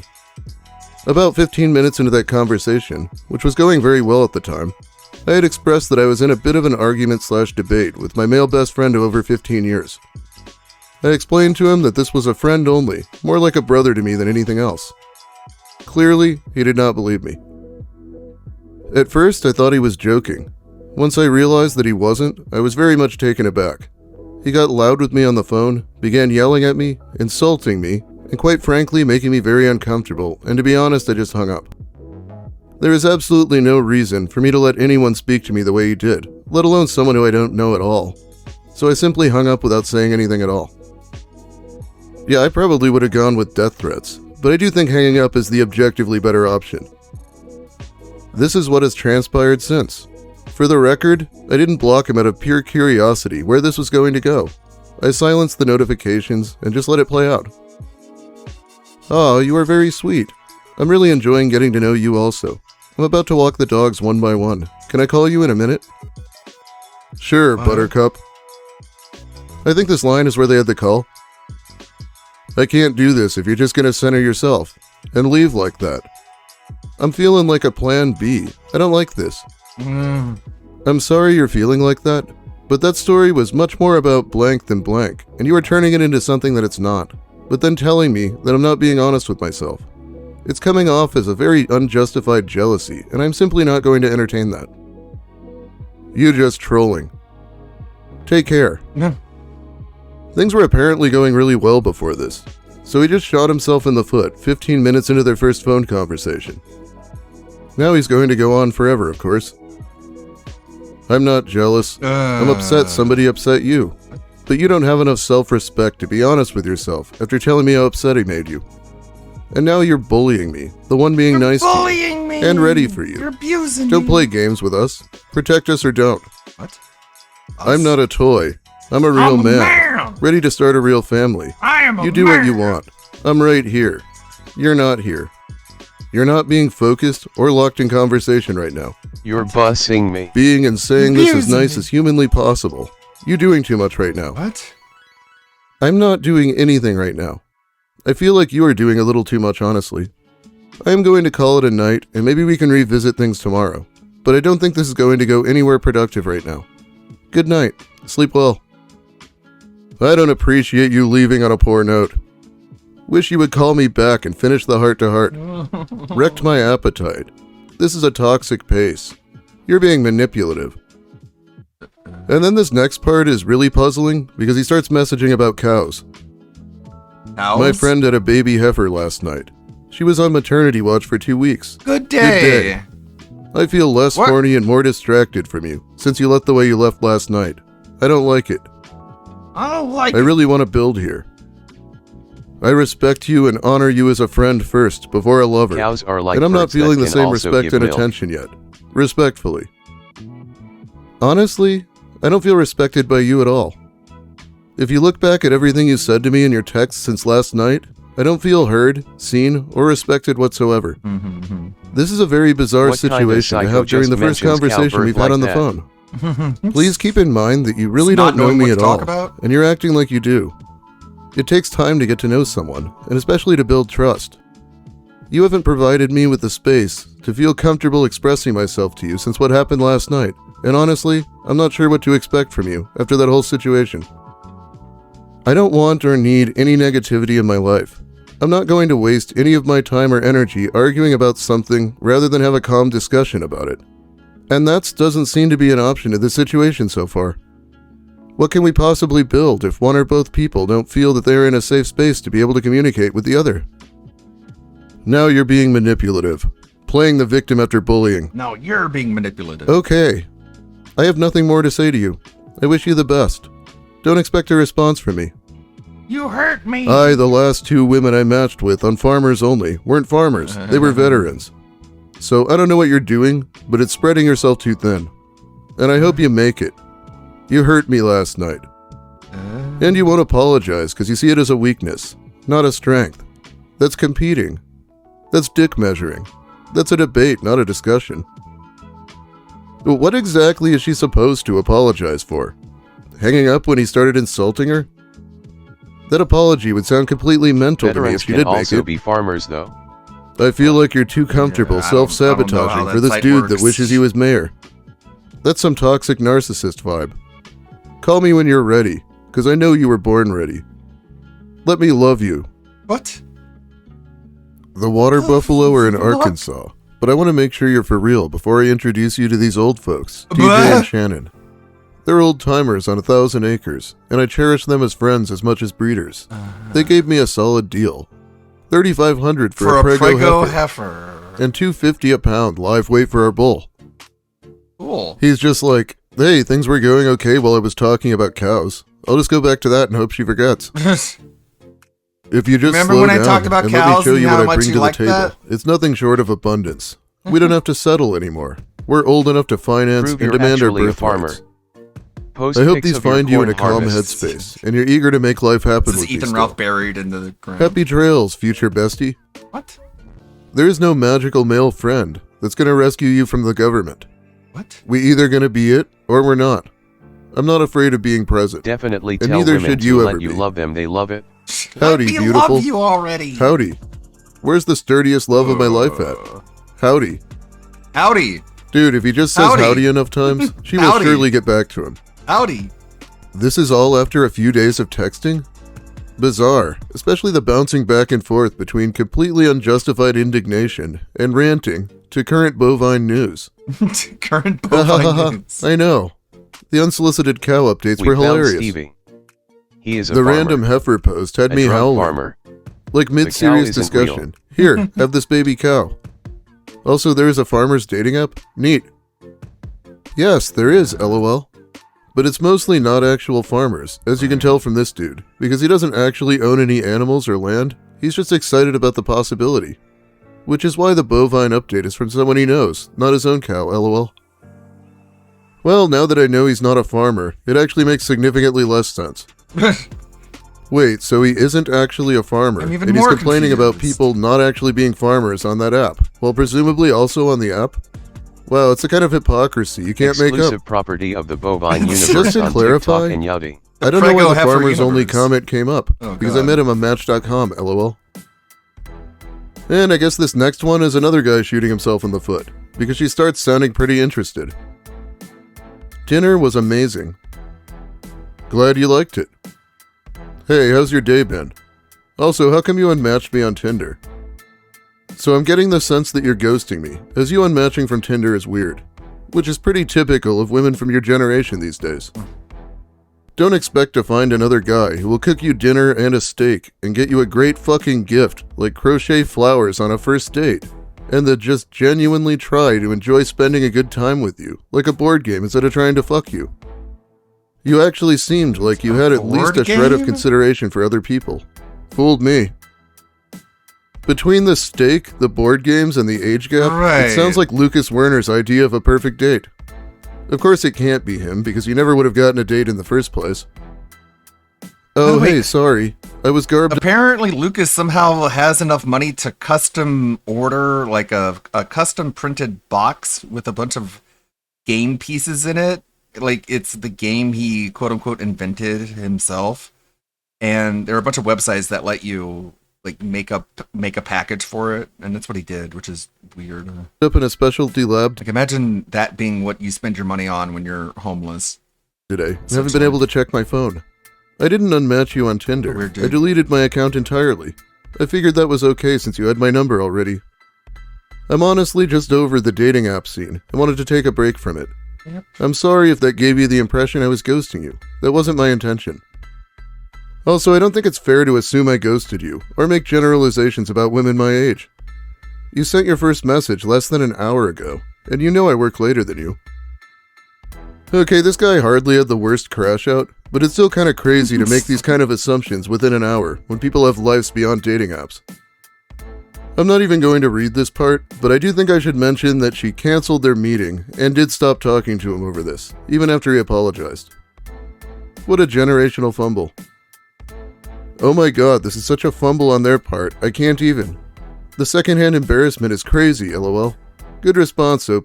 SMH. Wow, what a way to snatch defeat from the claws of victory. A woman deletes her dating app because he already has her number, and he still fucks it up. How do people even have the time and energy to be this mad over someone not responding to a casual text immediately? My friends and even my boyfriend and I will play leapfrog with messages like, "Oops, sorry, I fell asleep. Oops, sorry, I was at work." Normal people have lives. When people make reference to your generation or people your age, it makes me question, what is the age gap? 6 years. He's 30. How dare you not wait by your phone all day, when this man could be texting you any minute? It is inconsiderate of you to be working, instead of texting with a perfect guy. He gave you crotch flowers. Crotch flowers, damn it. Oh yeah, here are the crochet flowers he gifted her. Anyway, I think that's about all the time I have for you today. Thanks for watching, everyone. If you liked the video, please give it a like. If you have something to say about the Nice Guys or my content, let me hear it in the comments. I'll be reading them while the video's new. If Thumbs you're new up. here, consider subscribing for more of the same. And this one. Hey everyone, this is Walter, and I'm once again back here with more crap from Reddit. Nice guys are men who think that simply calling themselves nice makes them nice. Let's just get into it with Nice Guys from Reddit. These posts come to us from Reddit Nice Guys. I ran into this incredibly long post when I was making the last video, but I didn't have time for it, so let's use it now. So I'm not sure why he is texting me. I think he has some weird idea of me in his head that he can't seem to get rid of, and maybe a smidge of parasocial. We went to school together, but he was 2 grades below me, so it's not like we would have classes together or any other reason to talk to him. I guess he just chose me in his delusional mind, and ever since he has been obsessed with me. For the past 10 years, I've either let the messages go on and on and on, and then sometimes, I know, feeding the monster, I would message back either out of confusion or just telling him to stop. As you can see, his messages most of the time don't make any sense, so even just glancing at it, I'm still left so confused. I wish I had more answers as to why, but I guess we might never know, because he might be too stupid. Hey, don't let them put you down, okay? You're perfect to some people, and they shouldn't say anything. You're really smart. Smarter than me, lol. Beautiful, and have an amazing personality. Okay, you shine like the moon to people, and always there for your friends. They will be lucky to be your friend. You're probably asleep. I don't sleep that much. I'll try and talk to you tomorrow, okay? Plus you need sleep. Good night, sweet dreams. I'm here for you, okay? You know I care for you. I'll be here no matter what when you need me, okay? Night. Clear your mind, and if I see you tomorrow, if you want to talk to me, you can. Night. Wow, this guy's completely fucking illiterate. I'm going to have a great time translating what I think he's trying to say in my script. I know you don't believe me ever, but I'm here for you truly. Be safe, okay? I reached out just to check on you if that's okay. I know we are different in many ways, but I only see you, not everything else. Good night. Sleep deep. I hope just to talk and catch up. I deleted all social, but I had to keep Facebook, knowing hopefully I can get a hold of you. I know it's silly as hell, but I hope to spend time with you whenever you are free. It's really hard for you to wake I know up. we will have a good time. I would love to talk to you finally, after all this time in person. I'll be here always. You know what?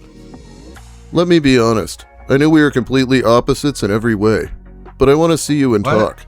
It would be nice, because like if you actually talked to me in person, it would be different, you know? Not what you think. Not at all. If you only knew something, Hey, I'ma shut up. I hope to see you, not gonna lie. I think of you more than I wish to admit. I don't give a fuck about what is different about us. All I know, I'll listen and understand you, but good night. I'ma leave you alone. I know I come often, and I know it must be exhausting. I don't ever want to do that to you, ever in my life. I know if I could, I'll sit with you and talk and make you breakfast. Any breakfast. And get you all the flowers in the motherfucking state or world. You deserve it. Good night. Sleep well. Sleep deep. I'm not even sure if this guy's actually going to use a virtue claim or not, but offering her all the flowers in the world seems kind of like nice guy bullshit too. Oh, she actually responds. Slightly. I don't understand why you feel this way. I truly just want to finally talk. You know, we never truly did back then, and I get one life, and I don't want to go through it, not knowing you, or at least being there for you. Well, hey, good night. I'll be here for you always. I'm not gonna blow up your phone, or bother you, but I wish I could, actually be in person together, because I'm positive it won't be as what you think. But good night. Sleep deep, and I'm sorry if I make you uncomfortable. I don't mean to. And I'm also like, sorry not sorry. I think of you so much. Talk to you later. Alright, but how is this largely unanswered string of messages not counted as blowing up her phone? It looks like it to me. Oof, so much to say. But I don't sleep. So please know if you need anything, I'll be here, whatever. Sleep. I don't sleep, but I know you must. Good night. I'll check in on you later, if that's okay. Hey, I hope you're okay, OP. See, I was milady, hoping I to can talk buy you is all. flowers Nothing and care weird. about how you But are good doing. night. Eat well. So about marriage tomorrow What? morning, good for you. Hi. Can we talk if that's okay? Just about normal shit. I know you hate me being here, but I want to be here and talk about everything I wanna. If I fucking could, I know you don't want me here, but I would be here and hold you and... Truly, I'm not gonna hide anything from you, but I wish I could hold you in every way. I don't care if we are different or if we are separate. I will always want and be here for you. Let me hold you? Metaphorically. I didn't mean to send the thumbs up, lol. Wow, we meant to send all that other stupid, pathetic shit, but a thumbs up? That's just buffoonery. Well, I'll let you know. I wish you were here. I wish... Ugh, never mind. I wish I had you to hold bad. What's the point? To talk? Why, though? So you can repeat This yourself is somehow over and less over for no cringe than reason? Cyrax's face hugging the webcam. No, I would hope to just I talk. love you. Is all, not I love repeat you myself. more. Just I to love like you hear how you are, mostest. how your day is, all that. I know it makes no sense in your eyes, and I'm not speaking for you at all. Just how we have talked, you wonder why I care about you.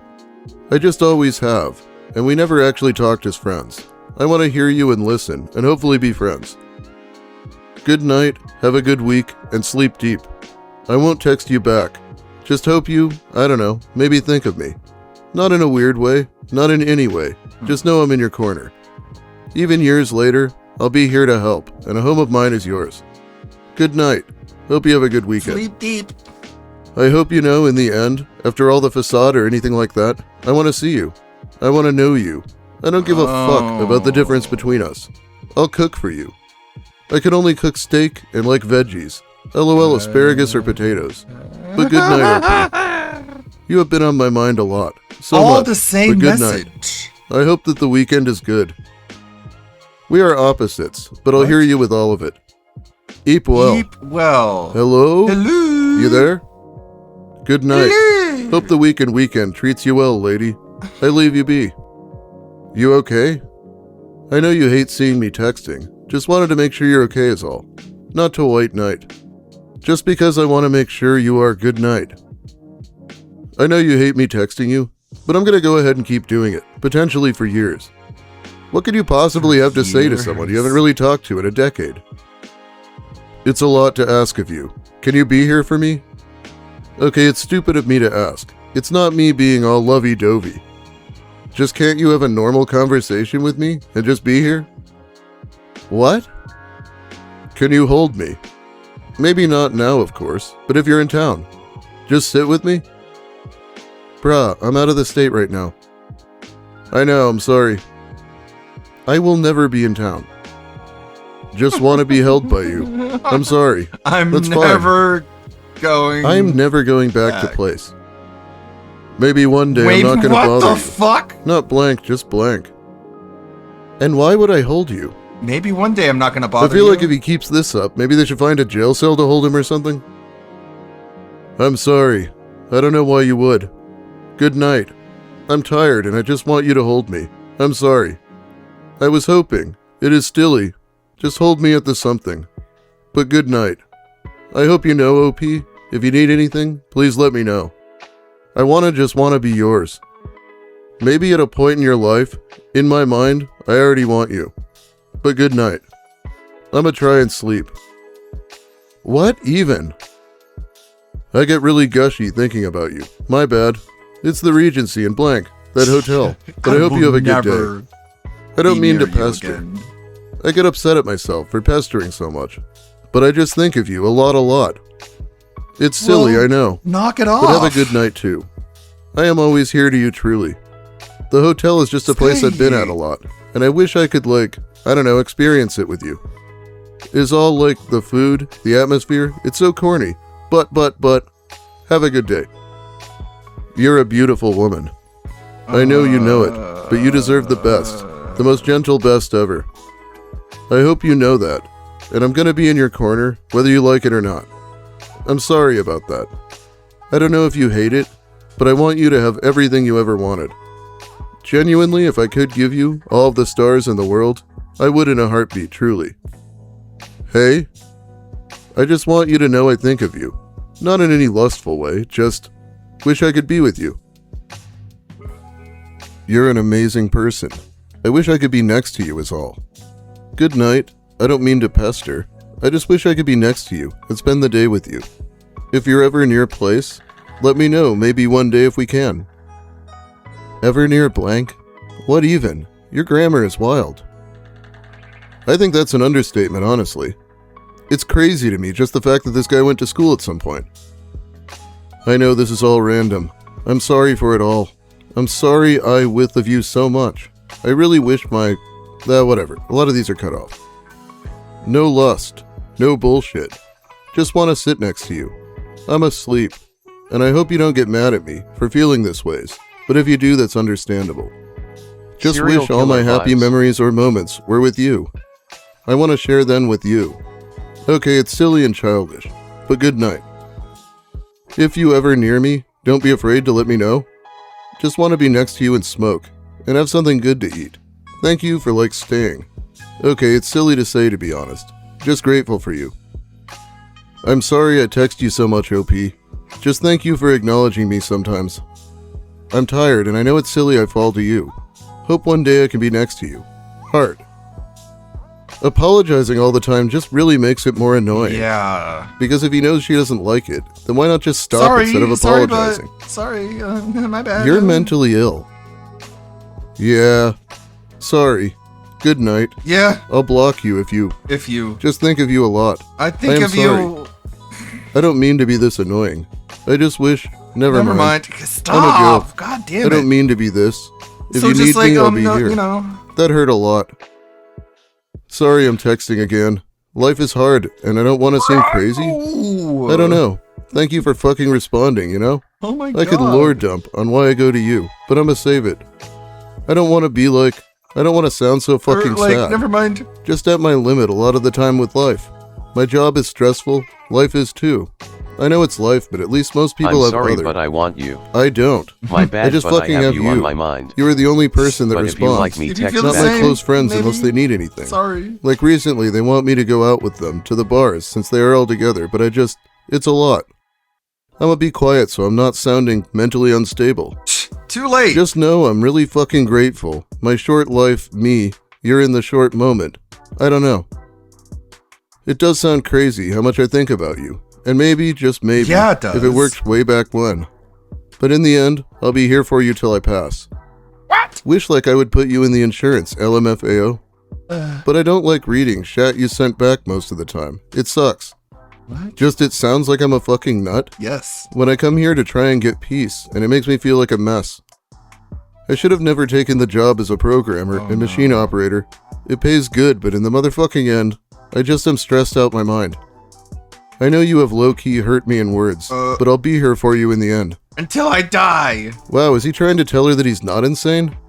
That it's normal to message good night 100 times to someone who never replies to it? Sorry, I'm texting again. Life is hard, and I don't want to seem crazy. The only punctuation in that sentence is a question mark. Definitely a psycho. Jeez, this guy needs help. Right. Does he have a neurological condition? I had a guy like this in high school. He had autism and left a love note in my locker, signed with a pseudonym he was known to roleplay as. Maybe. Even though I rejected him, he still popped up in my messages every few months/years, and a couple times out of the blue after graduation. I think I just became a character in his fictional inner world, and sometimes his imaginings bleeding out into the real world, and he would contact me talking about something that never happened. He was pretty harmless, though. I just block the new accounts as they make themselves known, and just as a coincidence, I've already backed out of most social media, so I'm harder to find now anyway. Bro, just go be a DSP dent. I at feel least like you he'll never say really know what something someone back. like this is going to do. Sure, it'll be It him wasn't even asking that you for long more ago money, when but at Christian least he'll threatened to show up to acknowledge see your Megan, existence. and she had to say that she had a gun. And here's an old one. You can be as weird as you want as long as you give him money. Being friend-zoned is like sitting in front of a chef as he creates a delicious pie for you. Then at the last minute, he decides that you can't have the pie, so you sit there and stare at it. The longer you stay, the hungrier you get, and the more delicious it looks, but still you cannot touch it. Even worse is the fact that multiple other guys are allowed to walk up and stick their fingers in the pie, taking piece after piece of what you thought was once to be yours. You know you should leave and forget about the pie. Find something else to eat, but nothing could fill the hole in the pit of your stomach like that pie. So you hold on to hope that one day you'll at least get a taste. Not gonna lie, that comparison is hilarious to me. Especially all the guys sticking their fingers into the pie. The pussy pie. That's what the incels call the cock carousel. Holy shit, this is one of the creepiest fucking things I've seen all day. This analogy's biggest problem lies in two little words. For you. It's so telling that the writer assumes that any girl interacting with him is preparing herself specifically for a relationship with him. Everything is about him, right down to anyone else even looking at the pie. Lest we forget the part of the metaphor where he throws forks at it, yelling, "Isn't this what you want? Isn't this what all pies want?" While the pie does nothing, because pies are inanimate, and women are humans, you shitballs. Man, this shit straight up disgusts me. Whoever wrote this probably sincerely thought that not only is it true, but it's poignant. Any sane person can instantly see how pathetic and creepy this is. Okay, let's do one more post. That first nut job took up almost an entire video. Rant. Okay, so, most of you probably don't know me as much, but I've been through a lot of relationships, most mistakes, and some not. But when you sit and realize that your mistakes are on yourself and learn from it, you want to have a test to figure out if you fixed it. But my issue is, I'll probably never get that chance, for the reason of I'm casted out like a baby bird marked by a human, who can never return to their mother. I'm always the last to draw. Nobody effectively sees me. I want hope and companionship, but how can I when you look the other direction, or at someone else who we both know is way out of your league? Then run and complain that you want someone to love and return that back to you, and I see that. I stand here saying to myself, I could have done that for you if you looked at me, but nope. You decided to go big or go home. Most of the time, risks get you hurt. And if you think that taking risks is the way to a better life, then you have issues within yourself. Or you are a masochist who enjoys ruining their own mood and setting themselves up to have prolonged exposure to the sadness. Either way, if you got some sense that maybe some of the other guys here have a heart, then maybe you should try looking our way. 'Cause some of us aren't that bad. I'm not, if you just gave me the chance. I'm one of the good ones. I doubt anyone has ever gotten a woman to give them a chance, writing a rant like this. It's so whiny, and it even insults them, basically. Anyway, it's about all the time I have for you today. Thanks for watching, everyone. If you like the video, please give it a like. If you have something to say about the nice guys, or my content in general, let me hear it in the comments. I do read those while the video's new. If you're new here, consider subscribing. I've gotten like 10 subscribers in the last month. Finally, big thanks to my amazing patrons who support me more directly over on that's Patreon. a weird, It really helps me out. I am Big ups. I think that's like an old wives' tale, like a rumor about how like you shouldn't touch birds because then the bird won't be able to be accepted by the rest of their family. I don't like that. What do we have? More than just Rev. Gotta be someone here. I was watching some videos off stream. They're not really worth watching. Still making progress in Final Fantasy IX. Not quite up to where I was before, but I have it sped up and I have Saitama mode turned on where everyone dies in one hit. Magneto the Grappler. It's a thing, but it's only extremely young birds.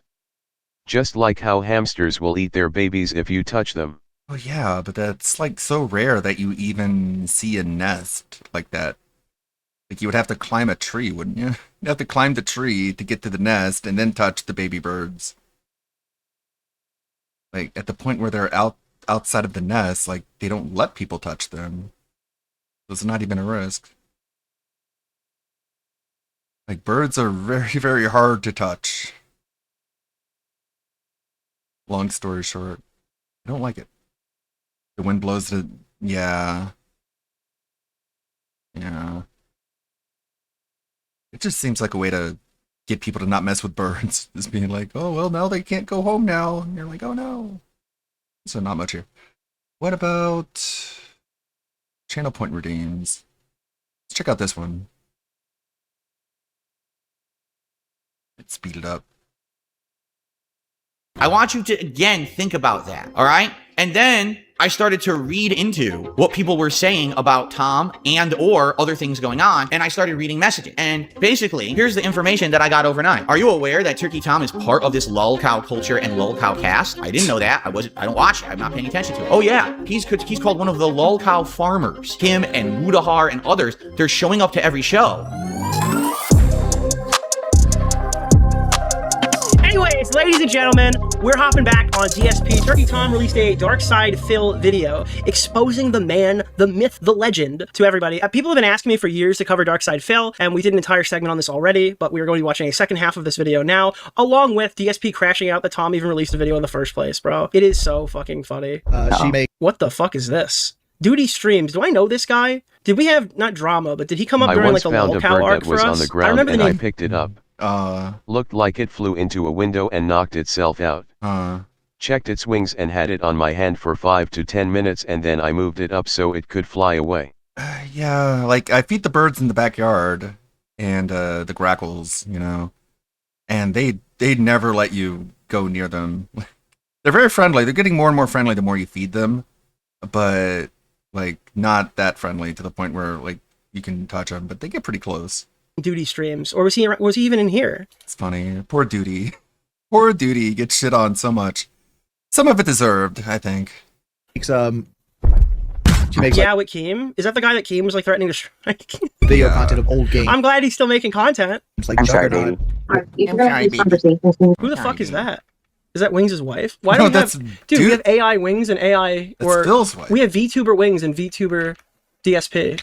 Well, that's not valid. If you're going to say you don't listen, him and Snork Hogan cover DSP. That's crazy. To criticism, you should say, well, you see, you don't listen to criticism because here's a couple examples of when you really should have listened and you refused, instead of just making a blanket statement with absolutely that's DSP's wife. Oh, no justification. I don't care about you.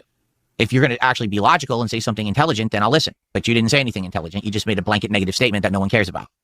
Jesus Christ! What the fuck? I guess I don't see a lot of the videos of him crashing out. Dude, wait, is this animation? So many. Like, I remember they used to make the animations of the kill stream in the same way with like Mundane Nat. Are these the same people? I just did respond to criticism. No. I literally just did. Jesus Christ. Does he think? Oh. Fucking normies, man. The silence means something. It's like Duty didn't even animate that. That's Pixar that he commissioned to do that. And I think the other animator he's talking about is Suit. Remember Suit? God, I haven't thought about Suit in forever. Someone said you need a PowerPoint to tell you you're wrong. No, I need an intelligent. Wait, that's how Tectone explains to his sexual partners. Human to relate intelligently what you think it is that I'm doing wrong or could improve upon, so that I can understand it, absorb it, and apply it. You don't like the lawyer. You're wrong. Imagine you finally get Arceus. Well, I wanted to watch this because it's Phil bitching about on the screen. That would actually be Turkey fucking Tom. Catastrophic. Literally, just looking at someone saying. But all right, no Diorio. I was playing Pal World a little bit before going live. I'm at the point in Pal World where it's like I can't beat the boss that I'm at without either super duper grinding. People are done jumping through 100 hoops to give you criticism. You'll actually take Philip. You fucking suck, Phil. The end. Yeah, he begs for feedback, and when you give him feedback, it's like, well, that feedback that you said doesn't even matter to me, so get a bunch of cardinals. Yeah, we just got grackles and like a couple starlings, the little teeny tiny birds, and doves. Doves are annoying. I get why people say that they associate doves with peace, because like they're just dumb. Doves are just like the dumbest birds. And when you feed birds the doves, just like they just go around and they just eat everything. They just eat everything. Whereas the grackles, they take a little bite and then they fly away. But the doves are just like click off YouTube videos just a couple seconds in, because you're no more dickers for a month. Wig of blood. No more dickers. This looks like a good video. I occasionally hunt down good videos and I throw them into the playlist just in case. He's innocent. A lot of people click off YouTube videos just a couple seconds in because, you know, you're just skimming. I don't want anybody leaving this video, though, without knowing that 1980s Gamer is innocent. But what am I even talking about? Who's 1980s Gamer? Well, Matt is a middle-aged man who a lot of you might know as the guy who makes retro gaming skits on YouTube Shorts. It's a me, Mario! They're not necessarily for children, but they aren't really that vulgar either, so they're for really any age. What are you playing? Nintendo DS. I told you can only play Sony products or we can't be friends. Wait, that's not fair. Able-bodied. What? Remember that time you Ricky came out? Berwick. I'm gay. He's been around for quite a few years now, creating his account in 2011, but really blowing up in 2021. Mainly for his gaming tip videos he used to make, which he still kinda does, but unfortunately there's only so much you can say about retro video games, especially since from what I've seen, he never really got niche with it, just talking about the basic Marios and Donkey Kongs. Clearly never played Chibi Robo for the GameCube. But the amount of videos you can make about the evolution of Nintendo consoles is eventually gonna run out. Unplug the controller. Unplug the controller. Unplug the controller. Unplug the controller. This would be quite clear as he'd branch out from YouTube to Instagram and TikTok, where a lot of the content he'd make isn't gaming related, really just Bedtellect formula of showing an image on screen and laughing about it or asking a question. Yeah, so he really started to fall off, and he doubled down on said fall off in early 2024 when he converted his entire content into exclusively ads. On TikTok, you can make little videos promoting TikTok shop items, which is basically Temu junk. And for every sale your video makes, you get a commission. This is infamously synonymous with washed up content creators, usually resorting to this when their 15 minutes is up. It's really obnoxious because, obviously, I watch your channel because I want to see you be funny, not because I want to be sold on some shitty product. A paid partnership in the beginning of a video is one thing, but 20 videos a day that are just you reviewing products and then asking us to buy them is ridiculous. This was around the point where I and many others had stopped watching him completely. Luckily, though, he realized that what he was doing was not good for his reputation. He issued a very self-aware apology and returned to his old content. Why is the search 1980s Gamer is a sell to explain? So let me tell you what happened. Back in early 2024, I was making so much money on TikTok Shop that I completely stopped making skit videos. And once people realized this, they kept saying, oh, 1980s Gamer is a sellout. I was making about 20 to 25 videos per day just selling items on TikTok Shop, and it completely burnt me out. And I was actually thinking of making some new TikTok Shop content this year in 2026, but I'm gonna keep making the skit videos and some other content too, so don't worry. And even though he was evidently running out of ideas, he's still funny, and it was nice to see him go back to doing what he used to. Flash forward to a few months ago, Matt would skyrocket again in popularity, this time on Instagram. And for the exact reasons you'd expect on that platform, it's because he'd become a lolcow. Now, I'm sure you already know, but in case you don't, Instagram is a lot less tame than any of the other platforms. When I'm not watching, whatever I'm watching on there, it's definitely the best way to find really underrated lolcows. I am very happy to announce that I did get my Johnson out of the blender. I am very sad to announce that I did in fact get my Johnson stuck in a water bottle. People on that site are conditioned to turn anybody into one, and since 1980s Gamer is a little older and still enjoys nerdy things like video games, that makes him a perfect candidate. It started off with the GIFs. He'd get annoyed with the GIFs that people would spam in his comment sections, prompting him to make videos begging people to stop posting them. Obviously, this would be met with people spamming the GIFs more. Even the official GameStop page would get in on it. Haven't we taken this far enough? We got GameStop involved in this now? Come on! Now, on paper, his response would be the best way to combat the lolcowification of yourself. He recognized all the comments antagonizing him and saw that it doubled as engagement he could profit off of, so he played into it. He wasn't a degenerate or anything, he was just cringy, so people didn't have a reason to actually hate him. If they saw him taking a little piece out of this pie for himself, they'd eventually just get bored. And they nearly did, but it was the unfortunate coincidental timing of everything that really made this all go to shit. Matt uploaded this video, and it's a bit of a brainstorm green needle situation. Some people hear one thing, others hear something else. He's complaining about people taking unflattering screenshots of him. And he's clearly saying, listen, you can take a screen grab of anybody, but he's just saying it really fast. There's a photo that I keep seeing in the comments on my videos that I hate. And listen, you can take a screen grab from any video, any clip, and you can make someone look horrible, like this. Unfortunately, at this point in time, people are looking for reasons to hate him. So they claim that they heard him say, this takes a screen grab of anybody, claiming he said the N-word.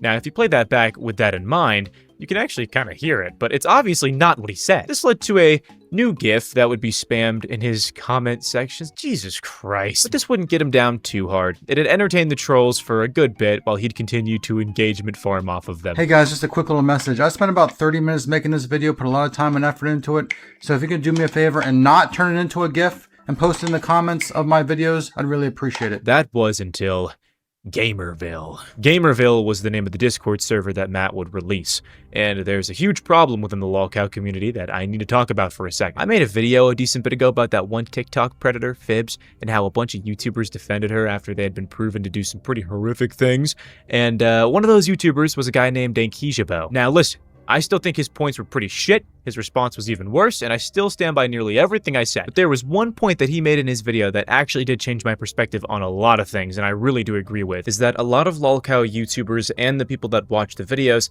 subconsciously, not directly, but subconsciously want some of these lolcows to partake in some horrible actions. Now, usually, I only cover lolcows who have done sick or predatory things, and I do it because it gives me something to talk about other than, this person's cringy, look. But the problem begins when you're waiting for a new predator to arise so that you can talk about or listen to them, which obviously isn't a good thing. I used to think this way in my earlier videos, and I don't do it anymore because I was a total sack of shit for doing so, but it isn't just me. And it happens a lot more than you think. When I was looking through Leaping Lemur's channel for my last video, I had found this one that he made on some random guy that went viral for making Pepsi out of pickles or something. This guy did nothing like bad at all. He just displayed a lot of lolcow characteristics. And in response, all the comments are saying, I hope this guy doesn't become a predator. I hope he stays just a funny lolcow and doesn't try to DM kids. Like, that's not a normal thing to say. I'm not gonna morally high ground you for laughing at someone over the internet. That'd be quite ironic, but this isn't the same thing. Imagine you're at a low point in your life and you post something kind of cringe. We've all done it. We've all made that mistake. But instead of people making fun of you for it, they insinuate that they're scared you might become a pedophile just to justify making you an ethical lolcow. So they won't feel like they're the bad person for finding you entertaining. Again, I think there's upsides and downsides to lolcows existing. It gives a lot of people a way to look at how bad things could be if they don't lock in, but it is quite dehumanizing. Then again, if you make sure that you only do it to people who have committed actions that already make them not really human anymore, then who cares? But then that thought process sometimes leads to shit like this. People wanted a new lolcow that wasn't human anymore, so they decided to falsely accuse 1980s Gamer of being a child predator. After he opened his new Discord server, a bunch of trolls would join it. Fun fact, infamous diaper predator Nova Online would try joining this server, but he actually got banned, like instantly. Nonetheless, this wouldn't stop people from spamming in Matt's comment section that they were groomed in his Discord server. It would claim that the grooming was done by anybody, the mods, Matt himself, even Nova, who was literally in the server for minutes. This poor dude can't catch a break. I was groomed in his Discord server, so he deserves it. I was groomed in the Gamerville Discord server, spammed like fucking 20 times. Gamerville is going for a new high score of grooming victims. Gamerville mods sent me unsolicited images of their bodies. I was groomed in Gamerville, Matt. I was groomed in Gamerville. My little gamer was touched in Gamerville. Address the situation. This comment's just fucking stupid. Whoever wrote this is a goddamn moron. And you can clearly tell he's trying to have this be a gotcha moment too. I asked a mod if grooming actually happened and it got banned. Like, that's not suspicious that they banned you for asking that. You're talking about, like, sexually exploiting minors in a server that's about, like, video games or something. Obviously, you're gonna get banned if you start talking about that. Like, what? Address the Gamerville grooming allegations now. Address the gamer, like, oh my god. Some of these troll accounts will try to act like they're one of the cool ones, saying that no one should make serious false allegations. Their false allegations are just playful joking ones. There's no jokes here, not even dark humor jokes. There's no punchline. People are genuinely flooding his comments saying that his Discord server is spreading CSAM material and saying that they've been groomed. Neither of which are true at all. I wish that I had anything that I could show you to disprove this, but I don't. There's nothing to show, because these people have no evidence of anything either. They're just saying it in the comments. No screenshots, no screen recordings, nothing. They just know that short-form content watchers are so low IQ that if they read a bunch of comments calling someone a predator, they'll just believe it, because they are not about to do any research. They even started a whole mass unfollowing movement. Thousands of people banding together to unfollow him on June 17th exactly in response to the allegations on him being a groomer. They even leaked his phone number and told people to go harass him since he deserves it now after being exposed.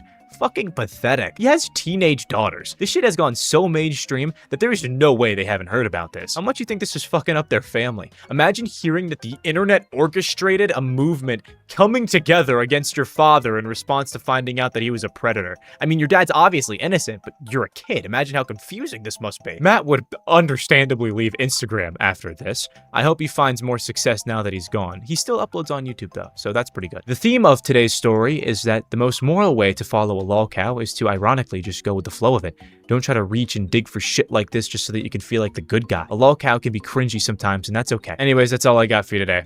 Thank you all so much for watching. I'll see you in the next one. Peace out. Guys, we're not doing this in the comments of my videos now. Someone posted this on the Discord server as a joke, and now I'm starting to see it in the comments. I know I made that joke about it 4 or 5 years ago when Napoleon getting pregnant. I get it. But please don't post this in the comments of my videos. Thank you.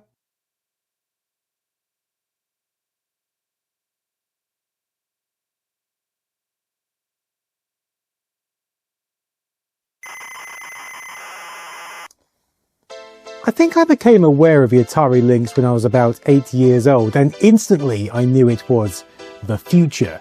The Game Boy looked absolutely pitiful in comparison, even the Game Gear did. This was a handheld seemingly with the power of a 16-bit console, and surely there was no stopping it. But time told a different tale. Nintendo's Game Boy soldiered on, whilst Atari's Lynx became a distant memory, and for the life of me, I couldn't understand why. Welcome then to the Atari Lynx story, where we'll unravel exactly what happened and why.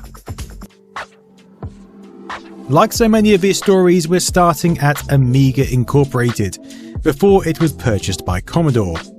Hi-Toro Incorporated, as it was known, was co-founded in 1982 by David Shannon Morse, later becoming Amiga Incorporated and leading to the Commodore Amiga 1000 in 1985.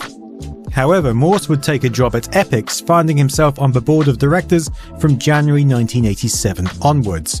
Epyx Computer Software, a game developer founded in 1978 and operating out of San Francisco, had started on the Commodore PET. They quickly expanded to other systems.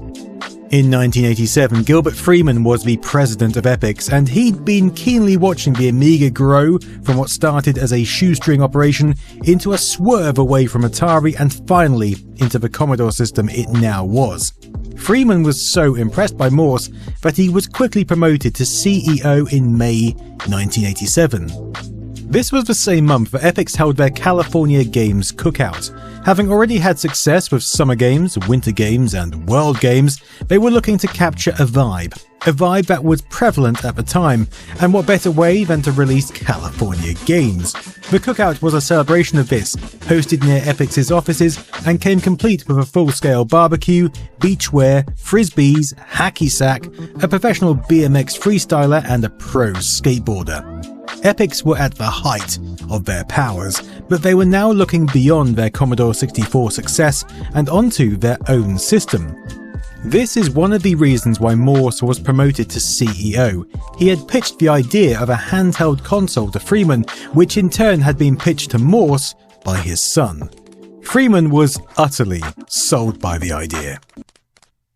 When it comes to the Lynx, battery life is key. You can even get a proto power bank for it, which required 6 D-cell batteries to operate. This thing alone weighed a ton. And sure, batteries are better now, but charging can still be a hit and miss situation. So, I'd like to thank ChuckTech for sponsoring this segment. Right, here's my literal desk before ChuckTech. Charging cables everywhere, me attempting to charge everything from whatever spare USB socket I could muster, half the time with things not even charging fast enough. Let's see if we can sort this out. Now, as soon as you get this thing out of the box, it feels weighty, solid, dependable. It's also got a DC socket for your laptop along with a load of converters so it fits your particular laptop. Pop it in the included stand and the idea is we have a power station on demand. That 1.83-inch screen does more than tell you the wattage being drawn. If I connect up my phone, tablet, camera batteries, microphone and laptop, you can see it gives a breakdown of each item being charged along with the operating temperature. Pretty cool. Also, it supports ADC2 multi-protocol. We've got some very fast charging, and it will give your laptop up to 300 watts if it needs it. That's very useful for those using their laptop for serious tasks. My laptop peaks at about 145 watts, but if you've got a proper gaming laptop, it will draw all that it needs to.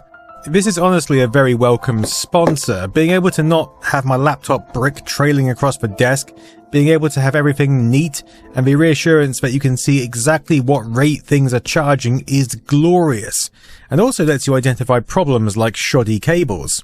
If this appeals to you, check out my link in the description. I think it might be time to get a USB mod for my links. From his Amiga days, Morse already knew exactly who he needed to recruit to flesh out this idea, and arranged a lunch with RJ Michael and Dave Needle. I came back when I noticed it was ad time, and by the time I got here, the ad was over. 2 ex-Amiga employees famous for working on the Amiga. RJ Michael was a software guy who built the Amiga Intuition UI, and Needle hardware, who was instrumental alongside Jay Miner in completing the Amiga's Agnes, Denise and Paula chips. In a 1989 copy of Electronic Games magazine, Needle is quoted as saying, "In August of 1987, RJ and I went out to lunch with Dave Morse. We all went down to this little cafe near RJ's place that sits on the side of a lagoon. The scenery was beautiful, the weather was perfect, and half-naked women were all around us. In case you haven't been here, that is the California version of paradise. So during the course of this great meal, we talked about developing an incredible new gaming system. It would be totally portable and unlike anything currently on the market." Michael adds, "Then I asked the question of the hour. Who's going to pay for lunch? Morse said, I'll pick up the tab if you design Handy for me. We agreed to his terms, and that was that. So both of us rushed home, packed our bags, moved into the office, and here we are today." This is the start then of The Handy, Epic's codename for their new handheld console. During this lunch, 2 concepts were actually No, usually I'm in the backyard having a smoke, feeding the birds. drafted on literal napkins, the Handy and what would later become the 3DO. Needle quickly got to work on the chipset, and namely 2 custom chips that he named Susie and Mikey, sticking to the traditions from the Amiga. The Tom and Jerry. Mikey was a 16-bit custom CMOS clocked at 16 MHz. It housed an enhanced 6502 CPU running at up to 4 MHz, a 4-channel sound processor with an 8-bit DAC, and the ability to play PSG-style pulse and noises. Alongside this, system timers, an interrupt controller, 512 bytes of bootstrap and game card loading ROM, and a video DMA driver capable of using a 12-bit 4096 palette with up to 16 simultaneous colors. Susie, also a 16-bit custom CMOS, clocked at 16 MHz, but incorporating a Blitter graphics engine, hardware sprite drawing with scaling, distortion and tilting, hardware decoding of compression sprite data, unlimited high-speed sprites with hardware collision detection, hardware clipping and multi-directional scrolling, and a maths coprocessor. This would have been incredibly impressive for a home console, let alone a handheld, which can be summarized with one quote. "Our sprite engine, that creates the graphics for the links, is easily 20 to 30 times more powerful than the Amiga sprite engine." The Steam Machine But their emails choices have come were also out. appropriate If PSPW and says measured. Rich and one RJ and I about it, then developed- it's safe to assume he got one. Classic Pigroach luck. Well, he said he didn't want it, which is like what they said in that episode of That Being Said. It's like he just found out about the Steam Machine that day, and then he's on stream and he's like, yeah, now that we know the specs, Kat doesn't want it anymore. And it's like, dude, you didn't even have time to talk to her about it. Like, what are you talking about? The sophisticated silicon engine that rapidly updated graphics on the screen, generated incredible 4-channel sound, and did all kinds of incredible stuff. So we had the engine, but we needed something to drive it. So we picked what was clearly the highest performing CPU, Central Processing Unit, in a certain size and price range, and that was the 65CO2. Some people believe it's less of a processor than the 68000, for example. That series of chip was used in the Amiga, but it wouldn't make our machine do things any better. In fact, it would only make the unit larger and more expensive. It's also harder to write 68000 code, so we definitely made the right decision. In the prototype, you can see the unmistakable configuration coming together. This then was a machine that was incredibly powerful but also cost efficient. It also meant that less RAM was needed. 1 kilobyte of 6502 code would typically equate to 3K of code on a 68000, and most of that precious 64 kilobytes memory was needed to copy the cartridge ROM to RAM before use. Initial prototypes were built on 4x4 sheets of plywood, covered in chips simulating what the final hardware would do. They even spec'd out features like accelerometer controls, which seems crazy on a 1980s piece of gaming tech. Given the speed at which the handy needed to be ready, design was done at a lightning pace, but the team quickly found that the screen would be one of the biggest hurdles. Thankfully, the Japanese company Citizen had been creating handheld color televisions since around 1984.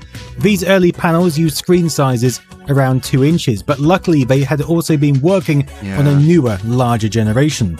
So a lot of people who get a Lynx, if they're going to mod it, a lot of people don't mod it, but if you're going to mod it, they replace the screen with a sharper one. So when the Epix guys sparked up, because you can do that nowadays, for conversation, Citizen had a panel that was the perfect size, and even better yet, they hadn't actually designed the handheld television for it to. I didn't do that with mine, but I did have that big D battery power brick that he showed earlier in the video. I did have that. Fit into. Wait, did the enemy help make this the Epix team got to work on integrating the screen. We actually settled on using 4096 colors because the LCD glass has limitations in its drivers. Dave and I thought about adding more hues to the palette, but that simply wasn't possible. But they also had to make the screen viewable. Citizen's screen was passive and required backlighting. Like with the backlight, we knew it was a critical feature because we wanted the biggest and brightest display we could. The reality was that the technology we looked at was so expensive. There were viewing angle problems and hot spots from the light, all kinds of things. Then the magical day came when a guy found the answer and we realized we could have a gorgeous display. Using a cold cathode fluorescent, combined with diffusers, reflectors and waveguides, they managed to get a colourful and usable image on screen. They now had a viable unit, a unit that was dubbed the Potato due to its size and shape, and work continued in a development area called the Nuclear Toaster that was top secret even for most employees within Epix. So then, just like the Amiga days, where a revolutionary computer had been funded partly by selling joysticks and gaming peripherals, time was repeating itself at Epix. But also, like Amiga, cash flow issues were rearing their head behind the scenes, and something would soon have to give.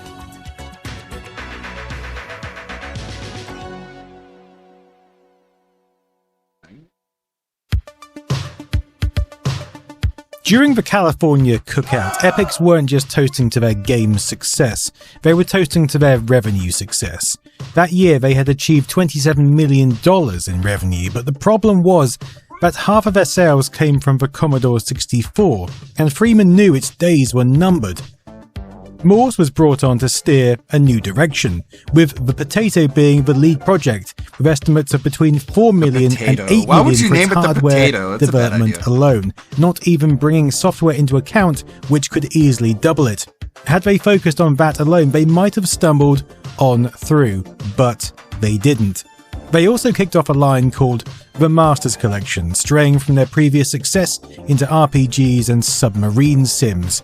They delved into creativity software, trying to keep up with Electronic Arts' own range. They also imported European budget action games. All these came with a cost, but at least they were sticking to software and the systems they knew back to front. Potato. Right? Well, their decision to invest in VCR-based interactive games really sums up the problematic choices Epix were now making. Yes, we've been there before, it's not pretty. Epix may not have tried to create a doomed VCR console like others, but they did start producing VCR-based board games, including VCR California Games, VCR Top Rank Boxing, and VCR Golf.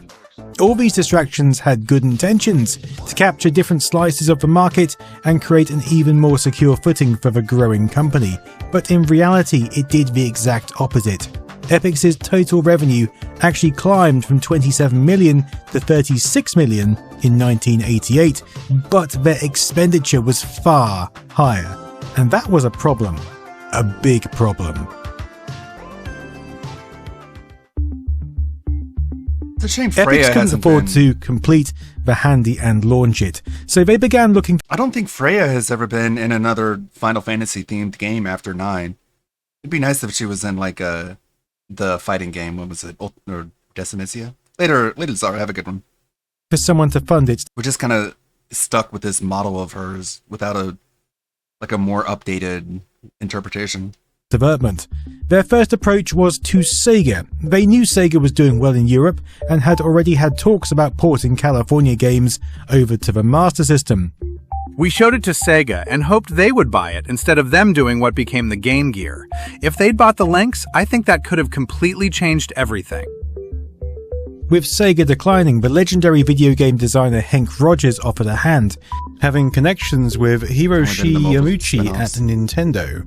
After setting up a meeting, Dave Needle, Dave Morse, and Joe Horowitz would find themselves on a flight to Japan, ready to pitch their idea.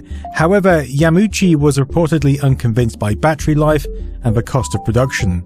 I'm sure the fact that they were already working on their own handheld was also a very strong factor here, but prior to the trip, Epix were blissfully unaware.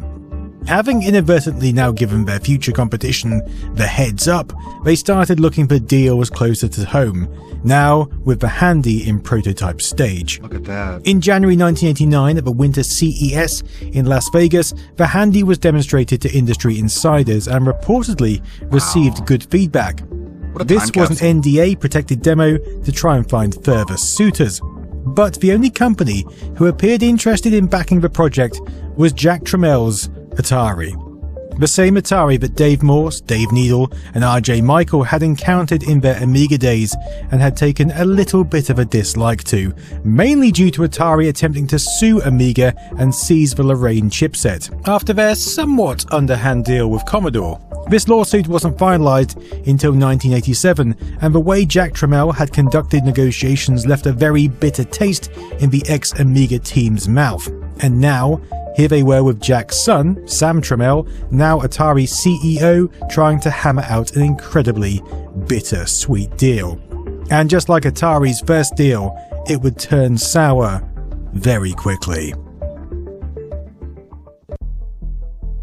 A year or so prior, Atari had turned down a deal offered by Sega to distribute their new Mega Drive console throughout America, given the Master System hadn't been a great success there. They offered pretty lucrative terms to Atari, but Jack Tramiel was completely against it. Maybe because by his own admission, he despised Japan taking over the American games market. Maybe in part because Sega were a pretty powerful company, and Jack preferred to prey on the weak. Who knows? But now, perhaps with the inklings of regret starting to show, they were trying to make this new deal work. Inside Epix, Chuck Somerville was still working away on software for the Handy and recalls, Atari was trying really hard to make things right for us. I was very hopeful that things would turn out well, because Epix had basically run out of development money, and we had few options left. However, both RJ Michael and Dave Needle had told Morse that if the deal went ahead, they'd walk, leaving the machine they had built with the dwindling team at Epix under Atari's watchful eye. But with all other options exhausted and time running out, this was it. On the 3rd of June 1989, two initial Atari Epix licensing agreements were signed, the Hardware Technology Assignment and License Agreement and the Software Production and Distribution License Agreement. But the timing here was extraordinarily tight. This was immediately before the summer CES in Chicago, where the system made its debut as the Atari Portable Entertainment System. Epix hadn't been sleeping throughout the spring though. The system now looked a lot more like the finished product than a potato. Stylistic choices such as the 3.5-inch 160 by 102 pixel screen, 2 sets of fire buttons for right or left hand play, an 8-direction thumb pad NES style, volume and brightness dials, a mono headphone out, ComLinks connector, 9V DC in, and the whopping 10.5-inch by 4.5-inch by 1.25-inch size, giving the unmistakable Lynx footprint. But at this point, Epix still technically owned the console. Atari was simply licensing it. Big old brick. On the 12th of June 1989, the OEM purchase and distribution agreement was signed between the parties, pinning down the OEM manufacturing agreements. On the 21st of June, the manufacturing services agreement was signed and various arrangements were put in place between Epyx and Atari. Epyx now had to meet various milestones in order for Atari to make payments to them. These payments formed the core part of the licensing deal, but meant that Epyx needed to deliver some key milestones going forward. The first of those was getting the console delivered and ready for sale by the 1st of September 1989, the day on which the Atari Lynx was commercially launched in the US. I think it's like, it was the biggest handheld, bigger than the... At least, this is what most articles on the internet will tell you, and perhaps it was likely the day Atari wanted to launch their new handheld, but it didn't happen. In fact, news sources throughout September and October still refer to the upcoming Atari Lynx, with speculations on when it will be available. What did happen, however, was the console was given its new name, the Atari Lynx, likely due to the fact that the link cable that shipped with the machine was one of its main selling points. But no Pushing one made this a as game not only an for it. incredible handheld 16-bit experience, but also one that you could share with your friends. On some Atari Lynx games, you can link up 4 players, but there's only ever one winner. Meaning that Gauntlet. they absolutely needed to buy one as well. It's also the first in Atari's lineage of naming consoles after big cats, with the unreleased Panther Jaguar. and Jaguar to follow. But let's get back on track. The other thing happening at this time was that Epyx was struggling.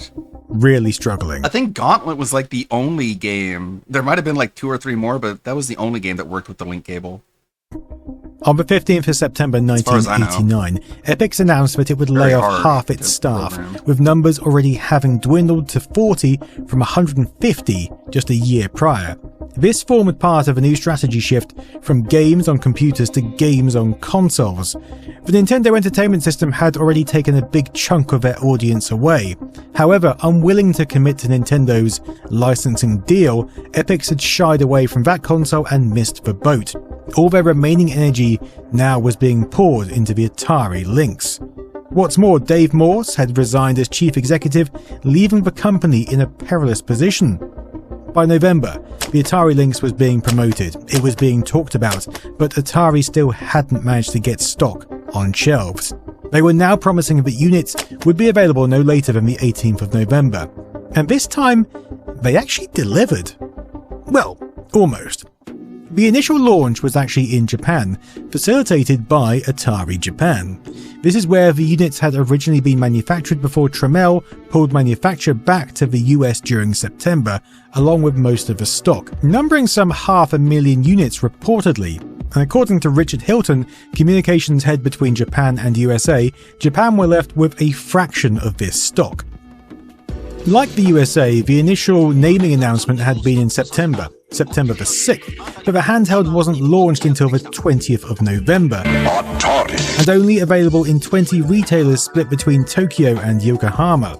Famitsu magazine actually ran an article the following week covering the new machine and the launch. They spoke to director of Atari's technology division, who did his best to sell their console, despite Nintendo's Game Boy having been released 7 months earlier. The US price for the Lynx is $149.95. Japan's price has indeed ended up a little on the high side. The distribution structure is different for America, so it can't be helped. Because of Trump's We are tariffs, already in that's contract negotiations with several companies in America and several in Japan. So by blame for around everything. March of next year, including third-party software, I think we'll be able to supply around 15 to 16 titles. Oh boy. Famitsu don't hold back from questioning though, even displaying a comparison table between the Lynx and Game Boy, leaving Akubo with some tricky questions. Maximum playtime with 6 AA alkaline batteries is 4 hours. Because we're using a backlight, this is unavoidably the best performance we can offer.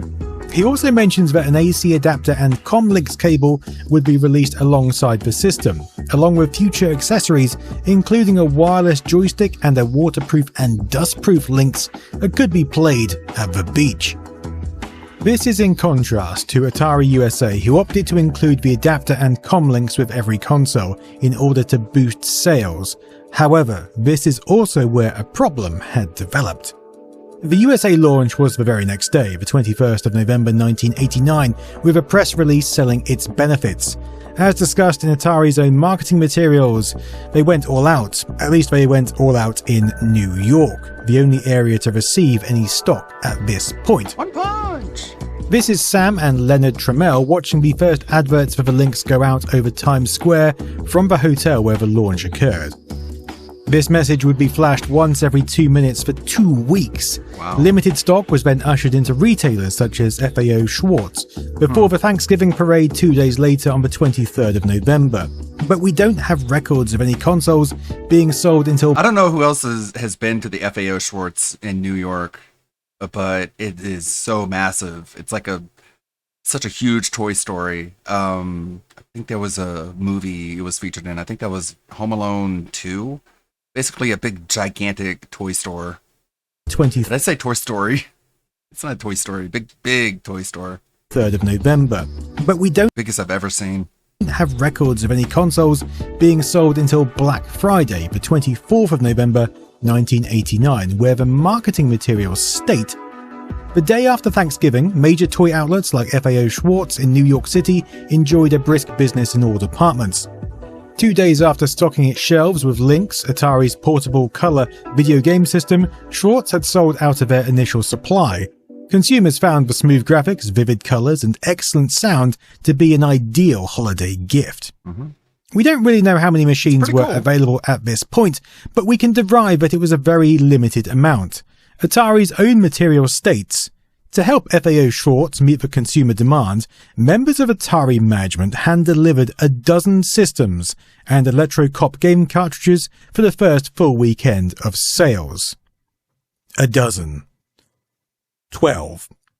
12 systems for an entire weekend of sales. Wow, those noble souls.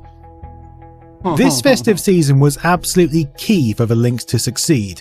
Atari had told outlets that fewer than 70,000 Lynx systems would be available before Christmas, but this already low number feels exaggerated. A ghost from a company trying to desperately keep up with Nintendo, shipping 1.1 12? You mean like 1,200? 12,000? No, sir. 12 million Game Boys for the same period, and still only meeting half their demand.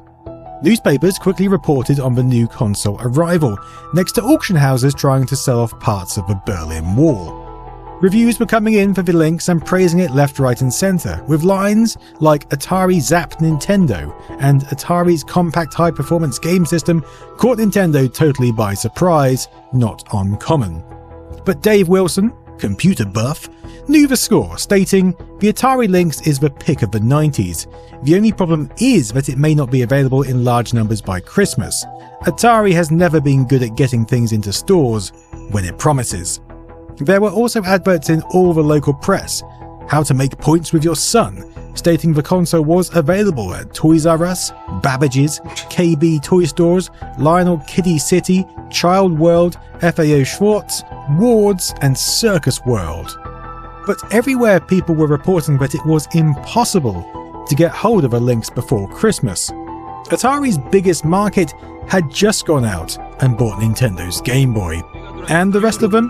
Well, they'd caught wind of this powerhouse Japanese console called the Mega Drive. Visual shock, speed shock, sound shock.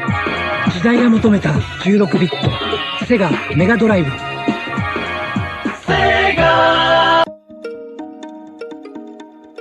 Remember Epix? Sure you do, they're the ones who built this machine. They were also the ones now directly in Atari's firing line. You see, Atari weren't happy with the Christmas 1989 sales, or lack of sales. The New York and Tokyo launches were mainly so that Sam Trammell could write things to keep investors happy in the quarterly and annual reports. Lynx was recognized as a revolutionary achievement by the trade when it was first introduced at the Consumer Electronics Show in Chicago last summer. Shipments began just prior to Christmas in New York City and Tokyo, and these two test markets were sold out. With a small footnote mentioning, constraints in availability and their release so late in the year resulted in a limited launch campaign. But really they knew that the ball had been fumbled here, and they blamed Epix for the fact that the full nationwide launches in their two key markets couldn't go ahead. Poor old Epyx. You see, Epyx had to hit those contractual milestones in order to receive payment. In a Now Gamer interview, Dave Needle describes a 60-day software bug fix clause, but the rumors column suggests that a missed cable delivery was the breach trigger, the cable in question being the ComLinks cable, a cable that was bundled with the initial US release alongside an AC adapter and Epyx's conversion of California games. This needed to work. The hardware needed to work. When Atari USA repatriated manufacturing from Japan to the US, they left Japan without this cable, and so initial Japanese bundles didn't include it, or an AC adapter, or a game for that matter, although they did toss in 6 AA batteries that were needed to power it, which of course they we'll included come back batteries. To. With That's Atari nice withholding a crucial $2 million Don't payment from Epyx, it's reported that Epyx filed for bankruptcy before the end of 1989. Shortly thereafter, on the 5th of January 1990, a license funding and sale agreement was drawn up between Atari and Epyx, and the Atari Lynx fully became Atari's property. As part of this agreement, Atari actually paid the owed milestone money to Epyx and an additional amount to cover royalty rights. And this seemingly saved Epyx, in a sort of kind of way anyway, and allowed them to limp on with game development and come out of bankruptcy, but now exclusively for the Atari Lynx. Just like his father's Amiga deal, Sam Trammell had seemingly lined things up so Atari could claim full ownership, leaving Epyx in their wake. Software support for the new Lynx has been equally impressive. In less than 4 months, 6 top game titles were released. I'm pleased to say that our video game software group is currently producing exciting titles, which include some arcade hits. As many as 25 new games are planned for release by Christmas, and new hardware peripherals are presently under development. Look how rough that is. Interestingly, although the cards don't have a little protective case themselves, they do fit absolutely perfectly into the Game Boy case. That's cool. Coincidence? Probably not.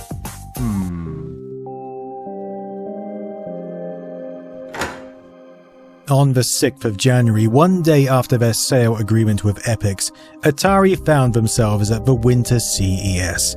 They might not have planned to, but Epyx had already paid for a 20-foot booth in the West Main Hall, and so Atari now took it.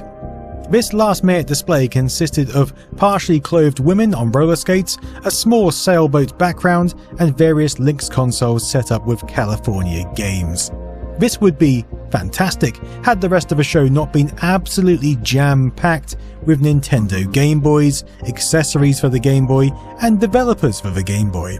Perhaps to shift the focus away from this, Atari invited press to the Mirage Hotel where the real Atari display was.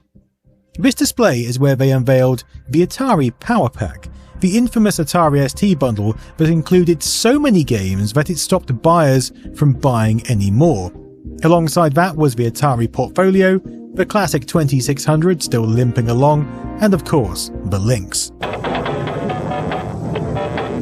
And something new from Atari, the folks who started the video game craze. Lynx, the next wave in portable handheld video games. It's nearly twice as expensive as Nintendo's Game Boy, but the Lynx has full-color graphics and 4-channel sound. This is Herb Weisbaum reporting. Now, you might be branded cynical if you realise that the day after obtaining full rights from Epyx is the day when the Lynx really started to appear in retailers in high numbers, but this is what happened. Priced at a quite hefty $179.95, this was $90 more than the Game Boy and $80 more than Epyx had originally hoped to price the machine. At this point, all the developed games were also created by Epyx. California Games, Blue Lightning, The Gates of Zendocon, Electrocop, and Chips Challenge, with prices ranging from $34.99 to $39.99. This might have been more had a big chunk of developers not refused to engage with Atari over unpaid debts from prior years, and the other chunk already sworn allegiance to Nintendo. Which was a shame, because the Lynx dev kit was pretty damn good. Based around the Commodore Amiga with a Howard board, it let coders peek into running hardware in real time, miles ahead of anything else and worthy of a separate video entirely. In contrast, the Game Boy had 10 to 15 titles, including the very recognizable Super Mario Land, the absolute perfection of handheld gaming, Tetris, Castlevania, and Final Fantasy Legend, to name a few. These titles were all cheaper, around $25, and the library was growing at a much faster rate than the Lynx. Still, Lynx games did come, some more notable than others. And as ownership grew, reviews also started to come, again, some more notable than others. But Sega had been working hard on their own colour handheld, and it was almost ready. On the 6th of October 1990, the Game Gear was launched in Japan. This was the first colour competitor to the Lynx, and it landed at 10,000 yen less than the Lynx. The Game Gear sold 40,000 units in its first 2 days, 90,000 in its first month, and racked up over 600,000 back orders. Plus, NEC's PC Engine GT was just around the corner. What's more, both Nintendo and Sega were using sneaky tactics with retailers, with reports that both were telling shops that they couldn't stock their respective consoles if they also stocked Atari's Lynx, leaving the 16-bit American handheld relegated to the bottom corner shelf, or even worse, the back storage rooms. Phil's right. It's going to be about $140, and its main difference, again, it has cartridges, but it also is in color. DSP is now disproving that he wears a diaper. Christmas 1990 would Beyond surely... parody. Speechless. I'm guessing, okay. You don't need to use your imagination to know how he's going to disprove that he wears a diaper, but please. Make up for things. Rampage. Okay. Games that arcade players are familiar with, they're going to be available on the Lynx. Philip did. It did not. Philly did. And to help understand why, Atari themselves offered some insights from their own perspective. As a result of the release of only 12 titles during 1990 and the higher launch price, sales of the Lynx were slow. That's what Sam Trammell said in the President's letter of the 1990 annual report. By this point, the Game Boy had around 70 titles, and Atari had to fight harder, but their costs were increasing left, right, and center. Marketing and distribution expenses increased $5.6 million in 1990 compared to 1989, principally due to the effects of changes in exchange rates during 1990 compared to 1989. And Atari had issues with their marketing expenses, meaning that Christmas 1990, although certainly better than their previous year, was still not ideal. Reports from the time put total Lynx sales throughout 1990 at 500,000.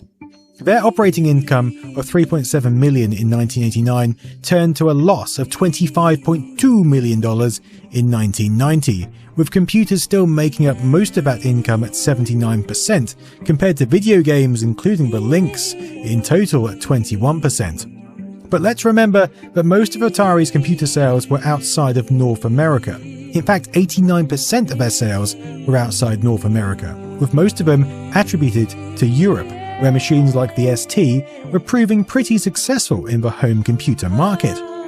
That was also a market that wasn't totally dominated by Nintendo, at least not Nintendo's entertainment system. Perhaps the Lynx would slot in here a little bit better than North America and Japan.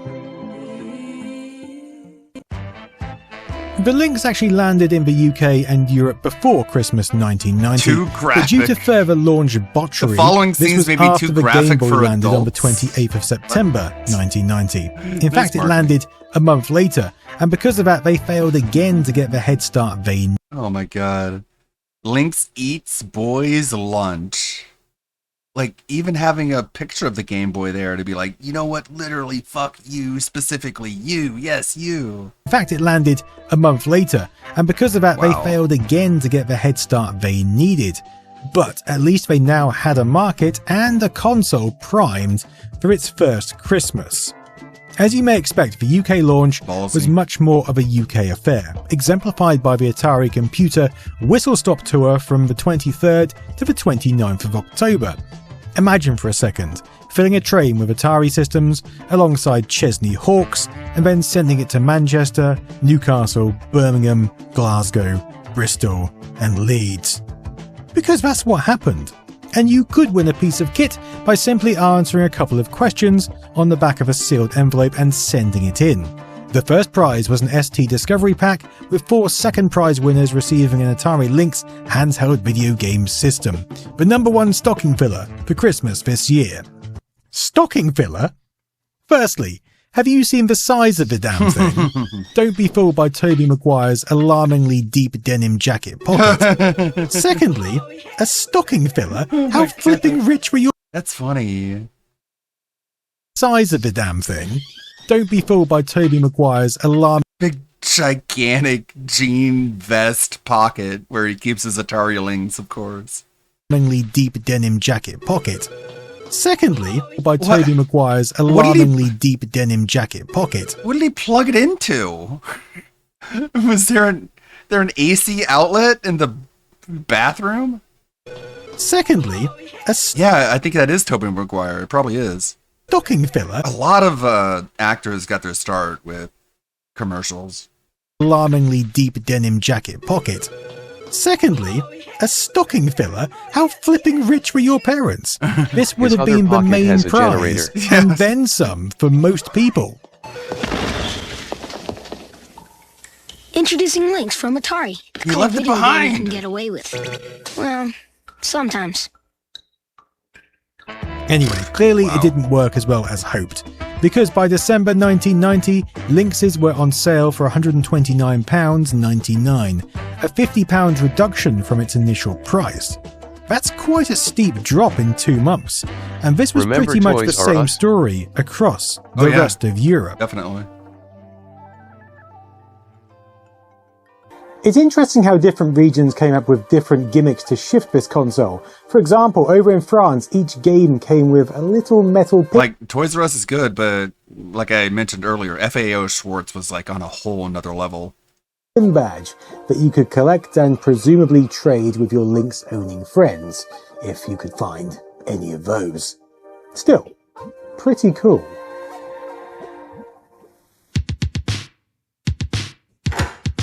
As 1991 thrust into view, Atari attended another winter CES in Las Vegas and came armed with the same strategy: pricing. You could now get a hefty Lynx for a not-so-hefty price tag of $99. Atari also committed to releasing over 40 titles, which was really needed after 1990. But don't be fooled immediately. The new $99 price got you the console only, just like Japan. If you wanted the full retail bundle, then slap another $30 on. This price was certainly welcome, but it was still more than the Game Boy. But you see, the Game Boy wasn't the only problem here. The lack of appealing game titles wasn't the only problem here. The gigantic size and weight of the thing wasn't the only problem here. The miserable couple of hours of battery life compared to 10 times the amount on the Game Boy wasn't the only problem here, and trust me, 90s batteries could only do the advertised 4 hours if you bought the most expensive home-wrecking brands available. Don't even get me started on rechargeable batteries from that era. In fact, that's why you could purchase this accessory. Yep.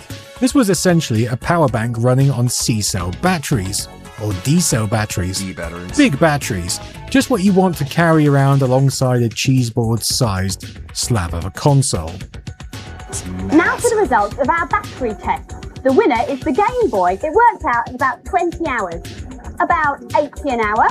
The Lynx, £2 an hour. And double that for the Game Gear, an astonishing £4 an hour. Well, at least it was beating the Game Gear in some aspects. Anyway, the lack of stereo sound out wasn't the only problem here. The outrageous, upsetting motion blur of the screen wasn't the only problem. The Game Gear was nuts. The fact that in April 91, Sega's... Like, I didn't even bother playing the Game Gear unless it was plugged into a wall. Game Gear landed with a retail price of £99 or $149 and started competing directly in Atari's colour, grown-up, powerful handheld space, but with more game grunt and a bigger following wasn't the only problem here. But at least Atari would attempt to fix... The advertising were just so direct and vicious. Like, guy hits himself in the head with a dead squirrel and he's like, whoa, color. At least... He's looking at a Game Boy. It's like, no, if you want color, you go with the Game Gear. 3 of those problems this year, and maybe win back support. Because let's not forget that despite these issues, the Lynx was a whole generation of handheld ahead of its time here. When paired with a genuinely good game, which, true to Atari's word, we saw more of during 1991, it was an incredible experience that in some cases could mimic the arcade. It could do things that even Sega's new Mega Drive console couldn't do. And Atari knew that, so they felt that maybe the smaller Lynx 2 could help convince folks to buy one. Just didn't have that good games.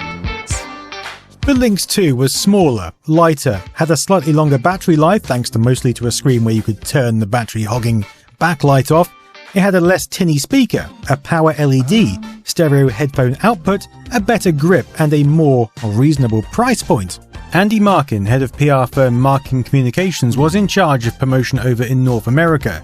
He'd actually been behind the first Lynx's marketing too, and he'd worked with Atari since 1986, but Sam Trammell routinely sacked him and brought him back on board. In a memoir from 2013, he recounts the launch. Just before the following Thanksgiving, we introduced the Lynx 2 that had a better feel, way of handling cartridges, battery life, and a lower price. We showed it off at the Marriott Marquis in New York City, overlooking the Times Square digital sign we rented for the occasion. While a young lady on our team trudged through the slush delivering seed review systems to radio, TV, and print folks, Sam, other team members, and I had back-to-back interviews. Most reviewers wouldn't let the new Lynx go, so Sam was happy to offer them a special editorial discount and have the unit overnighted to them. Suffice to say, everyone was happy, except the gal with the wet, cold feet. Markin's recount puts the Lynx 2 launch around October-November, which is corroborated with when advertising for the console starts appearing in media at the time. Although, just like the first console, it was announced earlier in the year in a bid to try and compete with Sega's new offering. Just like Clive Sinclair, Atari seemed good at announcing things without delivering the goods. With a UK retail of £99 and a matching US retail of $99 bare bones, this model was pitched to sell, but just like the first, we quickly see retailers cutting the price for the Christmas 91 season.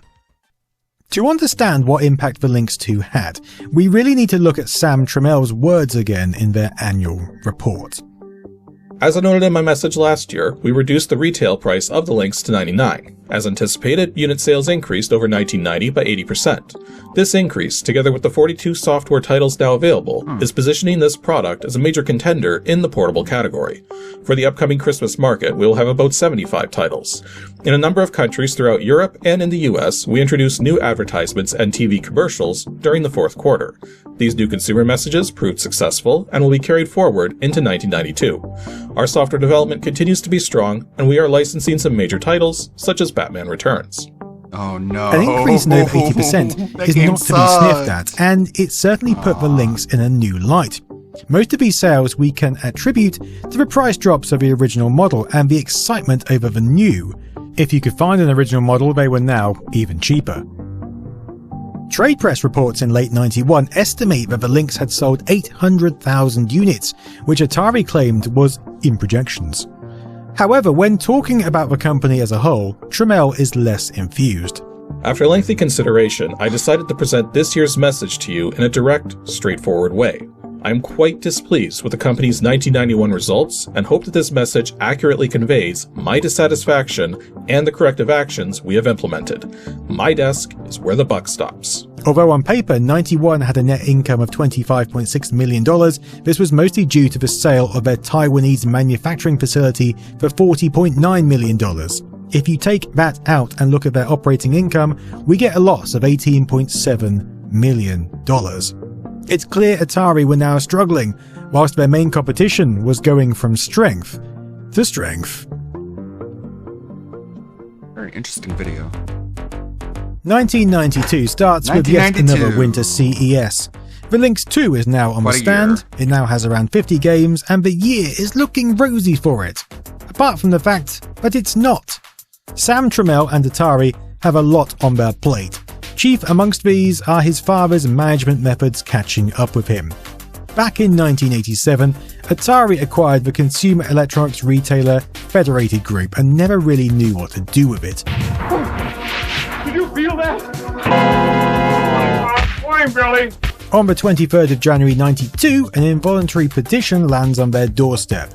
The bankruptcy is separate to Atari Corp itself, but still has an impact. In 1989, Atari had filed an antitrust case against Nintendo on the basis that Nintendo illegally restrained and monopolized the markets for home video consoles, something Sam Trammell would often reference. We were the leader in the first wave of video games. The next wave, the winner was Nintendo. They were clearly the winner, using monopolistic practices, but they were the winner. The third one was Sega. And had poured years of management time into it. In February 92, the case would come to court, and by April, Atari had lost. In essence, this was in part why the Lynx had suffered. Nintendo had tied most of the Japanese publishers into exclusivity arrangements. Sega mopped up the rest, and Atari were left by themselves. If only they'd signed that Atari Mega Drive deal. Anybody want to play this one over here? Somebody? Just a few hands up there. On the 4th of March, a Texas jury awarded $2.245 million against Atari and federated in Scott Campbell versus Atari, an emotional distress claim from a former employee. It was covered by insurance, but yet another management distraction.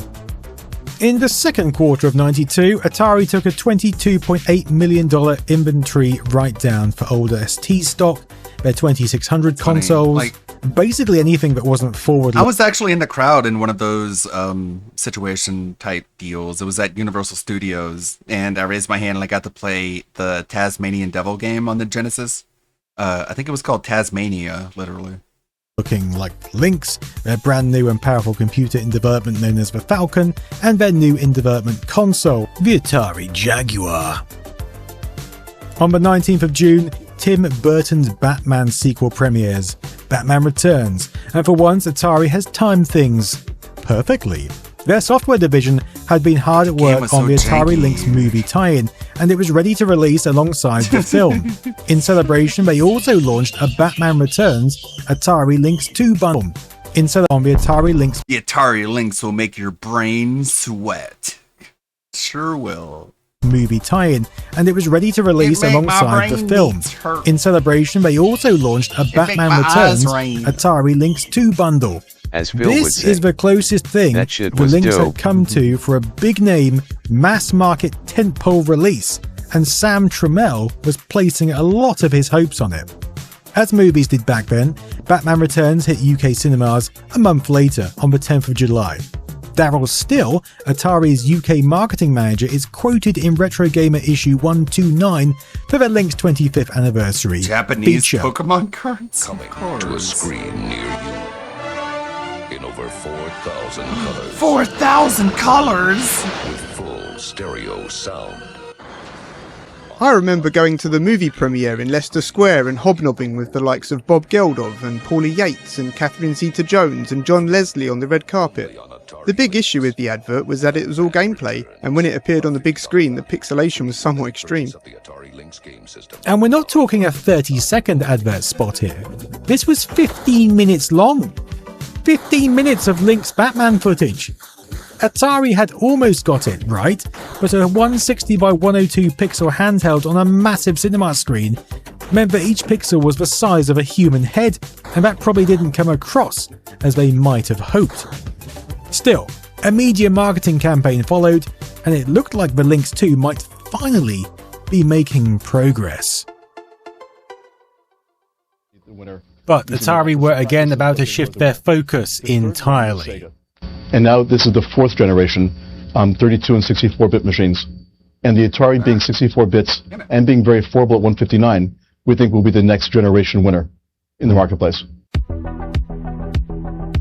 Before the end of the year, Atari would take another inventory write-down, this time for $14.1 million, as they prepared to exit the 8-bit market altogether and write off their ST range, a computer that only a couple of years prior had been their headline sales figure. In his 1992 letter to shareholders, Trammell's bleakness from the prior year continued, as his signature became smaller and smaller on the annual report. As you will read in the accompanying 10K report, Atari is still going through a difficult time. Sales are down significantly, and a large loss was incurred in 1992. But ended with an optimistic angle. 1993 will be a challenging year. With the launch of the Atari Falcon 030 and the future introduction of the Jaguar, we plan to rebuild our sales and bring Atari back to profit. You might be forgiven for noticing a lack of commentary around the Lynx in the 1992 annual report, and that's because despite the Batman Returns pack, it was still dwindling. All their energy was now being focused into the upcoming Jaguar console, but Lynx-compatible features had been left dormant. The Jaguar includes a Comlinks line on its main board, a connector that was reported to allow communication between the Lynx and the console, including rumours of using the handheld as a motion tracker for the upcoming Alien-based game. An incredibly cool feature that would have been ahead of systems like the Wii U, which at this point weren't even in anyone's wildest thoughts and dreams. The Lynx went from a product Atari was selling to a product they were now clearing. This is obviously put in the 1993 letter to shareholders. In the third and fourth quarters of 1993, the company wrote down inventories by $7.5 million and $10.6 million respectively. These were write-offs of older 16-bit and below personal computers and 8-bit video game products, and write-downs of Lynx and Falcon products to estimated realizable value, and were made concurrently with the introduction and change in marketing focus to the company's new Jaguar product line. In fact, reports from this point onwards had the Atari Jaguar logo now emblazoned across the front. The focus was now firmly on the Jaguar. In fact, the entire company was riding on the Atari Jaguar, being successful. And we all know how that went. If you don't, you can watch my video on it. By the end of '93, the company was fundamentally a smaller business. Offices had been closed in France, Germany, Spain, Italy, Sweden, Switzerland, Canada, Mexico, Japan, Australia, and everything was condensed and downsized everywhere else. In an executive survey, Sam Trammell was also stated as being the lowest paid CEO in the United States. The drive was there, but the problem needed more than penny pinching.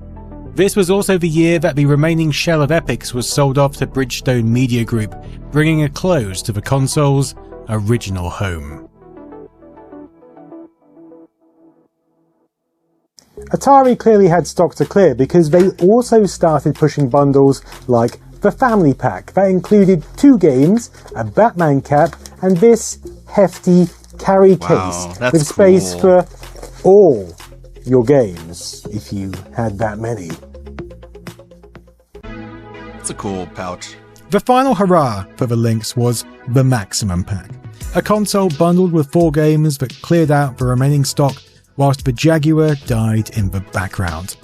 Still, we did get some releases. Let's have a cheer and a moment for them, because now companies like Telegames were doing the publishing. Atari had very much taken a back seat. In order to ensure the long-term success of Jaguar, we need to raise capital. As part of this process, we sold an additional 1.5 million shares to Time Warner Incorporated for a total of $12.8 million. By the end of 1994, remaining Lynx Batman Returns bundles were being cleared for as low as £29.99 in the UK. America had long since given up. This is the same time that Atari were optimistically trying to raise new capital to soldier forward with the Jaguar, which itself was already seeing price drops.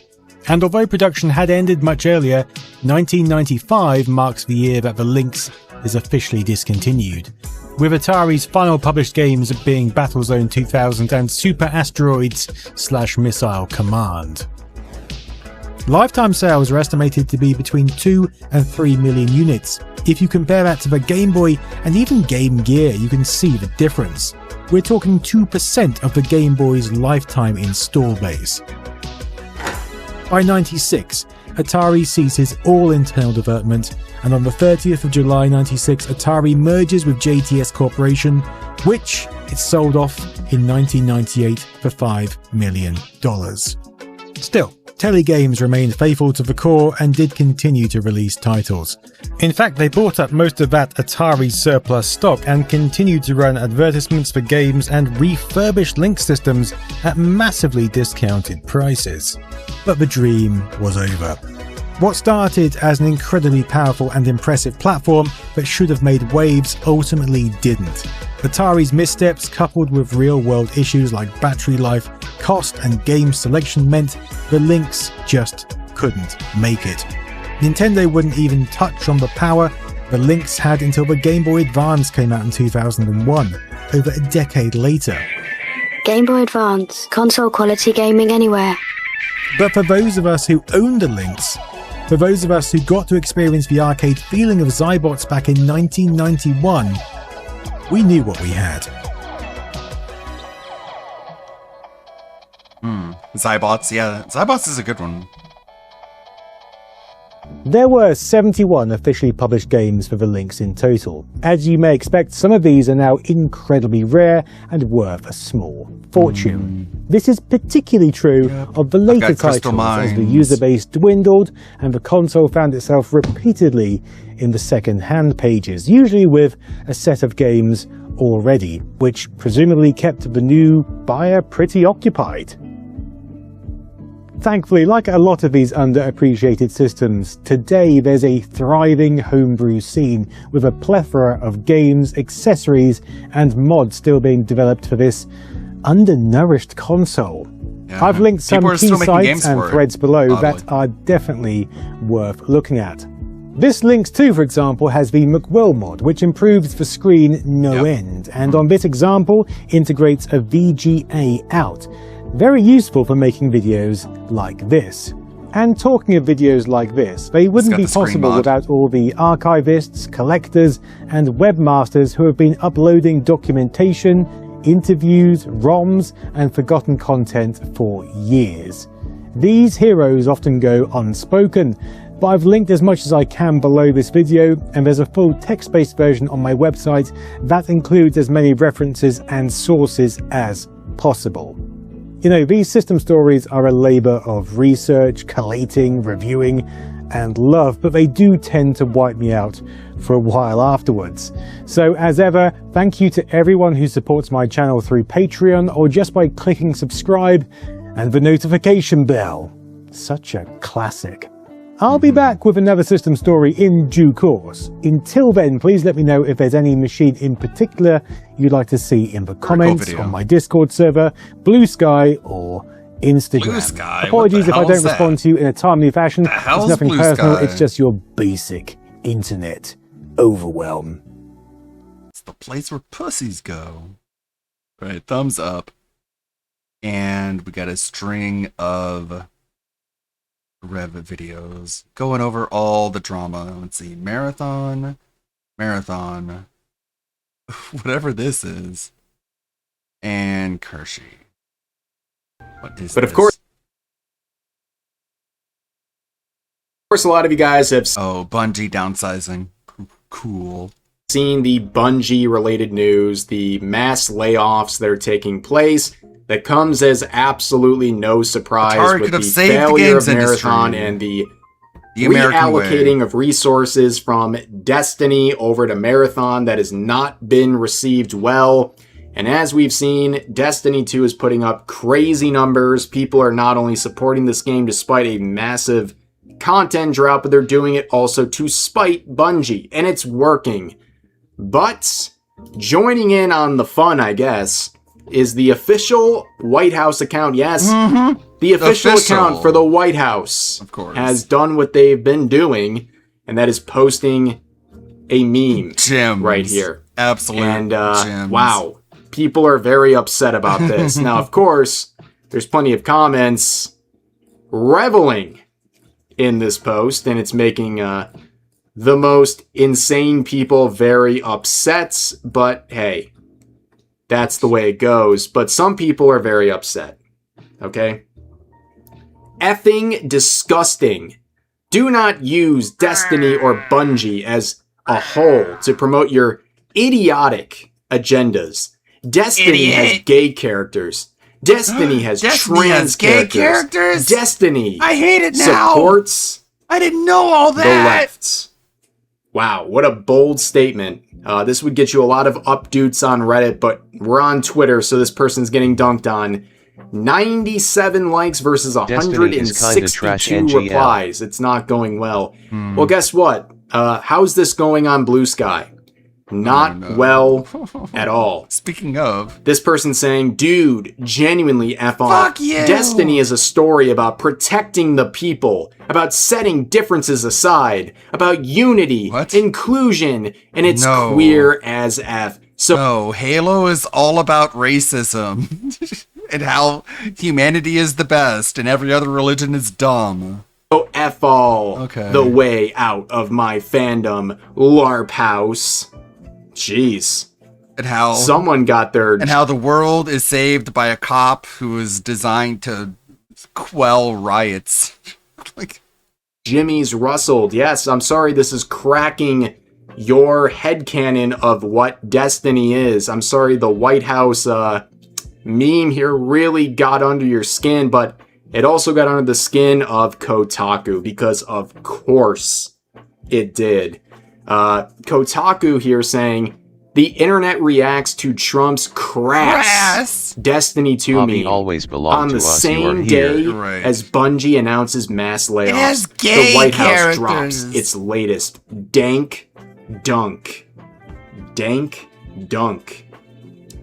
Yeah, I think the year 2016 called. It wants its MLG language back. But anyways, you can see the very, very upset journalist over at Kotaku, you know, all of one of the three left, saying the White House currently specializes in controversy courting memes designed to piss off as many people as possible with deliberately half-assed culture. No, it's designed to piss off as many leftists as possible. Trump supporters love the memes.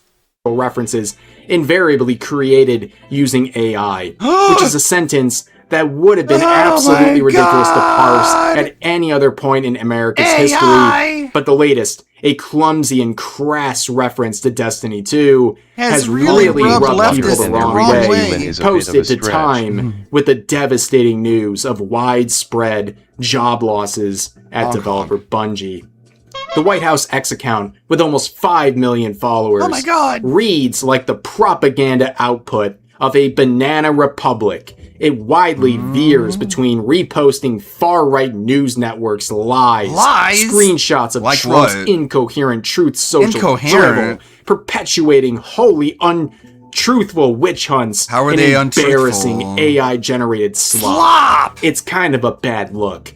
But last night's Destiny 2 reference just felt like an extra... Like, whenever someone calls anyone else a liar with no examples or evidence, you know the person saying that is a liar, they themselves. Extra level of dickery. Whoa.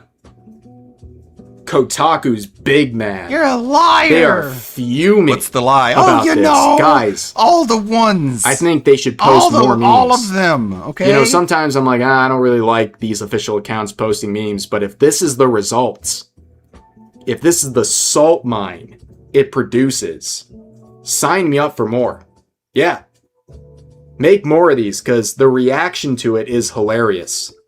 Just posting a simple Destiny 2 meme has caused a multi-paragraph crash out. Like on an existential level. It's pretty impressive if you think about it, ladies and gentlemen. But yeah, that's the situation with Destiny 2. Some more good news coming out for Destiny 2 despite everything going on with Bungie. I found it tacky, but it's not being posted for me, LMAO. Well, yeah, like... It's made to make leftists feel uncomfortable. That's the point. Speaking of TDS, how about KDS? So at this point, I owe a lot of debt to Kirsche for producing non-stop content relating to her, where in the VTubing scene, the usual suspects are constantly seething and biting her ankles for the hopes of attention and validation from their peers, complaining about how problematic she is while not being able to articulate a single reason as to why. So as always, Munya, glory to the Fox woman, all that sort of stuff. But we're going to be looking at two different situations. The first one involving a small VTuber essentially bullied into submission for simply posting about Kirsche, not even expressing support, just posting about her.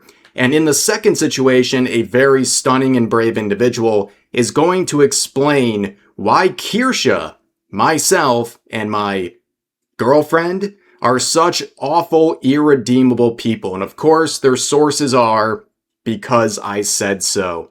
So let's jump right into that first situation. This is the sort of follow-up post after everything happened. This VTuber Lottie saying, "These past few days have been difficult. I just wanted to share something unexpected I encountered on my travels." Well, this is the now deleted post from this small VTuber right here. It says, "I was driving and saw this VTuber billboard." Of course, it features Kirsche. Seems very innocuous, right? You're a VTuber and you're driving around town and you see a giant billboard featuring someone like Kirsche. Pretty cool moment, something you want to share. Now, this is nothing new. A lot of VTubers have ended up on billboards like Kirsche, and doing so causes immense levels of seething among the usual suspects, who are out in full force in the replies of this now deleted tweet, saying, "Oh boy, not this grifter. Yeah, she's a bigot grifter, Lottie. Oh, it's the bigot. I wouldn't pay her any mind."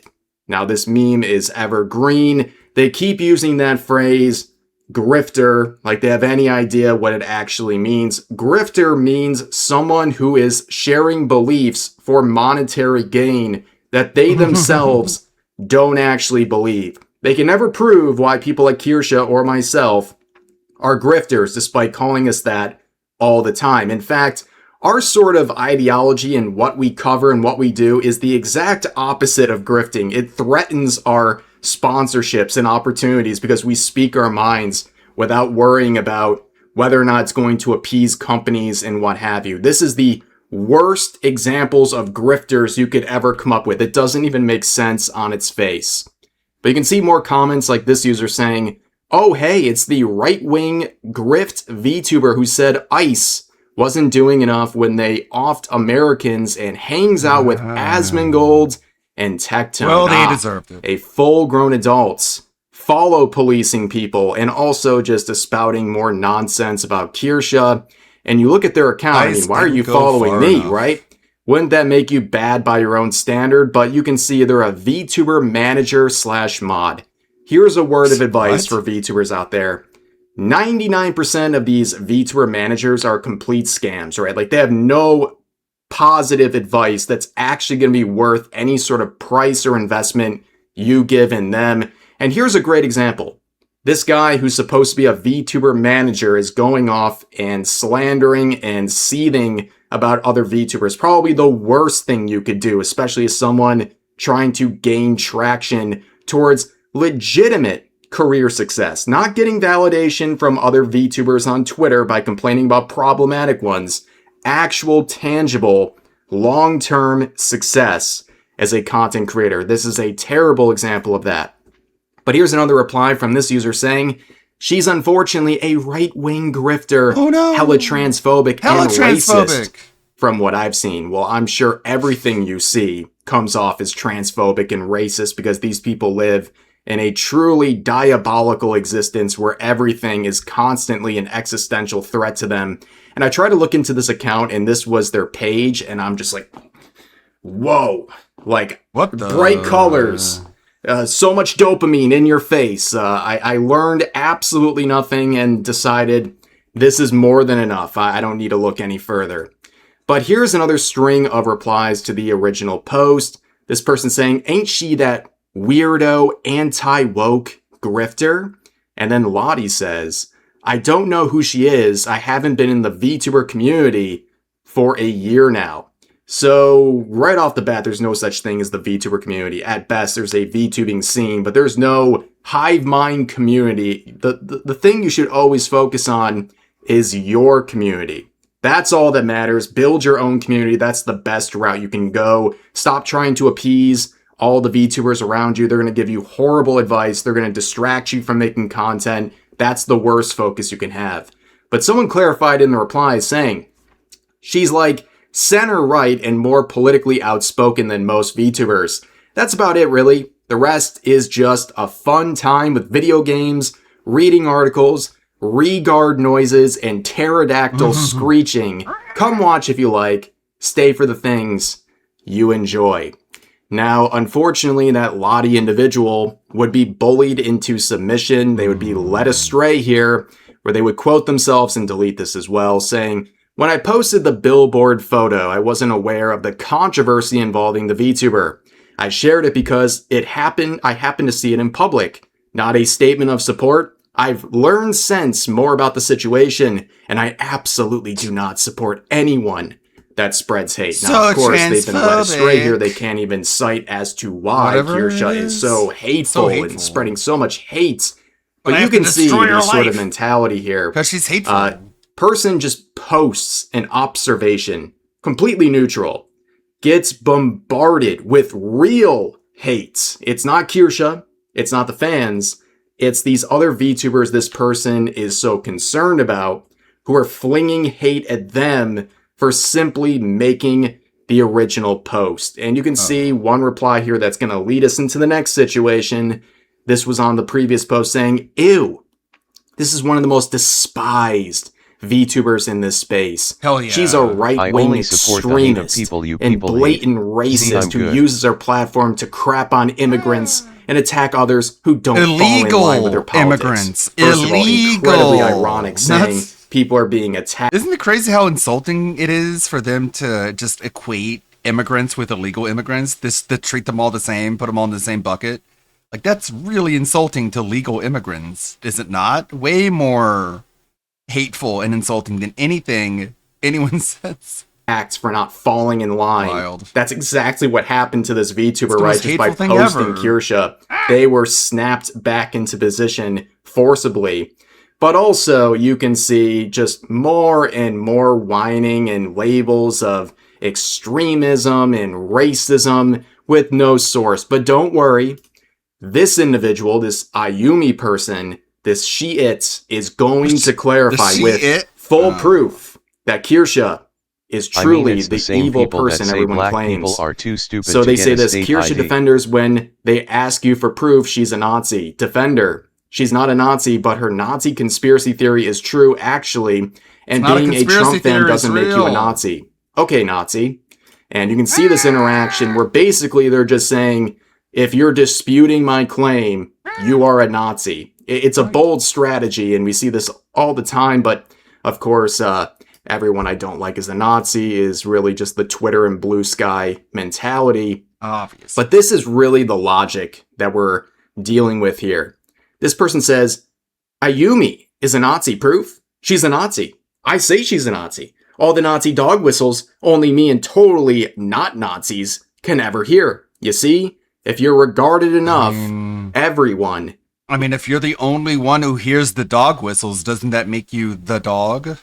Is a Nazi. Yeah, if you're going to claim someone as that label with no proof, just vibes, I mean, why not just do it back to them until they can prove otherwise, which, you know, proving a negative is a pretty tall task for anyone. Like, not all conspiracy theories are false. Like, just calling something a conspiracy in order to dismiss it, like, it means you don't understand what the word conspiracy means. To do, but if they're going to fling that around, I mean, how are they going to disprove this? They like to operate on no proof, just vibes. So that's unfortunately their logic. But then you can see some people disputing the claims where Ayumi says correct. That's not the Great Replacement theory. This user says the only difference is thinking it's the Jews instead of the UN. She doesn't think the Jews are doing it. Take your meds. And then Ayumi says, she literally does. And the other user says, she literally does not.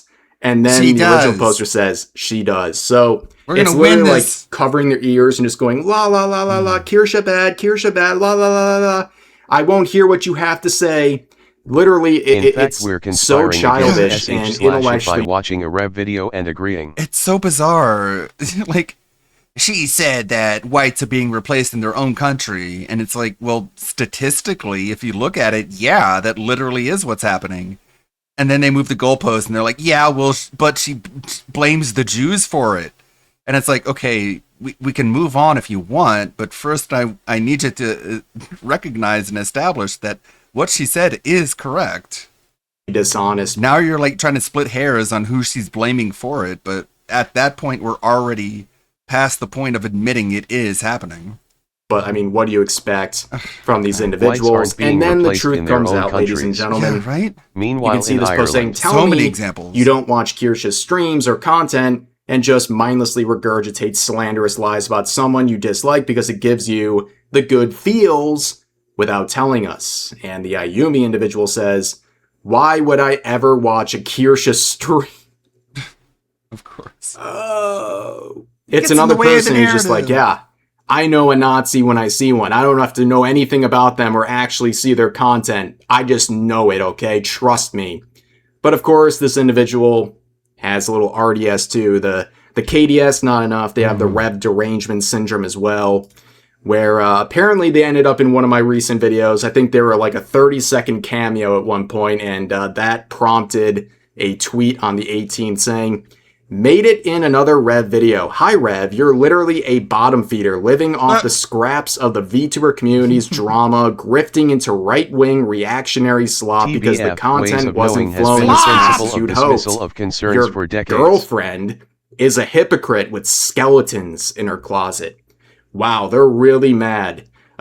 Besides the seething right here at the top, there's a lot of funny things going on here. I mean, number one, they go after my girlfriend, which is really weird. If you're seething so much about me, you're going after the person I'm with. At least get the lore right. We've been married almost 3 years, okay? Like, put some respect on wife's name, okay? And also, this last part doesn't even make any sense. They say she's a hypocrite with skeletons in her closet. And someone asks, what kind of skeletons? And can't people become better and change? And then they say she has objectively become worse. How does someone have skeletons in their closet if they become worse? That doesn't even make any sense. Like, this is the level of logic we're dealing with here, ladies and gentlemen. But this user would ask, enlighten me how she is worse. There was no answer. Of course. No proof, just vibes, ladies and gentlemen. And, well, it's what you expect. But you know what? Something's very wrong when you realize the pinned tweet of their account is a clip where I was talking about one of their tweets defending Deme and crashing out, labeling everyone who is criticizing Deme as every phobe they could think of. And I can think of nothing more pathetic than literally branding your accounts with me while claiming how irrelevant and awful I am. Like, clearly I take up enough headspace in your mind to make you want to clip when I talk about you and then pin it to your account, like literally a dunce cap for everyone to see. But they're not done. This, of course, was talking about them being in the video. And this person says, based. If you made Rev says dumbass upset, stay strong. It says dumbass when referring to you. That insult doesn't even work. If I'm saying it, that means I'd be saying it to someone else. What are you talking about? I mean, nice try, but in the replies, they would link the video clip again. You know, of course, totally irrelevant, but like, hey, stranger on the internet, look at the thing. I was in the video. Look at this. I was in this totally irrelevant person's video. Please look. It's so hypocritical. But of course, their derangement knows no bounds, ladies and gentlemen. In a completely irrelevant discussion, they call someone a random Rev simp, and that their opinion is completely irrelevant, and they're only a few months away from becoming a devout Christian. Okay. Oh my god! And filling their hard drive with military wear inspo. This user's reply is really all you can say. What? What are you even talking about? First of all, what do I have to do with anything in this conversation? Second of all, if these are the consequences here of, I guess, you might following my become content, what are we even talking about? And then overall, what are we even talking about? This whole thing is very strange, a very strange fan fiction. And then I found one more here talking about some situation. I have no idea, and I'll explain why I don't know in a second. But they say, along with the post tagging Dragons T and Hero Hey and Rev and other various content creators they want to grift through to, they won't delete it. And people will just believe it because the right is a bunch of gullible, brainless idiots. And here's the original source. It comes from a deleted post from a suspended account. I'm sure it was an absolute gem, not ladies and gentlemen, but that's really the situation. Right. People have some real derangement syndrome on the internet, especially when it comes to me or Kirsha, or apparently my wife as well. And I thank them for the free content. It's a never-ending stream of content thanks to them. They can have their likes on Twitter. I'll have my videos, and I definitely take my side 100 times out of 100. But for now, that's going to do it for this video. If you enjoyed, please consider giving the video a like, consider subscribing and turning on notifications for daily uploads, as well as multiple streams live every week here on YouTube. But overall, hope you guys enjoyed the video. I think I'm all caught up now in the game. Took me a little while. I needed to cheat quite a bit. But finally up to... There we go. Here. So, obviously, Garnet is trying to find the truth about her mom and the kingdom. It's a very rich story. It's one of those stories that, like, cannot be made into a movie because there's just too much going on. Like, the first act would take up the entire movie.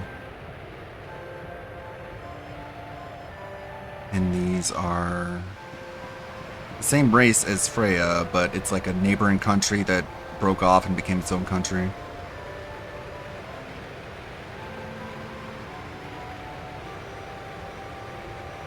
Oh, next I'll show you the She's fat!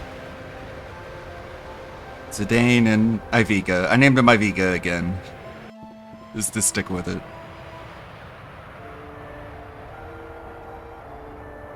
Good graphics. Garnet found the truth. Her mother is fat. Fat and angry. Just getting the tour of the village, I guess. To get to a save point. We can play more of it next Saturday. Maybe even finish it. Steiner is Steiner. There's a Moogle. Let's see if I can find a Moogle.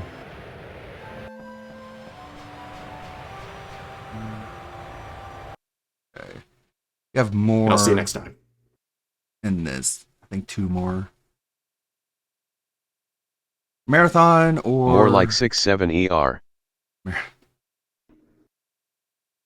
Hey, what's up, Kesper here. So in this video, I'm going to be talking about the Bungie situation. We are on the cusp of witnessing the total collapse of Bungie, and I think I speak on behalf of everyone when I say this is completely deserved. Whether it's Sony, Bungie, Marathon, anyone on that chain of command, their constant choice of making the wrong choice is really catching up to them. They have no one to blame but themselves. They have focused so much on Marathon, that game has collapsed, and in the process, they have angered Destiny fans by pushing away them from that game and trying to funnel them into Marathon, and guess what? It hasn't worked.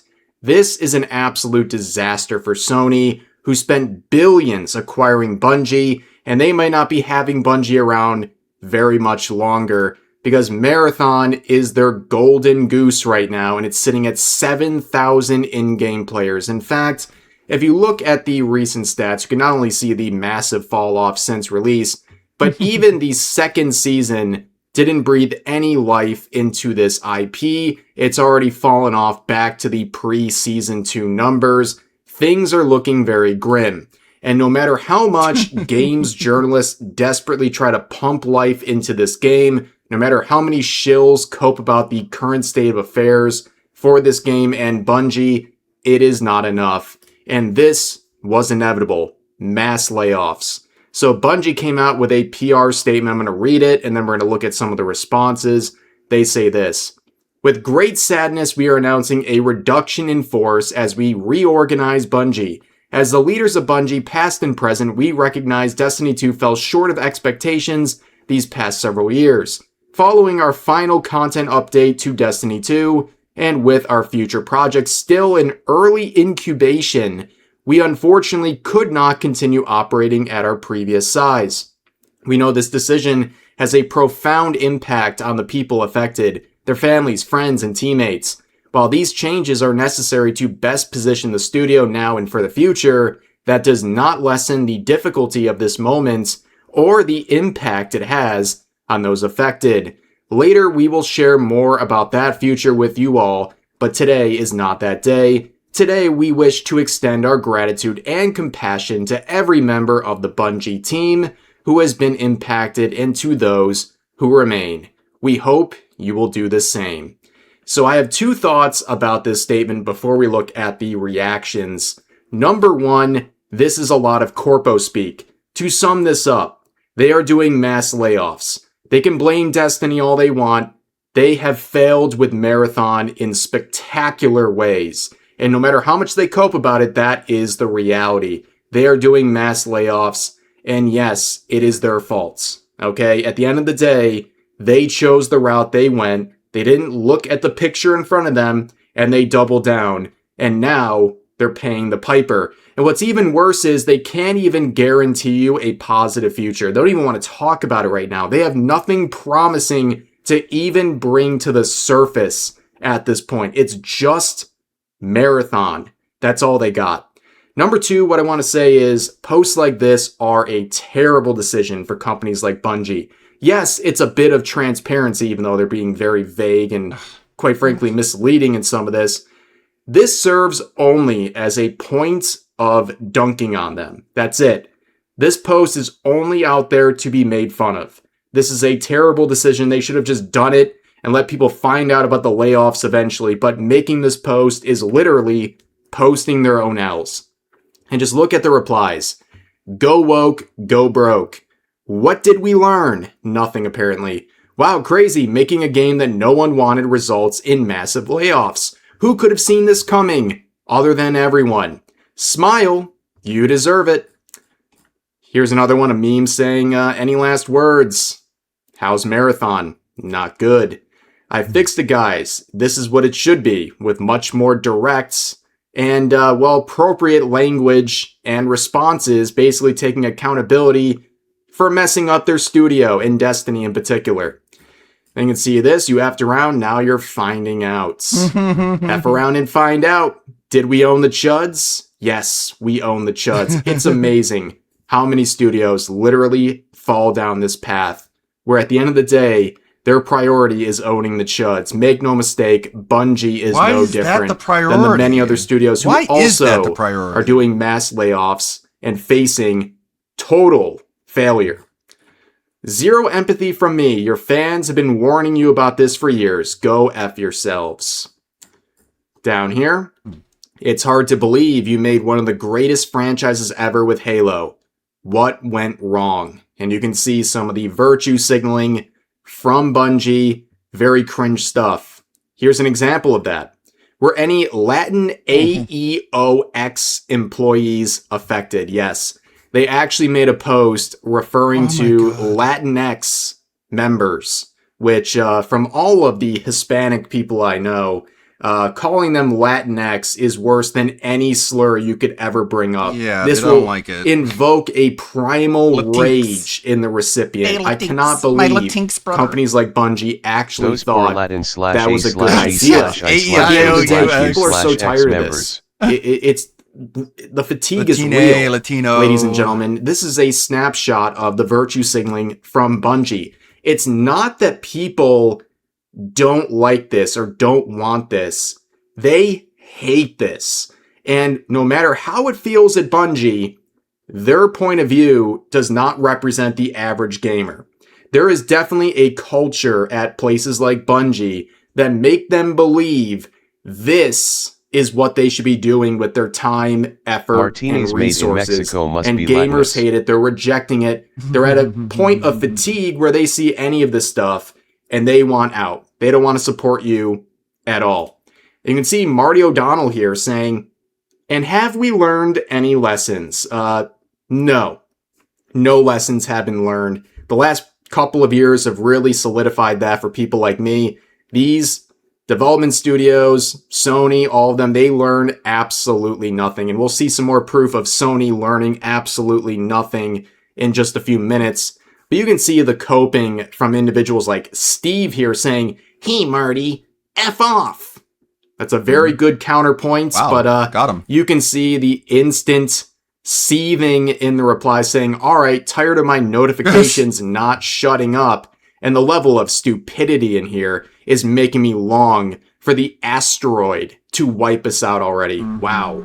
That's a lot of upbeats on Reddit if you posted it there. But you can see they locked the replies. They don't want to hear it. But here's another point that is an obvious one. 62% of the player base in Marathon were Destiny players. And they decided in their infinite wisdom to piss off the Destiny players by basically trying to funnel them into Marathon to complete their vision, what they wanted everyone to play, instead of letting people choose. And people are choosing Destiny 2. Right now, despite a long content drought, Destiny 2 is sitting at 73,000 in-game players, around 10 times that of Marathon. This should be humiliating for Bungie. They picked the wrong game. They listened to no one but their own desires. They wanted Marathon to work. They doubled and tripled down on it. And now the players are speaking. And they're speaking very clearly. They much would prefer Destiny 2 over Marathon. In fact, I don't really know anyone who's preferring Marathon. In fact, the only people playing Marathon seem to be the biggest copers I've ever seen in the world. You know who else doesn't want any part of Marathon? The voice actor for Guardian in both Destiny games. You can see a comment on one of his recent posts saying, "Marathon is waiting for you, Guardian." And he replies with a puking emoji. Not even the VAs want any parts of Marathon. I just want to say, unfathomably based by this man right here. Glad he's speaking his mind. But of course, this is just comes with the territory. Asmongold adding in "welcome home" with this infamous image. Because yeah, a great deal of people over at Bungie. There's your legacy, Phil. There's your legacy. Welcome home. Are getting laid off. In fact, nearly 300 staff at the developer's Bellevue, Washington office have been laid off, including some big positions: general manager, engineering director, senior producer, senior art producer, story editor, associate UX designer, run creative lead, run art leader, run test leader. They are letting go of high up positions. It's not just the underlings they're cutting the fat with. No, they're getting rid of big spots. But of course, people are not happy about Asmongold's post, saying some of the most talented artists, animators, writers, and coders on the planet, we just lost our jobs. Because your management decided to ruin the project for you. We're not against animators, artists, writers, and talented people. We're against the people who are driving the entire industry into the ground. Those people specifically. Not the people who are working hard to create good art. It's the people who are making bad decisions. Nearly talentless, that guy who got lucky enough in content creation to make it. The seething is very, very apparent, ladies and gentlemen. Well, if they're such good artists, I'm sure they will find a new job quickly because it didn't work out with Bungie. And if you're mad at anyone, be mad at Bungie and Sony for going this route and tanking their company to the point where they need to lay off workers. The fact that you're mad at Asmongold for pointing out a response to their statement is very odd. You should be mad at really just Bungie and Sony. They're the ones that led their company down this path leading to layoffs. But of course, someone points out the irony of posting this while being managed by his talent agency. Yes, apparently this person is a part of Mythic, which, you know, Asmongold's connection to that right now, it's not very clear, but he did create the organization. So this guy is literally chirping at the guy who gave him this opportunity, which is very funny, but he says he has no controlling share of said talent agency. And if he did, it wouldn't change my opinion. If they boot me for it, I'll just join one of the other major agencies that I've known for years. Nothing changes. And you can see replies locked. This guy is not having it. What a badass. And he had on saying, all right, this one got far enough outside the sphere to where everyone has voiced their opinion on my totally sick burn. We are going to lock this down and everyone can go back to caring about whatever the next rage bait is. Have a wonderful weekend. Oh, apparently turning off comments has made many people angry. I'm so sorry, fans of Asmon. I'm sure you will react to this in a perfectly healthy way that wouldn't ever encroach on being what some would consider weird as F or anything. First of all, buddy, this is not an airport. You don't have to announce your departure. You also don't have to announce that you're locking down the thread and how much you don't care, because clearly you care so much that you felt the need to not only lock down the thread, but also remind everyone that they're boring and that you're not interested in what they have to say. Yes, you are triggered by this. You're triggered by Asmongold. You're triggered by the fact that Marathon is flopping and that Bungie is suffering because of it. That's pretty much all there is to it. I would be mad too if I was a shill like this. But of course, Sony, doing the worst moves imaginable. PlayStation wants to revitalize the market with new live service games. Yes. What a great decision. In wake of everything that's been happening the last couple of years, Sony doubling down on live service games is a great choice. I mean, just look at Concord, ladies and gentlemen. What a great decision that was. They should make 10 more Concords, actually. I think that'd be a really good route for Sony so they could really accelerate the billions they're losing because of these choices. But don't worry, Herman Holst of Sony came out and dropped a letter at Bungie here, basically trying to go through the painful news and yada, yada, yada. But as pointed out here, remember, that's the same guy who thought Concord would be the future of PlayStation. Yes, he not only said that, but pushed for the acquisition of Bungie. This guy has cost billions to the company. Not only exercising horrendous decision-making, but costing them billions and their reputation in the process. Truly phenomenal stuff. But I want to end with this post because this is really how I feel. Sony will shut down the studio. Destiny won't have a team to make another game. Marathon is already dead and no projects are greenlit. Generational fumble by both publisher and studio. The only possible upside of this is that PlayStation stays out of the live service forever. Well, unfortunately, it looks like they want to get even more into live service. But I agree. I think Bungie is completely doomed. There is no possible way they're going to wiggle their way out of this. They have nothing going for them. They're shutting down Destiny, which was their cash cow for years. They're shifting over to Marathon, which is completely cooked. There is no turning around this game. This is not going to change. They could make this game free to play. And oh wait, they did that already for a week at the start of Season 2. Look what that amounted to.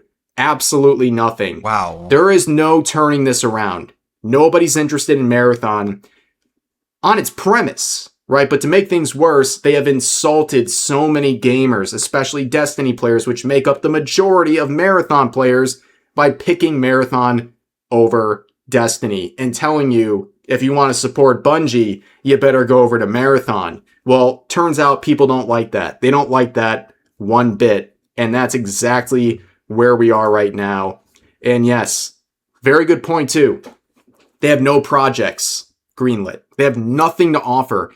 In their statement, they couldn't even blemish the results. They couldn't even gas you up. They literally have nothing. They brought in nothing. Their homework was due. They had nothing to show for it. They couldn't even write down scribbles on a page and pretend like it's something. They have nothing going for them. Their entire future is Marathon. Nobody is playing that. Just an absolute generational fumble by Bungie and by Sony, by Hermen Hulst, anyone involved in this. Wow. Should never have another opportunity in the industry if you are a part of this decision-making process, because you have no idea what you're doing. You have no respect for gamers and what they actually want and what will make you a profit. Why are so many of these studios simply allergic to making money? I literally do not get it. Maybe they can virtue signal more. Maybe that'll do it. Maybe more live service games. That might do it too. But anyways, that's going to do it for this video. If you enjoyed, please consider giving the video a like, consider subscribing and turning on notifications for daily uploads, as well as multiple streams live every week here on YouTube. But overall, hope you guys enjoyed the video, and I'll see you next time. I was playing FF9 pretty much all day, and I think this model needs more detail added. Hey, what's up, guys? Where's Alfred? So in this, he really... Wait. Did you already see this one? Probably not. He really hurt his foot, so he's kind of injured, but he's all right. He can walk, but it hurts. This video, I'll be doing a bit of a follow-up to the Bungie situation, mainly looking at the shills and the now former employees of Bungie who are coping about what happened, and looking through their posts and their accounts, it all makes sense. It reflects the culture and the agenda of Bungie that led them to this mass layoff situation. In case you missed yesterday's episode of Dragon Ball, Bungie came out with a very obvious statement that so many people saw coming, that they're doing mass layoffs. Now, in their corpo jargon here, they try to word it nicely and blame everything on Destiny, but at the end of the day, their choices to reprioritize Marathon over Bungie, their culture, their insufferable virtue signaling, that's what led to layoffs. They are literally going woke and going broke. Now, they have learned nothing from this situation. They haven't learned anything, whether it's Bungie or Sony, they've learned nothing. In fact, on the same day as the layoff announcements, Sony came out and wants to make it very clear to everyone that their priority is revitalizing the market with new live service games. And yes, they will release another 1,000 Concords before they make games that people actually want.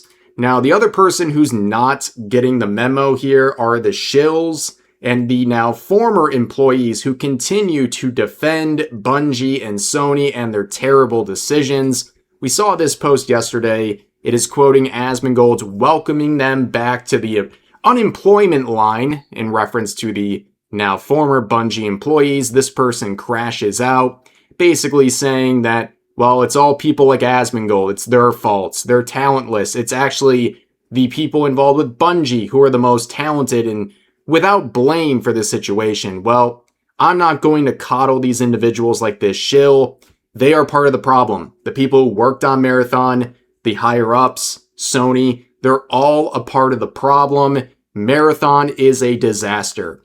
In every objective sense, this is a massive disaster. 6,000 in-game players right now is not cutting it at all. If this game was 5 years old, this would not cut it. They are in an absolute freefall, and it's all their faults. And 400 people have now been reportedly laid off in this situation. Again, no one really feeling sorry for them. Actions have consequences, and if you're working on this turd known as Marathon, well, you're a part of the problem. Now let's look at some of the employees, because there is a rash. There are dozens of now former Bungie employees who are coming out and announcing that they've been let go. One of those people is this individual named Maiko. As you can see, an ex-test engineer for Bungie. She, her, cosplayer, Catgirl. All of her opinions are mine. Well, yes, you certainly have some thoughts to share, including this one saying, after nearly 4 years at Bungie, my role has been eliminated as of today. It has truly been a pleasure to have worked on Marathon and Destiny with such talented individuals for so long. Testing at Bungie really was different, but I'm going to miss my team the most. And, well, welcome home, okay? A lot of people looking for jobs right now, but Don't feel too sorry for them. Anyways. This is the type of stuff they were tweeting back in 2023. Atomic Heart honestly looks like a super cool game, and I'm interested in playing it too. Yeah. Just not sure why the original poster thinks the dev team being made entirely of cis white men makes the game good, when plenty of other modern games are also good and also make up of marginalized people. Oh boy, here's that culture over at Bungie we've been told so much about. Not only mentioning cis white men and white. Thinking that is a bad thing for a studio, but also mentioning modern games and how there's so many good ones made up. Like it's developed in Russia. Yeah, there's not going to be a whole lot of Africans. Okay. By marginalized people. It is a bunch of virtue signaling, and it shows the priorities and the agenda over at Bungie. And there's a reason why images like this exist. There was a massive culture shift. A lot of the people behind the beginning of Halo, for example, they're all gone. This is the Bungie that created games like Marathon, and it really shows. And before we leave this individual, here's one more tweet I saw that I thought was very interesting. Back in 2021, they said this: "My neighbors are mega insane conservative and have been building their garage almost every day this past summer." Before I read the rest, why are you mad about that? Why is your neighbor building their garage making you this upset that you need to publicly tweet about it? But anyways, they continue on saying, they love you. "It's December 16. It's 60 degrees outside. They're still going. I'm opening my window and playing the most dirty screamo and devil music. WAP, Montero, all of it. Ooh, shiver me timbers, how edgy this individual is. Just to annoy people, so basically, you're a nuisance. Yeah. You're angry about your neighbors being conservative and building a garage.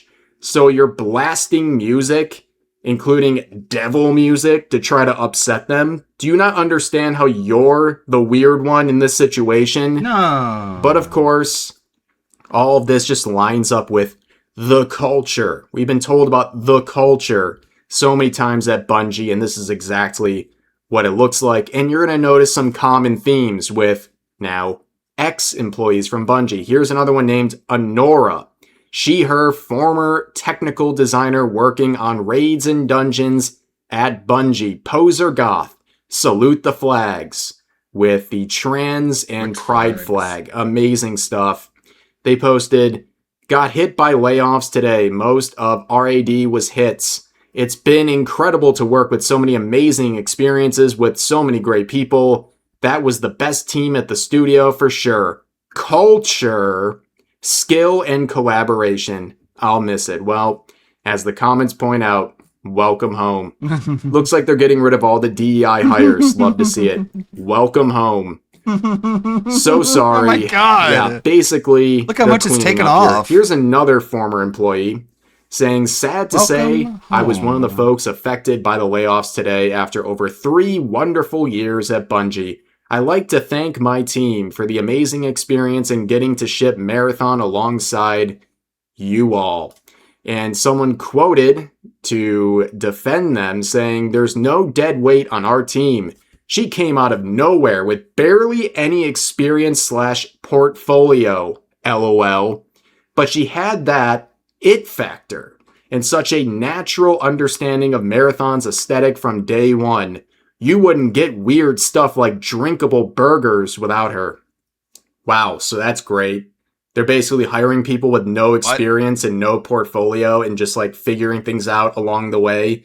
And the best contribution they have is drinkable burgers. Yum. Wow, thank you for your service to Bungie. No wonder this company's doing so well.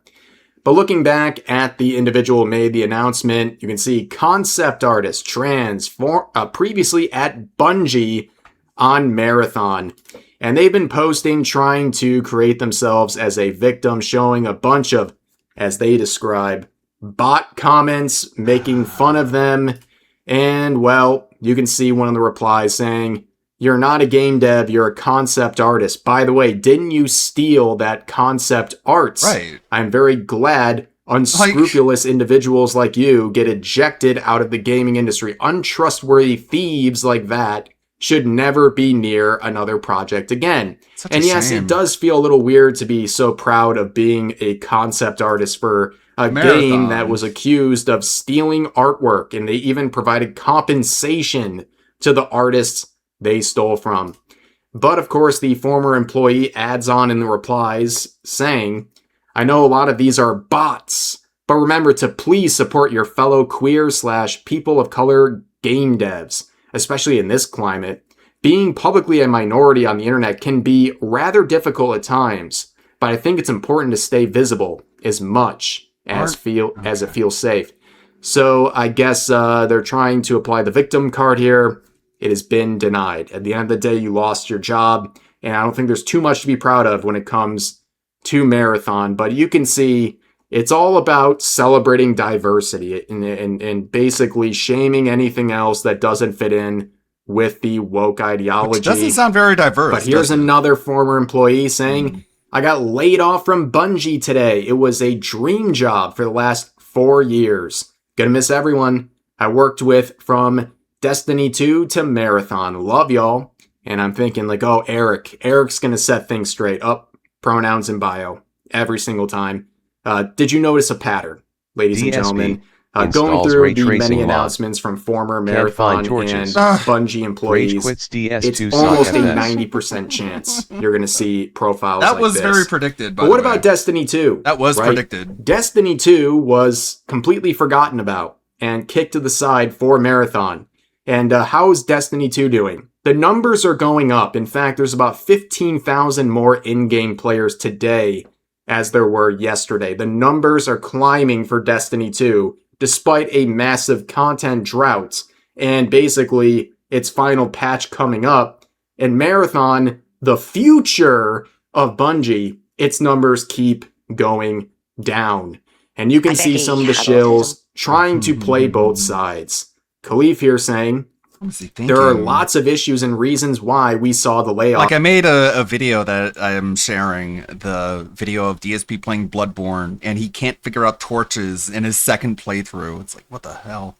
At Bungie this week. I will say that I don't think the We Want Destiny 3 campaign helped much and probably caused more harm than good. That's right, it's all the Destiny players. It's not the people at Marathon or Bungie or Sony. It's all the people who wanted Destiny 3. It's their faults. And also, this person quotes them saying, sit this one out, bud, with their previous tweet saying, the funniest thing about this entire Destiny 2 tantrum is that the game isn't even going offline. You'll literally still be able to play it after the last update, so none of this energy makes sense. What a goofy hill to die on. Yes, these people are as hypocritical as they breathe. And then I just want to end with a little point here about the current state of the industry. All right. AAA gaming in shambles. An indie game made by two guys in 2 months, Mecha Chameleon, has sold more than 10 million copies in less than a month. It's a multiplayer hide-and-seek game where hiding players must paint their plain white characters to match the colors, textures, and lighting around them, while seekers try to find them. Yes, this is all it takes to crack the industry right now. It's a $5 game. Just make a fun game free of agenda. Okay. And you'll be a millionaire. It's free. Really that simple, ladies and gentlemen. Cheap. But the people over at Bungie, they just keep missing the point. They have learned nothing, and they will continue to learn nothing. And all of these people we just covered in this video, these ex-employees, they will get hired somewhere else. They will continue in the industry. They will fail upwards as they always do. And the shills, guess what? They're going to continue to shill. It is a never-ending cycle for everyone involved, and that's why we're facing a massive crash in this industry. A bit more detail. But anyways, that's going to do it for this video. If you enjoyed, please consider giving the video a like, consider subscribing, and turning on notifications for daily uploads, as well as multiple streams a week live here on YouTube. But overall, hope you guys enjoyed the video, and I'll see you next time.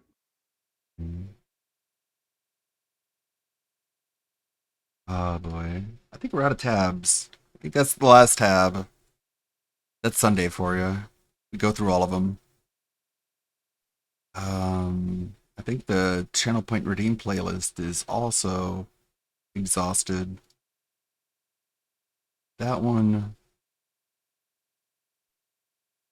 Hey, that's how Tectone explains to his sexual partners. Human to relate intelligently what you think it is that I'm doing wrong or could improve upon, so that I can understand it, absorb it. In order to do it. that, Phil, you're gonna have to. You're wrong.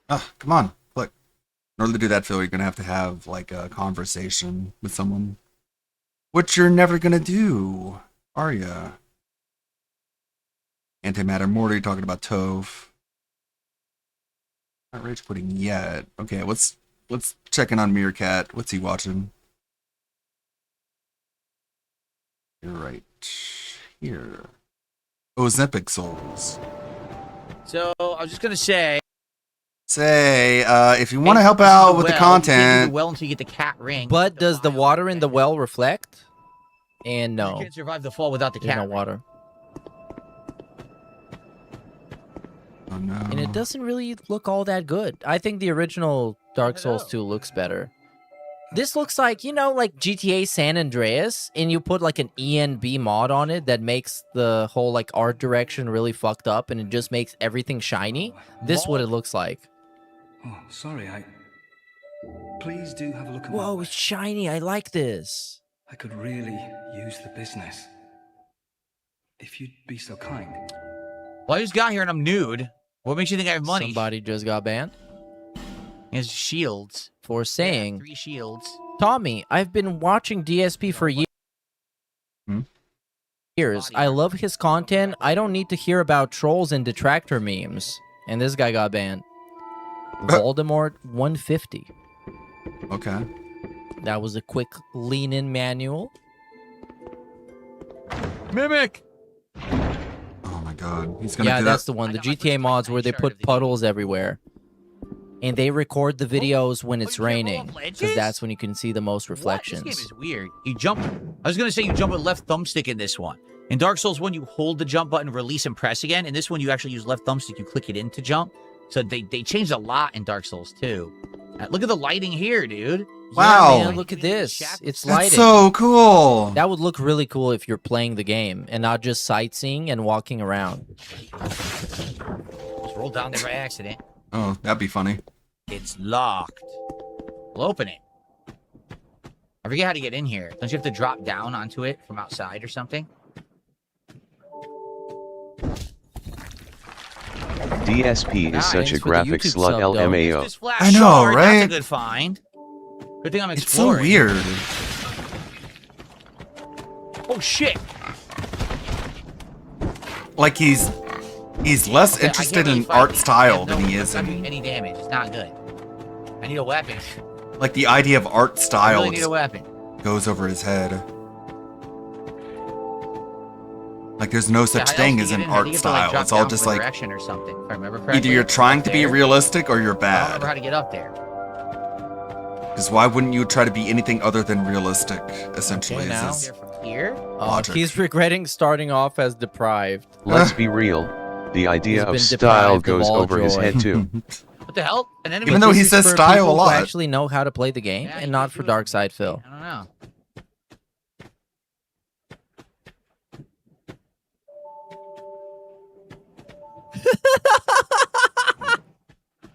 This is so great. What the This is the accessibility playthrough. Totally remember that. That the cat ring is The jaded playthrough.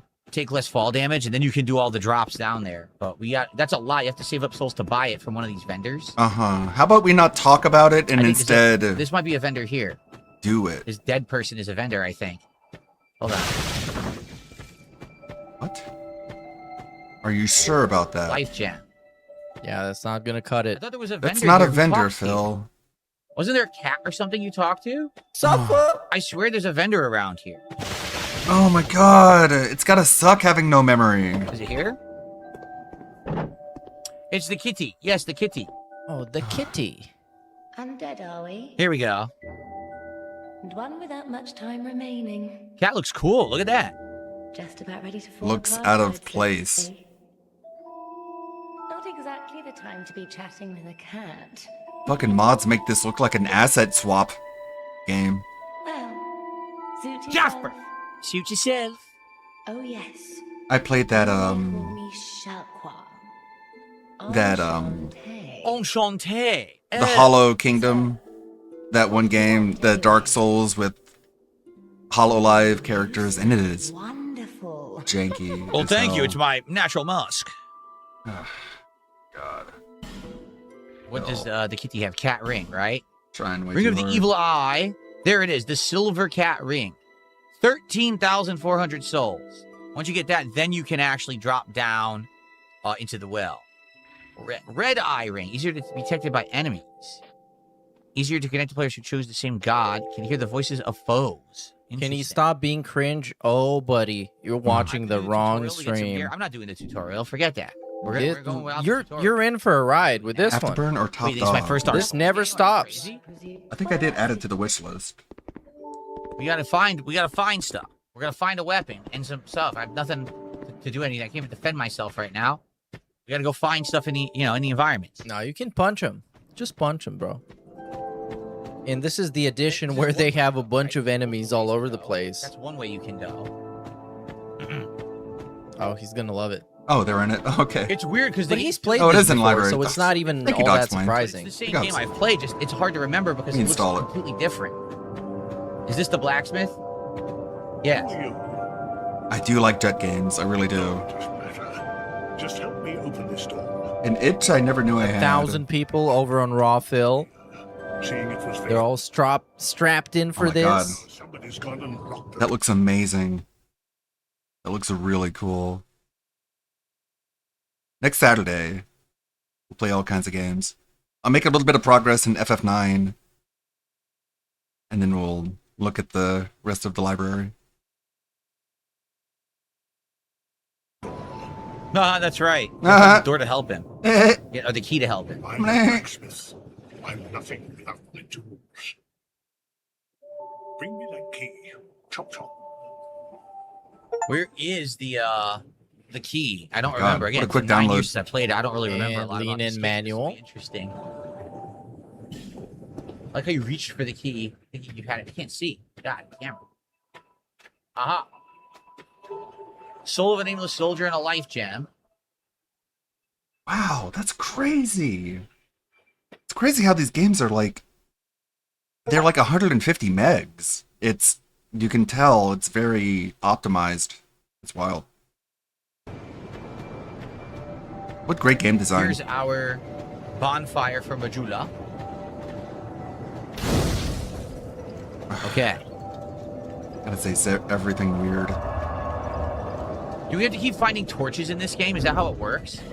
It is. So I only have 3 minutes left on that dang torch. That sucks. How do you forget? Just doesn't retain any info. The next monarch.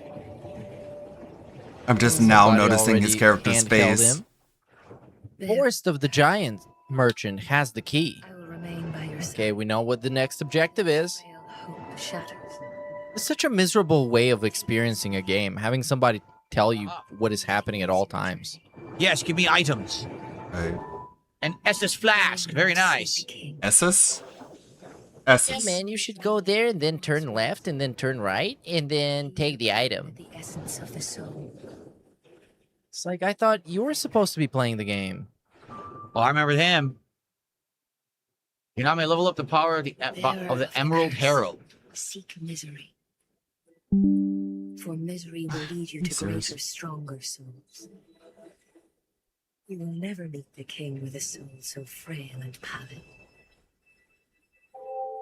Okay. Hey, where'd you get that sword, buddy? You lend it to me? I need it.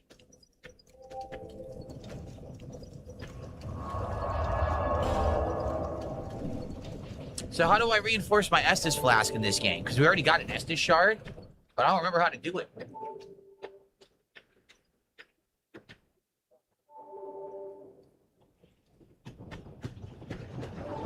Let's see what the lighting looks like from up here. Oh, man. Yeah, let's look at the reflections instead. You like these? Oh my god, you like jingling it? keys, You like this, everybody? guys? Whoa, Pretty cool, so huh? pretty. Draw distance now. Yeah, You know, it'd be you better cool take if a you fought screenshot. someone, man. Pull out your phone. Let's get something for Instagram. The letters are worn beyond recognition. It'd be cool if you played the game. That'd be cool. This armor looks sick with this lighting. Look at that. Wow! Mom, where's my wallet?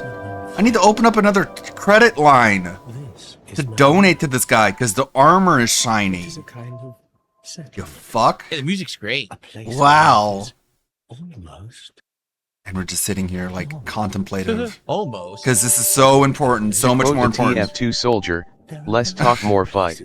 People got banned on YouTube. One of them is Pole Stealer Michelle for saying he's a massive tattletale. Tommy caught whatever brainworm monkey. Whatever brainworms do the flex, Phil. Phil, do the flex. Look. That guy got banned. The notification is there. Do it. Tommy Vercetti. Yeah. What a flex. Woo! But that's not the good kind of flex. You can't even see anything. Can't see a muscle. Woo! You did it. He did the thing.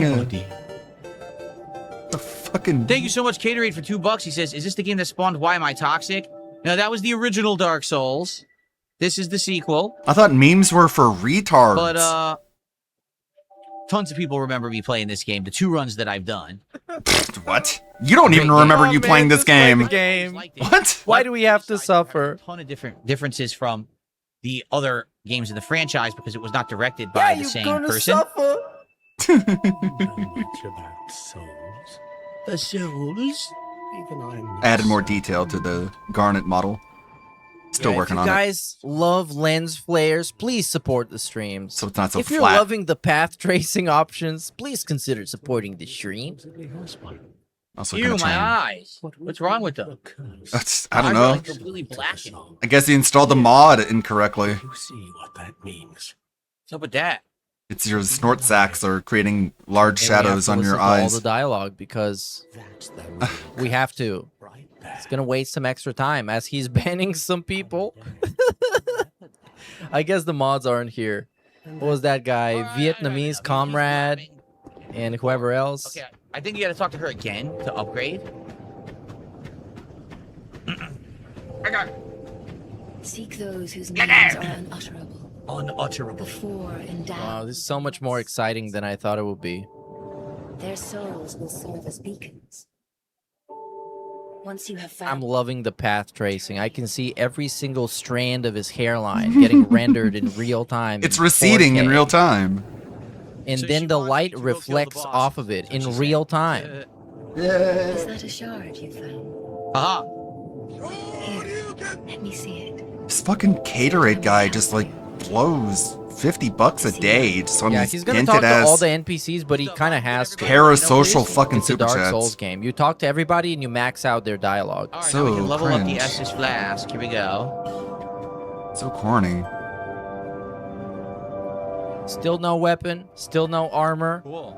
Oh. Still no enemy encounter of any sense. Honestly, I've always preferred Dark Souls 2 Scholar of the First Sin over Dark Souls 1. Mm-hmm.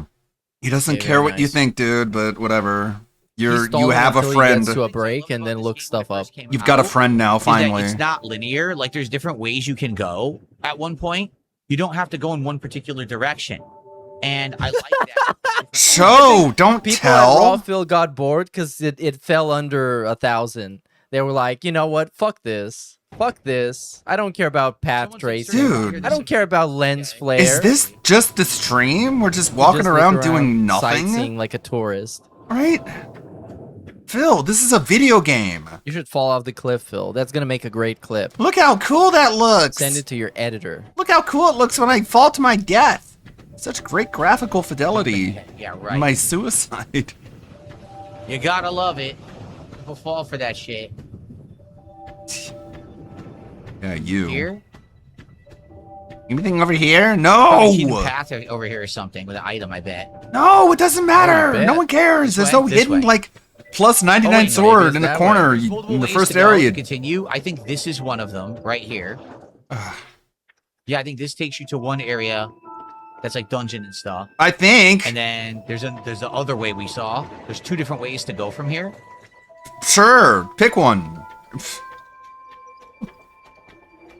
What Got the the item from fuck? there, nothing there. Just double check everything. No, dude. Yeah, we're just sightseeing. I don't think he is going to play the game. Check everything. Maybe there's going to be a sword somewhere. Any Bro. anything in this area?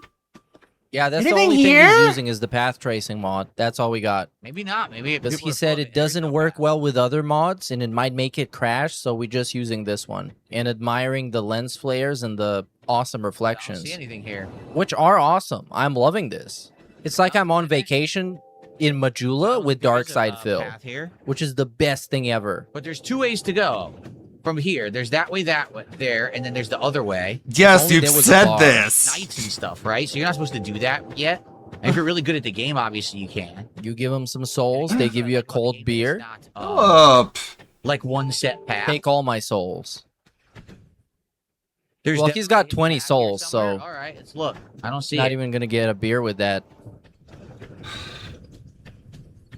It's not here because this is going to take us to the area where the dungeon is, right? Oh, so he's so cooked. He is so cooked. If only he installed the mod where when he loops it says shut the fuck up and then explodes his the depraved CPU. character, which is the challenged run character. But he didn't care. No, don't get me wrong. I wouldn't beat the game faster because I'm not acquainted with the Dark Souls 2. This is death. Yeah. I just played it a little bit. And I wouldn't pick this type of character because you get nothing. Why would you want to start the game with having nothing? What am I, a speedrunner? What am I, a professional Let's Player for 20 years? What am I, a successful streamer? I am successful. I did hit my goal on Twitch. Oh, can I jump up here? I don't think I can get up here. I think that you can only drop down there. Imagine going to a DSP stream and expect gameplay. Yeah, I can't jump up there. Looks like there might be a path, but I can't get up there. And he's played all of these. Twice. He's played this At game least twice. This one in particular. I gotta use the torch to do This is his second time playing Scholar. I don't know. You guys are saying there's something here. I think this is why this is here to light the torch. See? That's the thing, though. If you do the challenge where you challenge yourself to beat the game faster than Phil, if you do, then you're doing what people expect, and you accomplish something that people expect. Congratulations, you're better than Darkside Phil. But there's a lot at stake, because if you don't, then you're worse at video games than Darkside Phil. And that's not a challenge that I'm willing to take. It's going to destroy all my credibility. Then it's going to be, look at this guy. It's the guy who was shittier at Dark Souls than Darkside Phil. Who? Meerkat Mob. We can't do this. You roll up. If you don't, then you wind up being like poor Dingus who lost his go race ahead with with DSP. poison. Oh, great. Sad face. I have no weapon. Well, like, whenever I race Phil, like, I win. But it's very hard, because, like, you want to give him enough rope. Ludwig World, something like that, right? So he roll up. You want to give him an advantage so that even when you do win, it's not that easy. But I did that with Hades. But if I get drunk enough after this stream and I'm not sleepy, because it's going to be like 2 a.m., I'm going to play Outlast on Twitch. And I'm going to lose my fucking mind. What the heck is he doing? Look at this. Whoa, clip this, clip this, clip this. Clip. Jarvis. You got to love that Dark Souls jank. This is the path tracing glitch. These are warm-ups here. Jarvis, clip this. Oh, yeah, and we got to tie it into working out, of course. Here with poison? Did he skip leg day, Phil? Oh. Oh my god. He's doing a workout. Look at that. Oh, God. Look Oh at my this. God. I got a giant sword. I can't do this. I have no weapon. He needs an exercise machine at his home. By the way, did you guys know that I have an exercise machine in my house? Magic weapon ahead. Okay, we got it. We got it. This is it. Why is he just sitting there? Why is he playing this like it's a horror game? He's not aggroing? Right? Yeah, what did he think depraved meant? You're depraved, bro. You got nothing. Yeah, just pick up the sword. Come on. Come on. It's the Moonlight Greatsword. Is that the idea? Have you business with me? Just say, yes. Top, you see, by this god-awful statue. Heavens above. Who thought it a good idea to put it there? Probably is. I'm in quite the pickle now. What the pickle? It's Hey, a it's King fake Jad. Moonlight Greatsword. I didn't know King Jad was in this game. Well, it's good to get more life gems. I guess I should equip healing items, right? What's Shroom Dukem doing? Is he not suffering? He's not suffering. Look at this guy not fucking suffering. I'm gonna raid him right now. Yes, this You're not allowed to. And He doesn't tell let you him raid. How you heal. Let's do something weird that's gonna make him feel uncomfortable. Divine Let's talk Blessing about also, but you don't wanna use cheese. those unless you absolutely need I'm gonna raid Shroom Right. Dukem on Twitch. Everybody who's watching on Twitch, go there, talk about cheese for no apparent reason, and don't tell him why. You're gonna find out he he's can not be gonna really let you confused. raid. He could be like, "What? Unless you're on a Talking about whitelist somehow. cheese?" What statues you talking about? For long enough. And he's gonna think it's about him. He's gonna think it's, "Oh my God, do I smell like cheese?" You seem quite right. And then you say yes. Okay, let's go, everybody. I'm sending you over there. You don't need to suffer here. You suffer on YouTube. You have fun on Twitch. That's what happened, right? We need to take their petrification away, and then it clears the path. I Jeez. think. See that statue? I'll admit, I am not a Dark Souls player, despite being a Bloodborne semi-fanatic. Let's see what he's talking about. Never played the numbered series. I did play Demon Souls, though. I think I did miss it, Retro Danny. way back. What did you miss? A shout out? Oh my God! Now we gotta catch up on shout outs. Retro Danny, please repost your haiku and I'll shout it out. Oh my God! What the fuck? Yeah, so here we are. Dark Souls shit, so. You can't do this till you find The a way to fucking clear the petrification. autism. Please repost your haiku. Then you can pull this and go to the next like part. Yep. Okay, so we can't do this yet. to die. The haiku. Oh my God! Please repost your haiku. I can't wait. Phil is playing Dark Souls. What the fuck? He is deprived. LOL. Well, yeah, wasn't that That's Flatman a B haiku. though? No, that was oh fuck, what was Oh, it? dude. Okay, I'm telling you though. No, it was Oh, they were talking about poison. There's no damn one it, there. brain fart. It's on the tip of my tongue. There was like a specific haiku guy, and he had a name. All right, well, that's cool that we found that, but we can't do anything with it as of now. No. Oh yeah, DCW or something.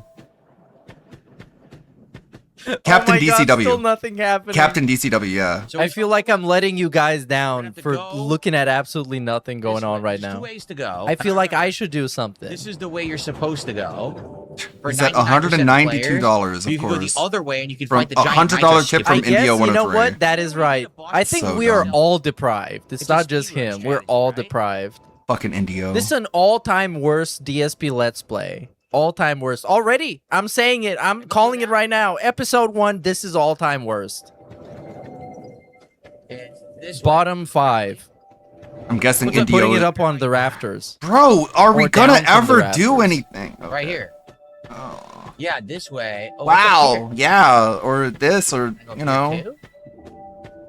Indio was like, Phil, I'll give you $100 if you play Dark Souls 2, but you have to stay in the starting area for the entire first stream. You cannot I got another homework fight phone. anyone if you just stay Just here hoping you're gonna find a sword somewhere. and wander around meandering, wasting everyone's time. I'll give you $100. Because he's in a beef with low tier god. And That's Phil's not like- allowed. You can't be in the covenant and hate on low tier god. There's no hidden path, right? People were saying there was a hidden path. I sure didn't see it. Yeah, they were trolling. no the one hidden path said- is if you jump off the ledge. There's an invisible ledge underneath. I thoroughly searched over here, and I didn't find any hidden And you path. can get to the end of the game within the first area, dude. Yeah, sure.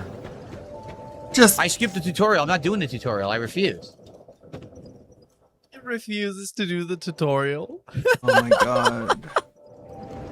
I need like a redeem that just like puts a gun in my hand and points it I'm at my literally head. out here, and I don't see any path anywhere, so I don't know what you guys are talking about. And then I ragdoll. Okay. I don't remember any hidden paths, so. Guys, please help. Okay. Please help. We're at the please help section of the Second stream. archway. Okay, can we count? Yeah, the Persona Is it command. That one? Didn't you come from there? Yeah, go back. Phil, this is Turn so the torch painful. on. It's getting dark.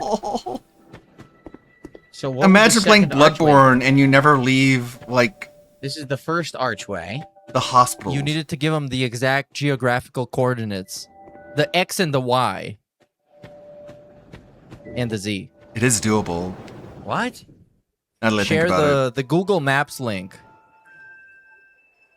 What the fuck? Oh, he's so lost. You could have just picked the generic sword and shield character. Why is he acting so badass? Hit the wall? Right here? Here? Yeah. Thanks for the stream, Lord with Von Alexander. We can keep the This is gonna Final go viral Fantasy on 9 Reddit, momentum though. W pose. I don't know if Yeah, it's next going to be week we'll do live that. stream fails or the Dark Souls subreddit. This is going to be wild. I think you guys are full of it. I don't see anything. And then someone is going to be like, whoa, is that the guy that jerked off in 2016? And then people are going to be like, yeah, he begs for money now and opens Pokemon packs for no reason. But he's really successful. And then a guy underneath is going to say, but yeah, but that's his money. Like, if he can get people to support him, he should do whatever he wants. And then someone underneath is going to say, you're fucking No dented. way to climb up here. And I'm going to like their comment. I'm going to make a Reddit account. Tomorrow, he's gonna be like, everyone was so mad about how I played Dark Souls. You can't climb this. Don't you know I can play games however way I want? This really is. This is the Dark Souls of time wasting. Nope, they won't let you go in there. I can put the game up my butt, and you're gonna like I it. think the path tracing has made it impossible for him to trace the path. Rising. Thank you, Retro It needs Danny. yellow paint Yeah, thank posting. you, Retro Danny. Whatever the fuck you said. So I don't know what to tell you. Oh yeah, hold on. This is the haiku. haiku. Right. The haiku goes as thus. Dramatic reading. Dick Lightning's return.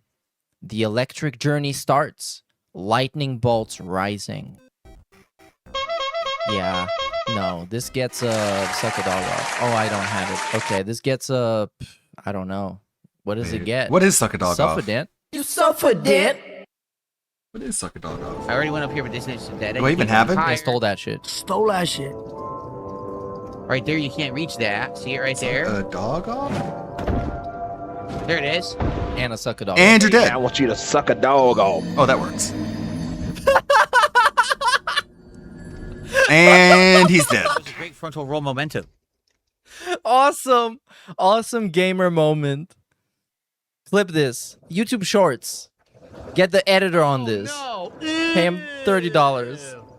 Oh, you look nasty with the path tracing. Look how gross your flesh looks with path tracing lighting.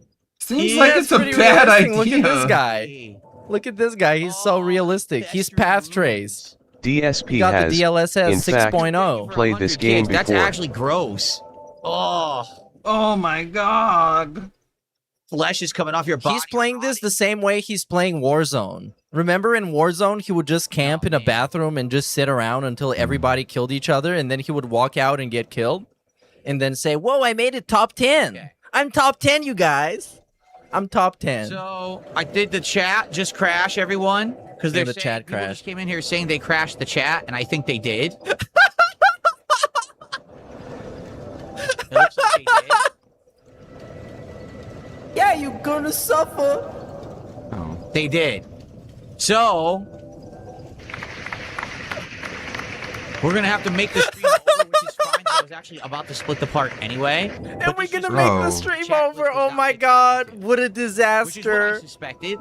Everyone was telling me, oh, it's been fixed. Look, they just crashed it right now. See? So, I'll ban these 3 idiots. Ban the 3 idiots. And I have to remake the The whole stream now, which is subscribe fine time because I was just going got to 3 go on a months break longer. anyway. So no problems there. It's not a big deal. But let's do this first. So I'll stop recording. Everyone, if you enjoyed part 1 of Dark Souls 2, What am I supposed to enjoy? What am I supposed to enjoy? Please tell me. A sightseeing tour of Majula? A tour of the character creator? What am I supposed to enjoy? with path tracing here on DSP Gaming in 2026. Please remember to like the video, leave comments. Yeah, leave comments. Leave comments on this video, please. I fucking dare you to leave comments on this particular video. What are you gonna say? What are you gonna say? Be doing any things to find. Hey Phil, great gameplay. I love the ray tracing. Video engagement is always important. I love the lens flare. And I'll see you all for part 2. Okay. It's such a No, you catastrophe. won't. Okay. So I'm going to have to end the stream, guys, to make a new one. Let me make a second stream.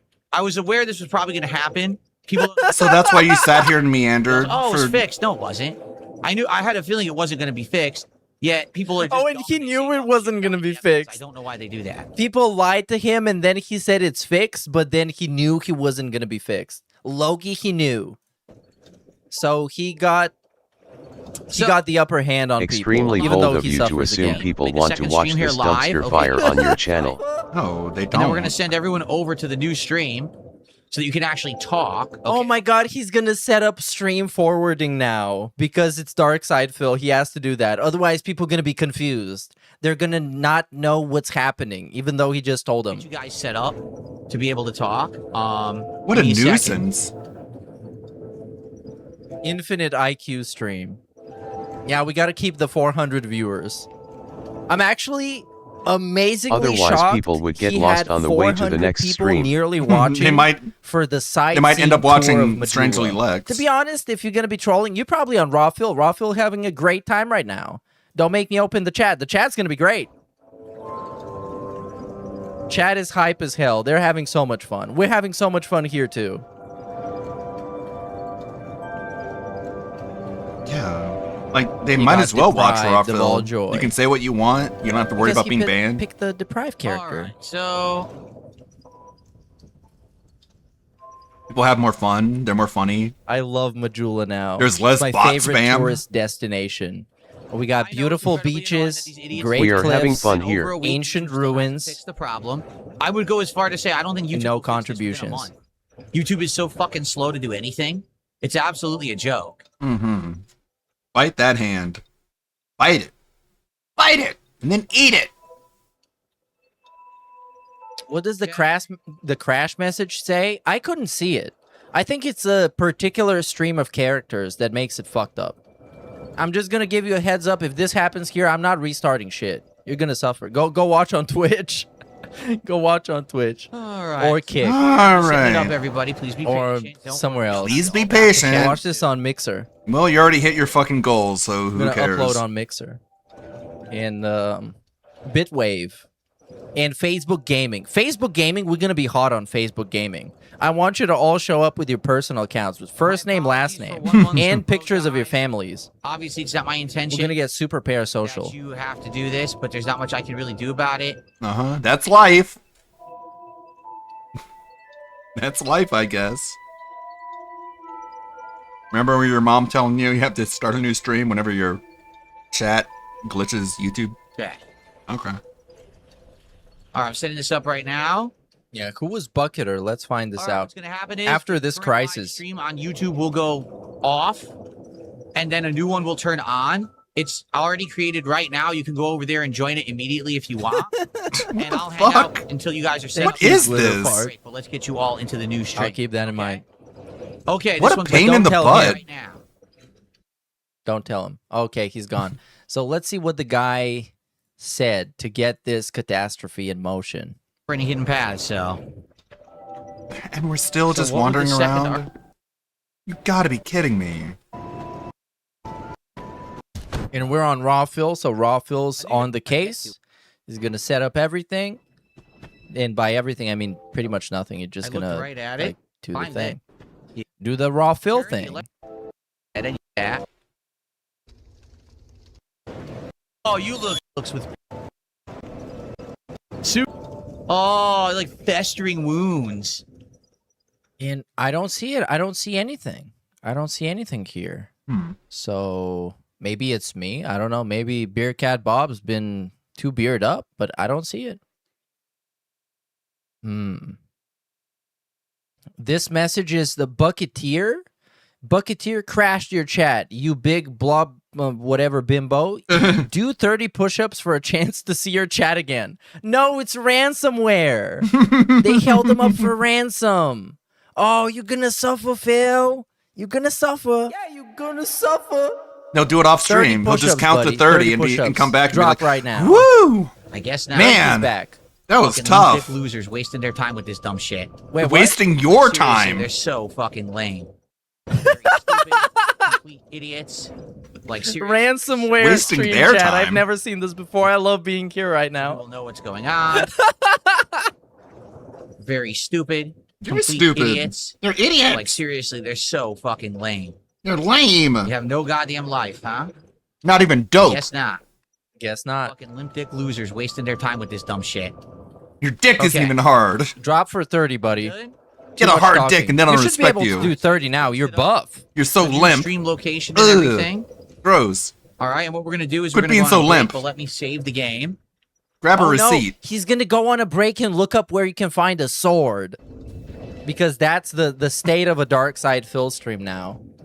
Okay. Oh my god, this is so much more miserable than I thought. Off and on does not And he fucked himself over for picking the absolute best type of character he could have. The guy that has absolutely nothing. I tried that already. It does nothing. Once they freeze it, it's frozen permanently. It doesn't fix it. Have you tried appearing literally offline? No way to It fix froze. Once it's frozen, you It's have iced to out. make a new stream. So Attempt appearing offline. So I'm gonna go on about a 10-15 minute break. When we come back, we'll be playing a whole other 90+ minutes here on stream and get into the real game, because obviously we haven't yet. Obviously. The path tracing quality, right? The path tracing quality I feel is really nice. Oh yeah, I've been loving it. No. We saw all about that. I'm debating, because we're not getting very far today. I'm debating playing this again tomorrow. Would you? Oh, guys yeah. see 2 straight days of Dark Souls 2? What do I you would think, love to Indio? see this every day, 24/7. We haven't gotten very far. I think I'd be okay with 2 straight. You gonna give me days of another it. $100 tomorrow, yes, it would Indio? delay, Resident Evil and Pokemon. But since we haven't gotten far, I feel like we should do 2 days of it to make better progress, because we're not. Like, we make no progress. Okay. So I think that's what we'll do. We'll probably do 2 days of this. Sucks. We had over 400 viewers. Now we have 150. I hope that you guys will come back. Okay. Oh.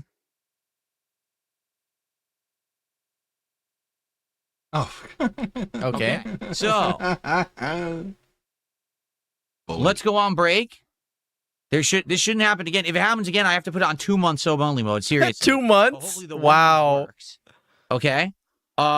Let's 15-minute break. Come back and we'll play for 15 about 90 minutes. today. Then we'll probably go ahead and do it again tomorrow, because we made like no progress today.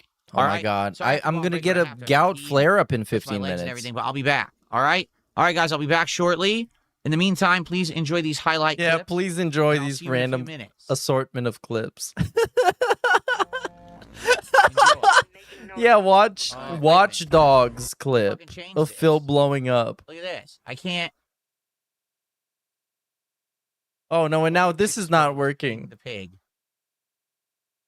I haven't seen this. There's no playlist anymore. There it is. They hit it. They hit it? No, you hit it, motherfucker. You press this fucking button. You press the button to hide it. This one. They hit it. They're doing secret behind-the-scenes ops. There's no playlist anymore. There it is. They hit it. They actually hid the playlist. You have to unhide it now. Boy, they changed a bunch. They just fuck up YouTube. He accidentally pressed the sway button. Accidentally press another sway button. Ready? I'll be back.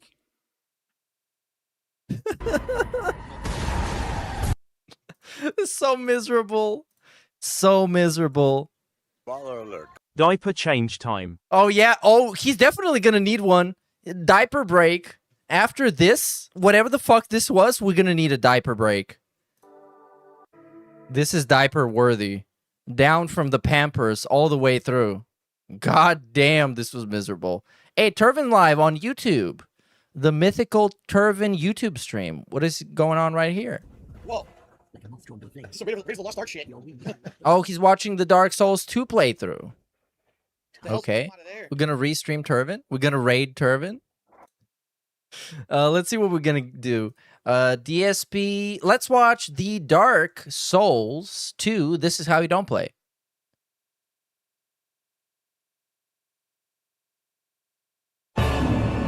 Previously on This Is How You Don't Play Dark Souls and Demon Souls. Fuck you! Big ups NW News for the 2. I killed him. That's what I'm doing. I'm moving the left stick and pressing R1. Oh, I have to click them together like a button. The game explains nothing. This is great. Just fucking figure it out for yourself. You get 200 souls when you use it, but what do I use the souls for? I don't even understand what the souls do yet. The game hasn't explained at all.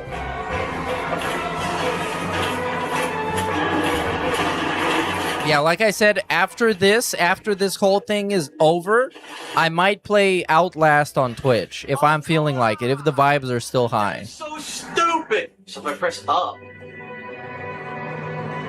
how do I use it? How do I use the magic?